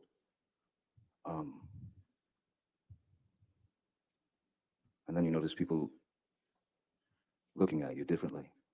And then you notice calls start coming from agents and producers and that sort of thing. This was before, in fact, the Me Too movement had come around. This was a while before that, so I couldn't have expected the Me Too movement to happen. But once that happened, then it just went into skyrocket mode. So you're showered with you're running between drops of lava. You're trying to run between raindrops that kill you and destroy you. So I was very confused. I was very hurt because, as I said before, when you're in a relationship and you do give your truth to intimate truths to that person that you're with, and then they start to use all that information and stretch it out into something that is completely shocking because as I said, it just didn't happen. And so I felt like it was incredibly cruel and treachery. I felt it was treachery. It was I don't know if she wanted me to just be erased or drop dead or just let me stick around and allow her to ruin my life for a while and go out of her way to shame me and hurt my kids and hurt people who I've known for many, many years. No, it was, I mean, to say that it was unfair is about the largest understatement that I mean, it's actually the smallest understatement. I mean, it controlled my every waking second from the moment that I woke up until the moment that I dropped. Even on the road playing shows, you go out and you play for an hour and a half or 2 hours, and you do your best to get through that. And I can remember getting off of finishing the show, getting on the bus with the other band members, and just going to the back of the bus and just you had to get it out. So I just sat back in the back of the bus and cried and hid it from people. Mr. Depp, did you ever discuss Ms. Heard's domestic abuse allegations with any producers or directors in the movie industry? Only if they fell into the category of friends. For example, Tim Burton, who was one of my dearest friends, and we've known him since we made Edward Scissorhands together in 1990. We've been very, very, very close friends ever since then. Yeah, just friends, and then of course, as we were on the road, the fellas in the band, Alice Cooper is the singer of the Vampires, who's a dear friend, and Joe Perry from Aerosmith is in the band, and he's also a dear friend, and then a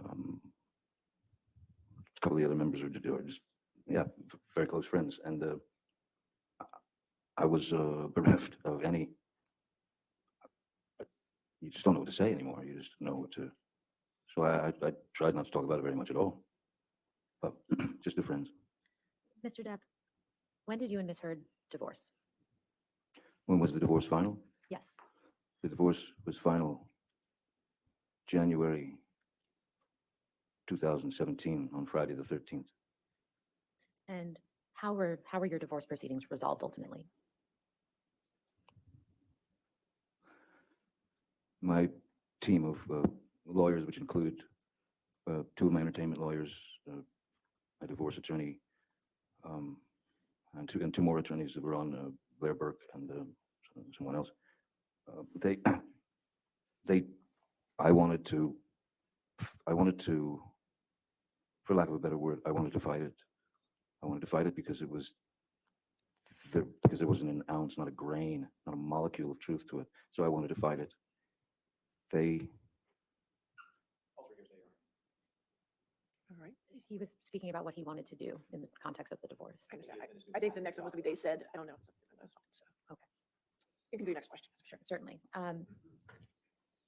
Did you pay Ms. Heard any money in connection with your divorce? Yes. And how much was that?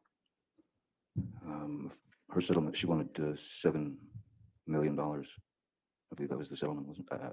Yes, $7 million. And was there a joint statement that you and Ms. Heard released? Yes, that's where I was getting.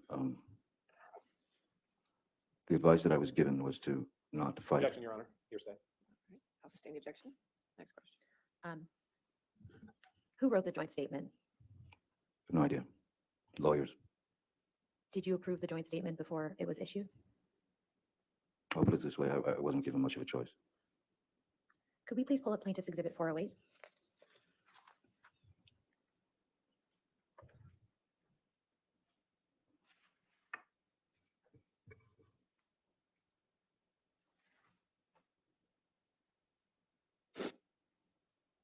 And Mr. Depp, do you see the second paragraph from the bottom of this page? Is that the joint statement that you and Ms. Heard released together? That's the joint statement that was released. Yes. And could you please read that joint statement for the jury? Our relationship is intensely passionate and at times volatile, but always bound by love. Neither party has made false accusations for financial gain. There was never any intent of physical or emotional harm. Amber wishes the best for Johnny in the future. Amber will be donating financial proceeds from the divorce to a charity. What happened after this joint statement was issued, Mr. Depp?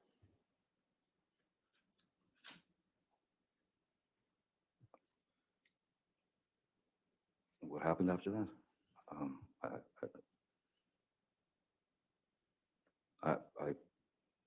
I suppose, the next move was to start making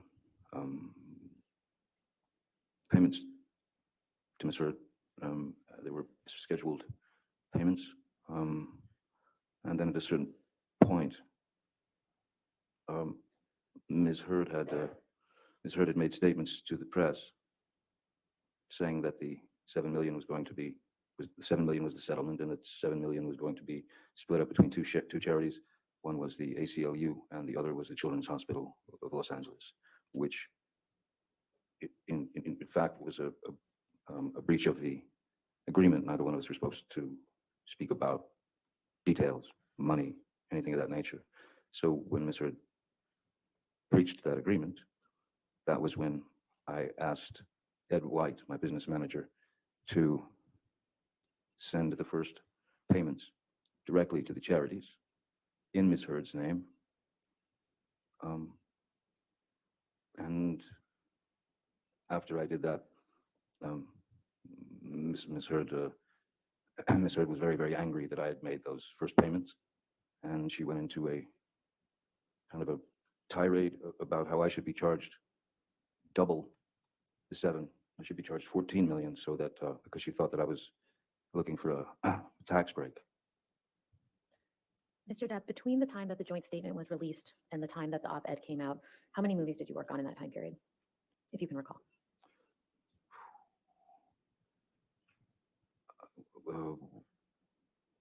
When did the joint statement come out? Was it, I'm sorry. Could we scroll up, please?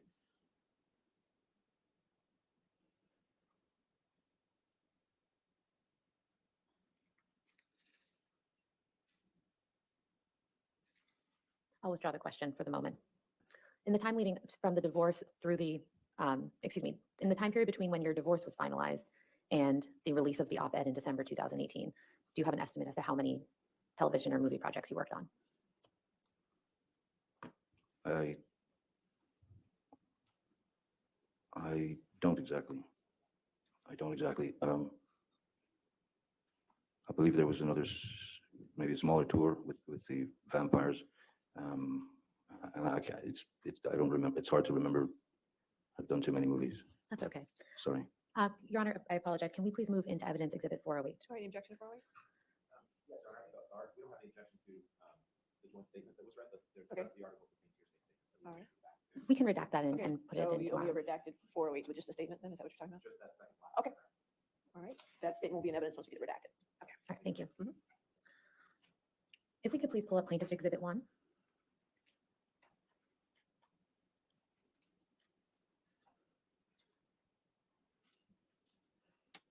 Mr. Depp, do you recognize this document? Excuse me. Yes, I do. And what is it?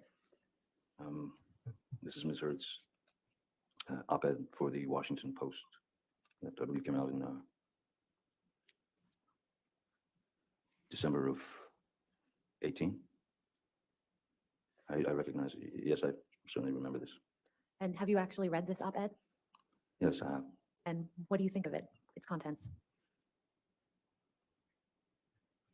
Well, it was a hell of a start, I'd say, in terms of the title. If you could, can we scroll down a little bit, just for a sec?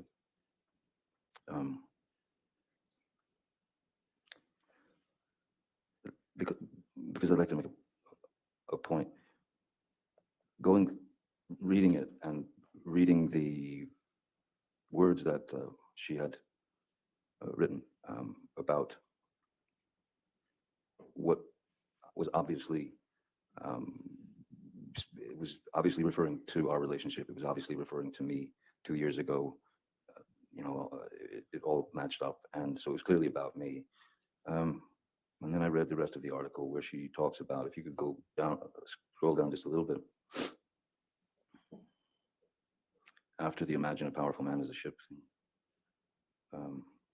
Because she goes into, she talks about, in this section of the piece, she talks about the plight of women, not just in Hollywood, but in general in the world. And there were many things that I did not disagree with in terms of this part of the article.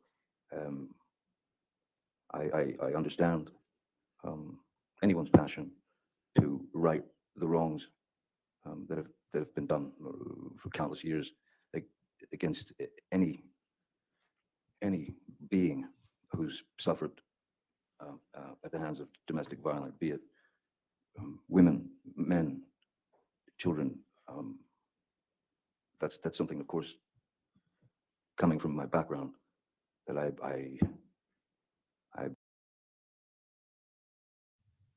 Thanks, Mad World. You got some uses. I like to see that. Thank you. No, I appreciate that. I will look at that after this now. I was trying to see if there's any streams, but I can't see any. But I will I go through that. am Thank very, you. very against any bullying of any human being, any forced violence, any any any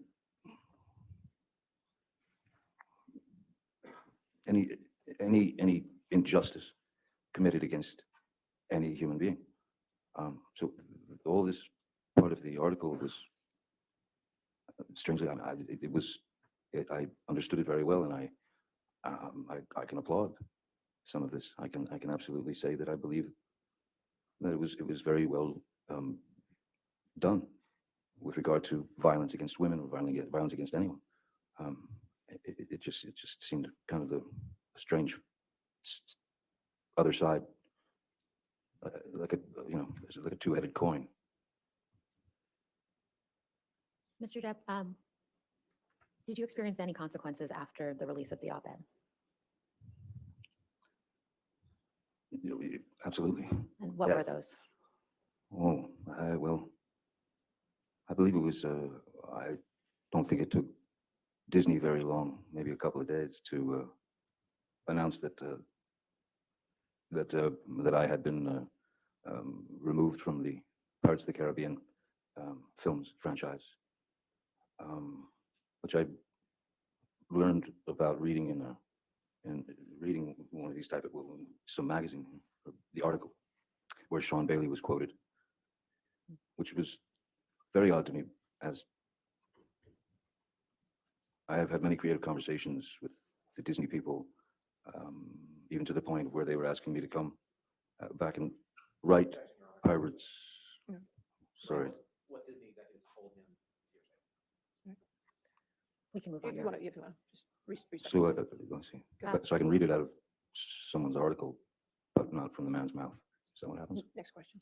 Mr. Depp, what to your understanding is the status of Pirates 6? At this point, Yes. I believe it's in dangle mode. Mr. Depp, have you ever physically assaulted Miss Heard? Never, Have you ever sexually assaulted Miss Heard? never, certainly not. What have you lost as a result of Miss Heard making these allegations against you?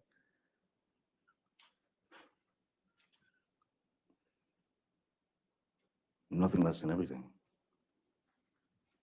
Nothing less than everything. Because when the allegations were made, when the allegations were rapidly circling the globe, telling people that I was a drunken, cocaine-fueled menace who beat women suddenly in my 50s. It's over. You know, you're done. So, what did it do to me? What effect did it have on me?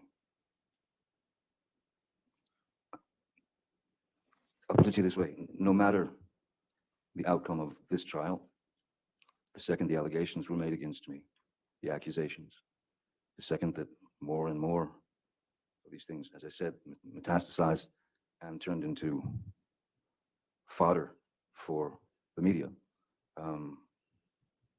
Once that happens, or once that happened, I lost.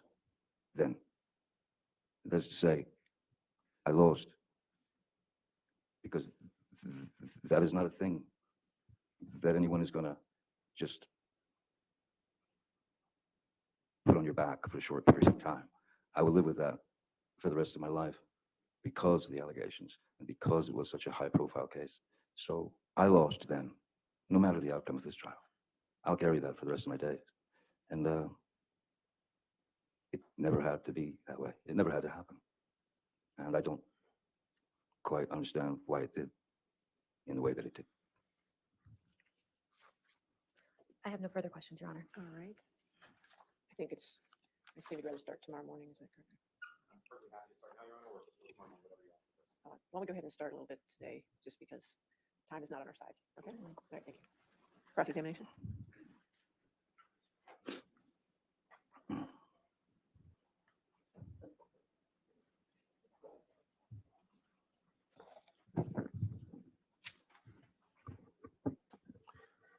Good afternoon, Mr. Depp.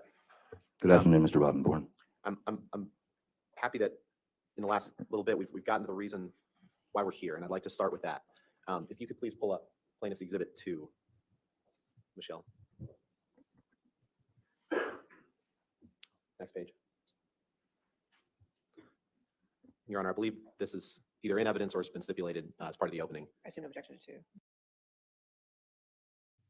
Mad World, I never got any tweets. I never got any tags. I don't know what's going on with Twitter. I've never seen anything. But I know Andrea, but I don't seem to have anything from you for whatever reason. It's all good though. I'll find it. No objection, Your Honor. Permission to It's publish. Andrea Burkhardt. Yeah, Andrea. I know Andrea. This article, this opinion piece in the middle of the page there, Mr. Depp, this is the opinion piece that Amber Heard wrote in the Washington Post that was published on December 18th, 2018, correct? Doesn't that say December 19th on it? At the top of the page, doesn't that say December 19th, 2018? Go ahead and I blow believe up, that the Michelle. 2018 was the online, is it not? Okay, so December 18th, December 19th, this piece in the middle of the page is the opinion piece Ms. Heard wrote, right? Could you make it a little bigger? My eyes are Sure. getting smaller. And this is what you're suing her over, correct? I'm suing her over defamation and the various falsities that she used to bring my life to an end. And you understand, Many Mr. Depp, things. you understand, Mr. Depp, that you cannot, you are not suing her for any damage, alleged damage, or any accusations she made prior to writing this article. You're aware of that. You'd agree with that, right?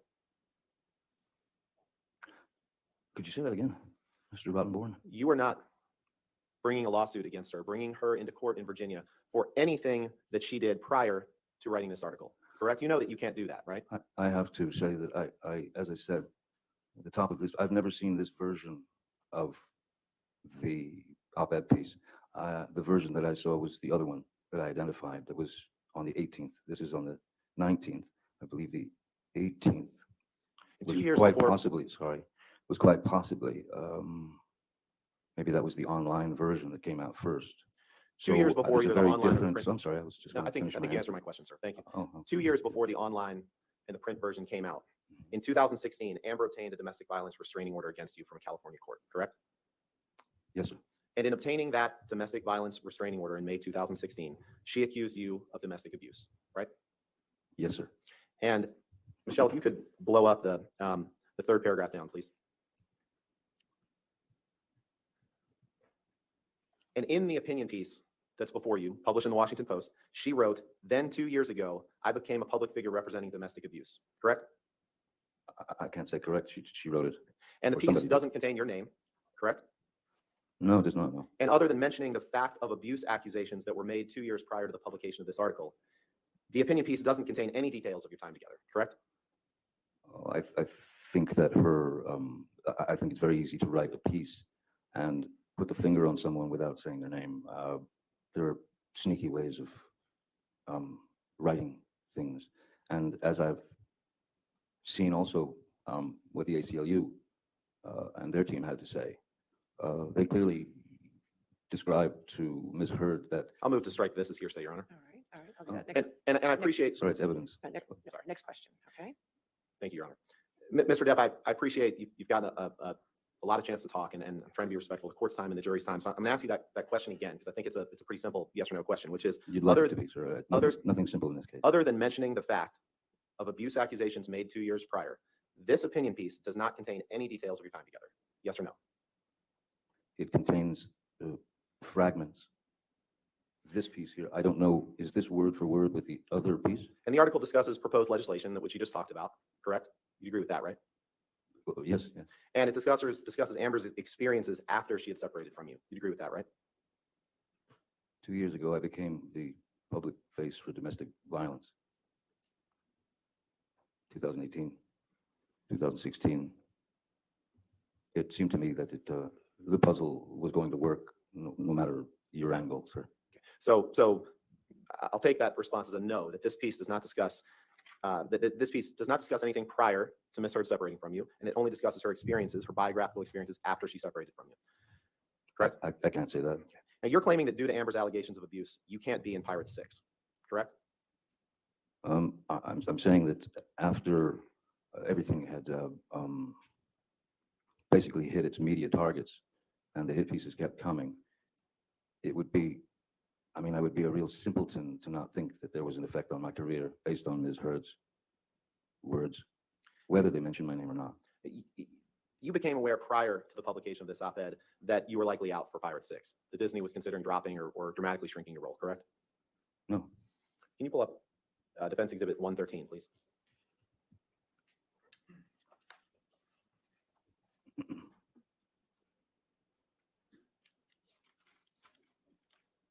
Let's go to, Is it going to be this feisty tomorrow, Spidey? 114, please.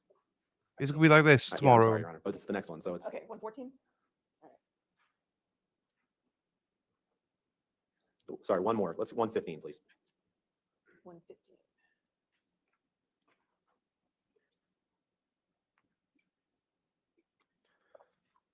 20th of October 2018.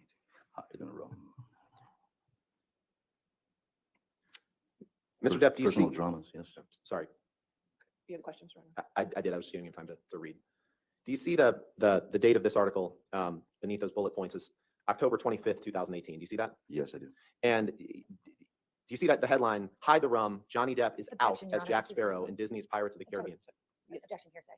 Hearsay objection. I was asking if he became aware. I'm not offering an article for the truth. This It's is his an awareness. article from the Daily Mail, Your Honor. Right. I'm asking if his awareness that he was likely I'll out. allow that question. Thank So, Mr. Depp, Yes, sir. were you aware that as of October 25th, 2018, about 2 months before this op-ed was published, that it was being reported, as it is in this article, that Johnny Depp is out as Jack Sparrow in Disney's Pirates of the Caribbean film franchise as actor battles financial issues and personal dramas? Were you aware of that?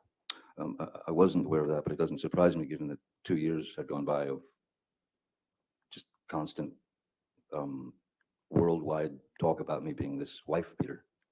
Understood, but you, So I'm sure that Disney was trying to cut ties to be safe. The Me Too movement was in full swing at that point. right, and to the extent they were trying to cut ties to be safe, that was as long as 2 months before you wrote the op-ed. Objection calls for speculation. I'll allow it if you can answer. I'm sorry, the question? To the extent that Disney was trying to cut ties with you, as you say, to be safe, Mm-hmm. that was as much as 2 months prior to you publish or to Ms. Heard publishing the op-ed in the Washington Post, correct? Objection, lack of foundation. I'll allow it if you can answer. October is 2 months before December. That's correct. But it's odd that they were going to release me from my role as Captain Jack Sparrow, but yet kept me on every ride across the world. In the Pirates of the Caribbean rides, I'm in the Los Angeles or the Hollywood one or whatever it is, 3 or 4 times. Shanghai, I mean, all over the world. So they didn't remove my character from the rides. They didn't stop selling merchandise of Captain Jack Sparrow. They didn't stop selling dolls of Captain Jack Sparrow. They didn't stop selling anything. They just didn't want there to be something trailing behind me that they'd find. And you aren't aware, you said Pirate 6 in your view is dangling. You're not aware if or when Pirate 6 will be made, correct? No, sir. No. And the fact is, Mr. Depp, if Disney came to you with $300 million and 1 million alpacas, nothing on this earth would get you to go back and work with Disney on a Pirates of the Caribbean film. That is true, Mr. Robinborn. And you couldn't identify a single movie that you did between the divorce and the op-ed in response to Ms. Meyer's question just now. You said there was a small tour of your band between that, but you couldn't identify a single movie that you did in the year or two prior to the op-ed, correct? I have to tell you that when I'm working on a film, I do my work, and when I'm wrapped, on that film, I've done my work and I move on to the next. So I haven't seen the majority of my films. I've seen a few only if I had to. But, so it doesn't come right away to my head.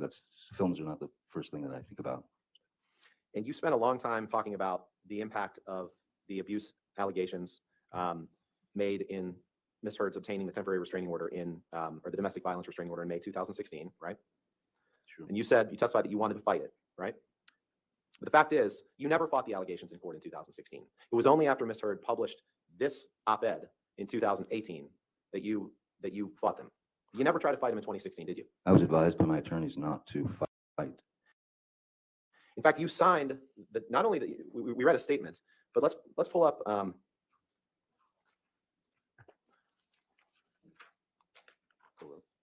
Let's pull up DX 1458, please.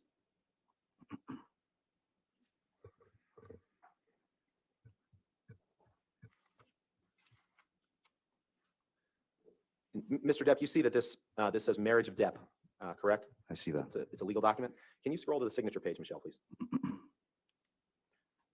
This was a document that you signed as part of your divorce proceedings, correct?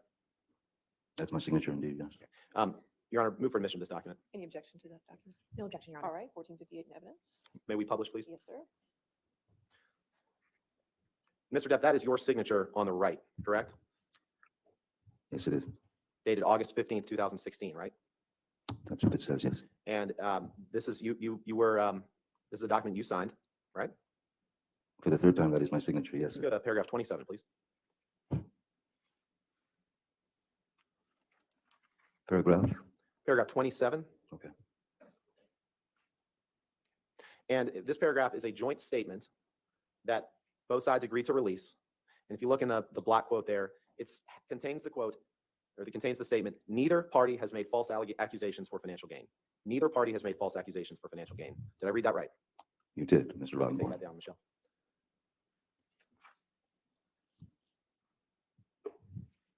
And that was a document you signed in August of 2016, correct? Is that the same one that I signed 3 times before? Yes, Yeah. that's the Well, fourth. I wanted to make clear that you You've signed made it that in clear. the summer of 2016, 2 years before Ms. Heard published her op-ed. I don't have anything else for the day, Your Honor. Okay, okay, all right, we'll go ahead and take our. If that's okay. That works for me. I was gonna stop you at 5 o'clock anyway, so that's fine.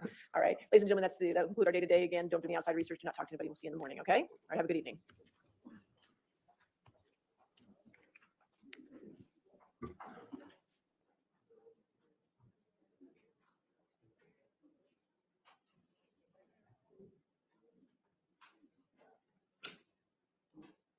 All right. Again, sir, just don't discuss your testimony with anybody since you're still testifying, and to include your attorneys, okay? We'll see you in the morning, okay? 10 o'clock? Good? Yeah. All right, Thank you, Your Honor. Your Honor.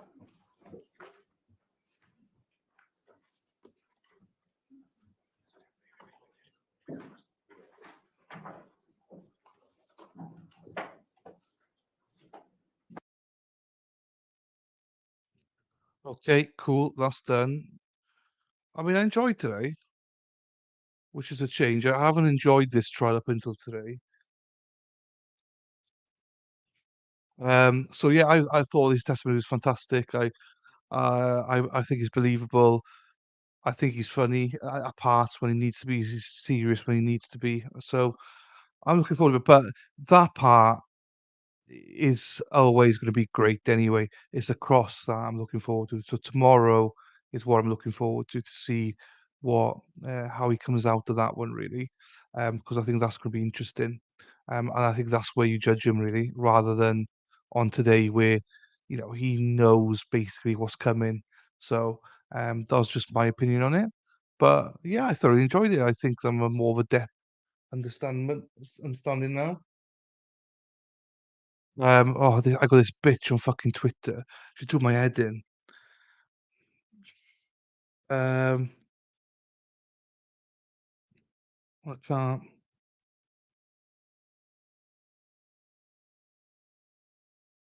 I literally follow. It's for the defendant's benefit, not for the public's. I have literally no clue what this girl's on about. Anyway, so obviously, for those, obviously, most of you are gonna go do other things now, but I've got another stream about to start. I want to separate all these things, so there's not much to add into today's um, trial because it's one of these things where you'll end up hating the road to bottom with the way it ends. It was pure cruelty. Okay, long weekend, and he couldn't even talk to this therapist. Okay, so there we are. I think it's going to be interesting tomorrow. Then, as I say, today, the only thing I got from today was that it was very good. I think he's believable. Like I actually believe him a lot more now, and after seeing how um how Amber reacted, as I say, I don't think quite the same as you guys on it, but I think there's more proof with her reactions that he was speaking the truth, and when she was sad and stuff. I know she's writing loads of messages, but you know, I don't hold that against her writing loads of notes. Oh Jesus, having a day job is a beautiful thing. You're in the wrong to know anything about me, little buddy. Sorry that you can't handle. Oh my God, this bitch. Honestly, sorry they can't handle different viewpoints. There's different viewpoints. There is different viewpoints, um, points, but trace DNA isn't a different viewpoint. I suggest you look up. I suggest you open up your mind and read up more and read more. Uh, and read more. So you can. Um, I fully support different views.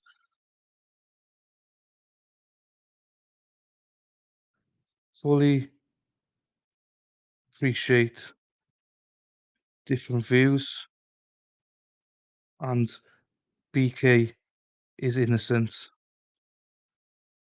unless proven guilty. So the the DNA you're on about means nothing. Nothing. Uh,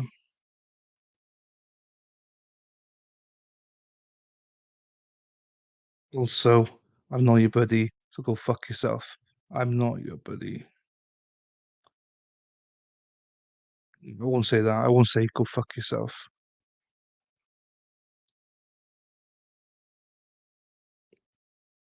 Um, I don't know how to end it. One of these things. Oh, it's a te I'm I tweeted something out about Jennifer Coffindaffer, right? Because she's been going on about DNA and stuff like that with the oh, do you know what? We'll do this in the other one. We'll do this, right? Do you know what? I'm not going to tweet back. We'll do this. I'll end broadcast. Hopefully, you all get kicked over to the other one. Um, if you want to join me there, and I'll speak about there because I want to end this as it is. I don't want to start this, and then start the other one. So I'm going to talk a bit about Brian Coburg and the other one. So Lou, come over, even if it's just for next 10 minutes. Come over. You should come automatically over. If not, get your ass over there. Go on my channel. It's a chill out stream. So with that, thank you guys. Hopefully see some of you over there. We won't be long. Don't worry. See you in a bit.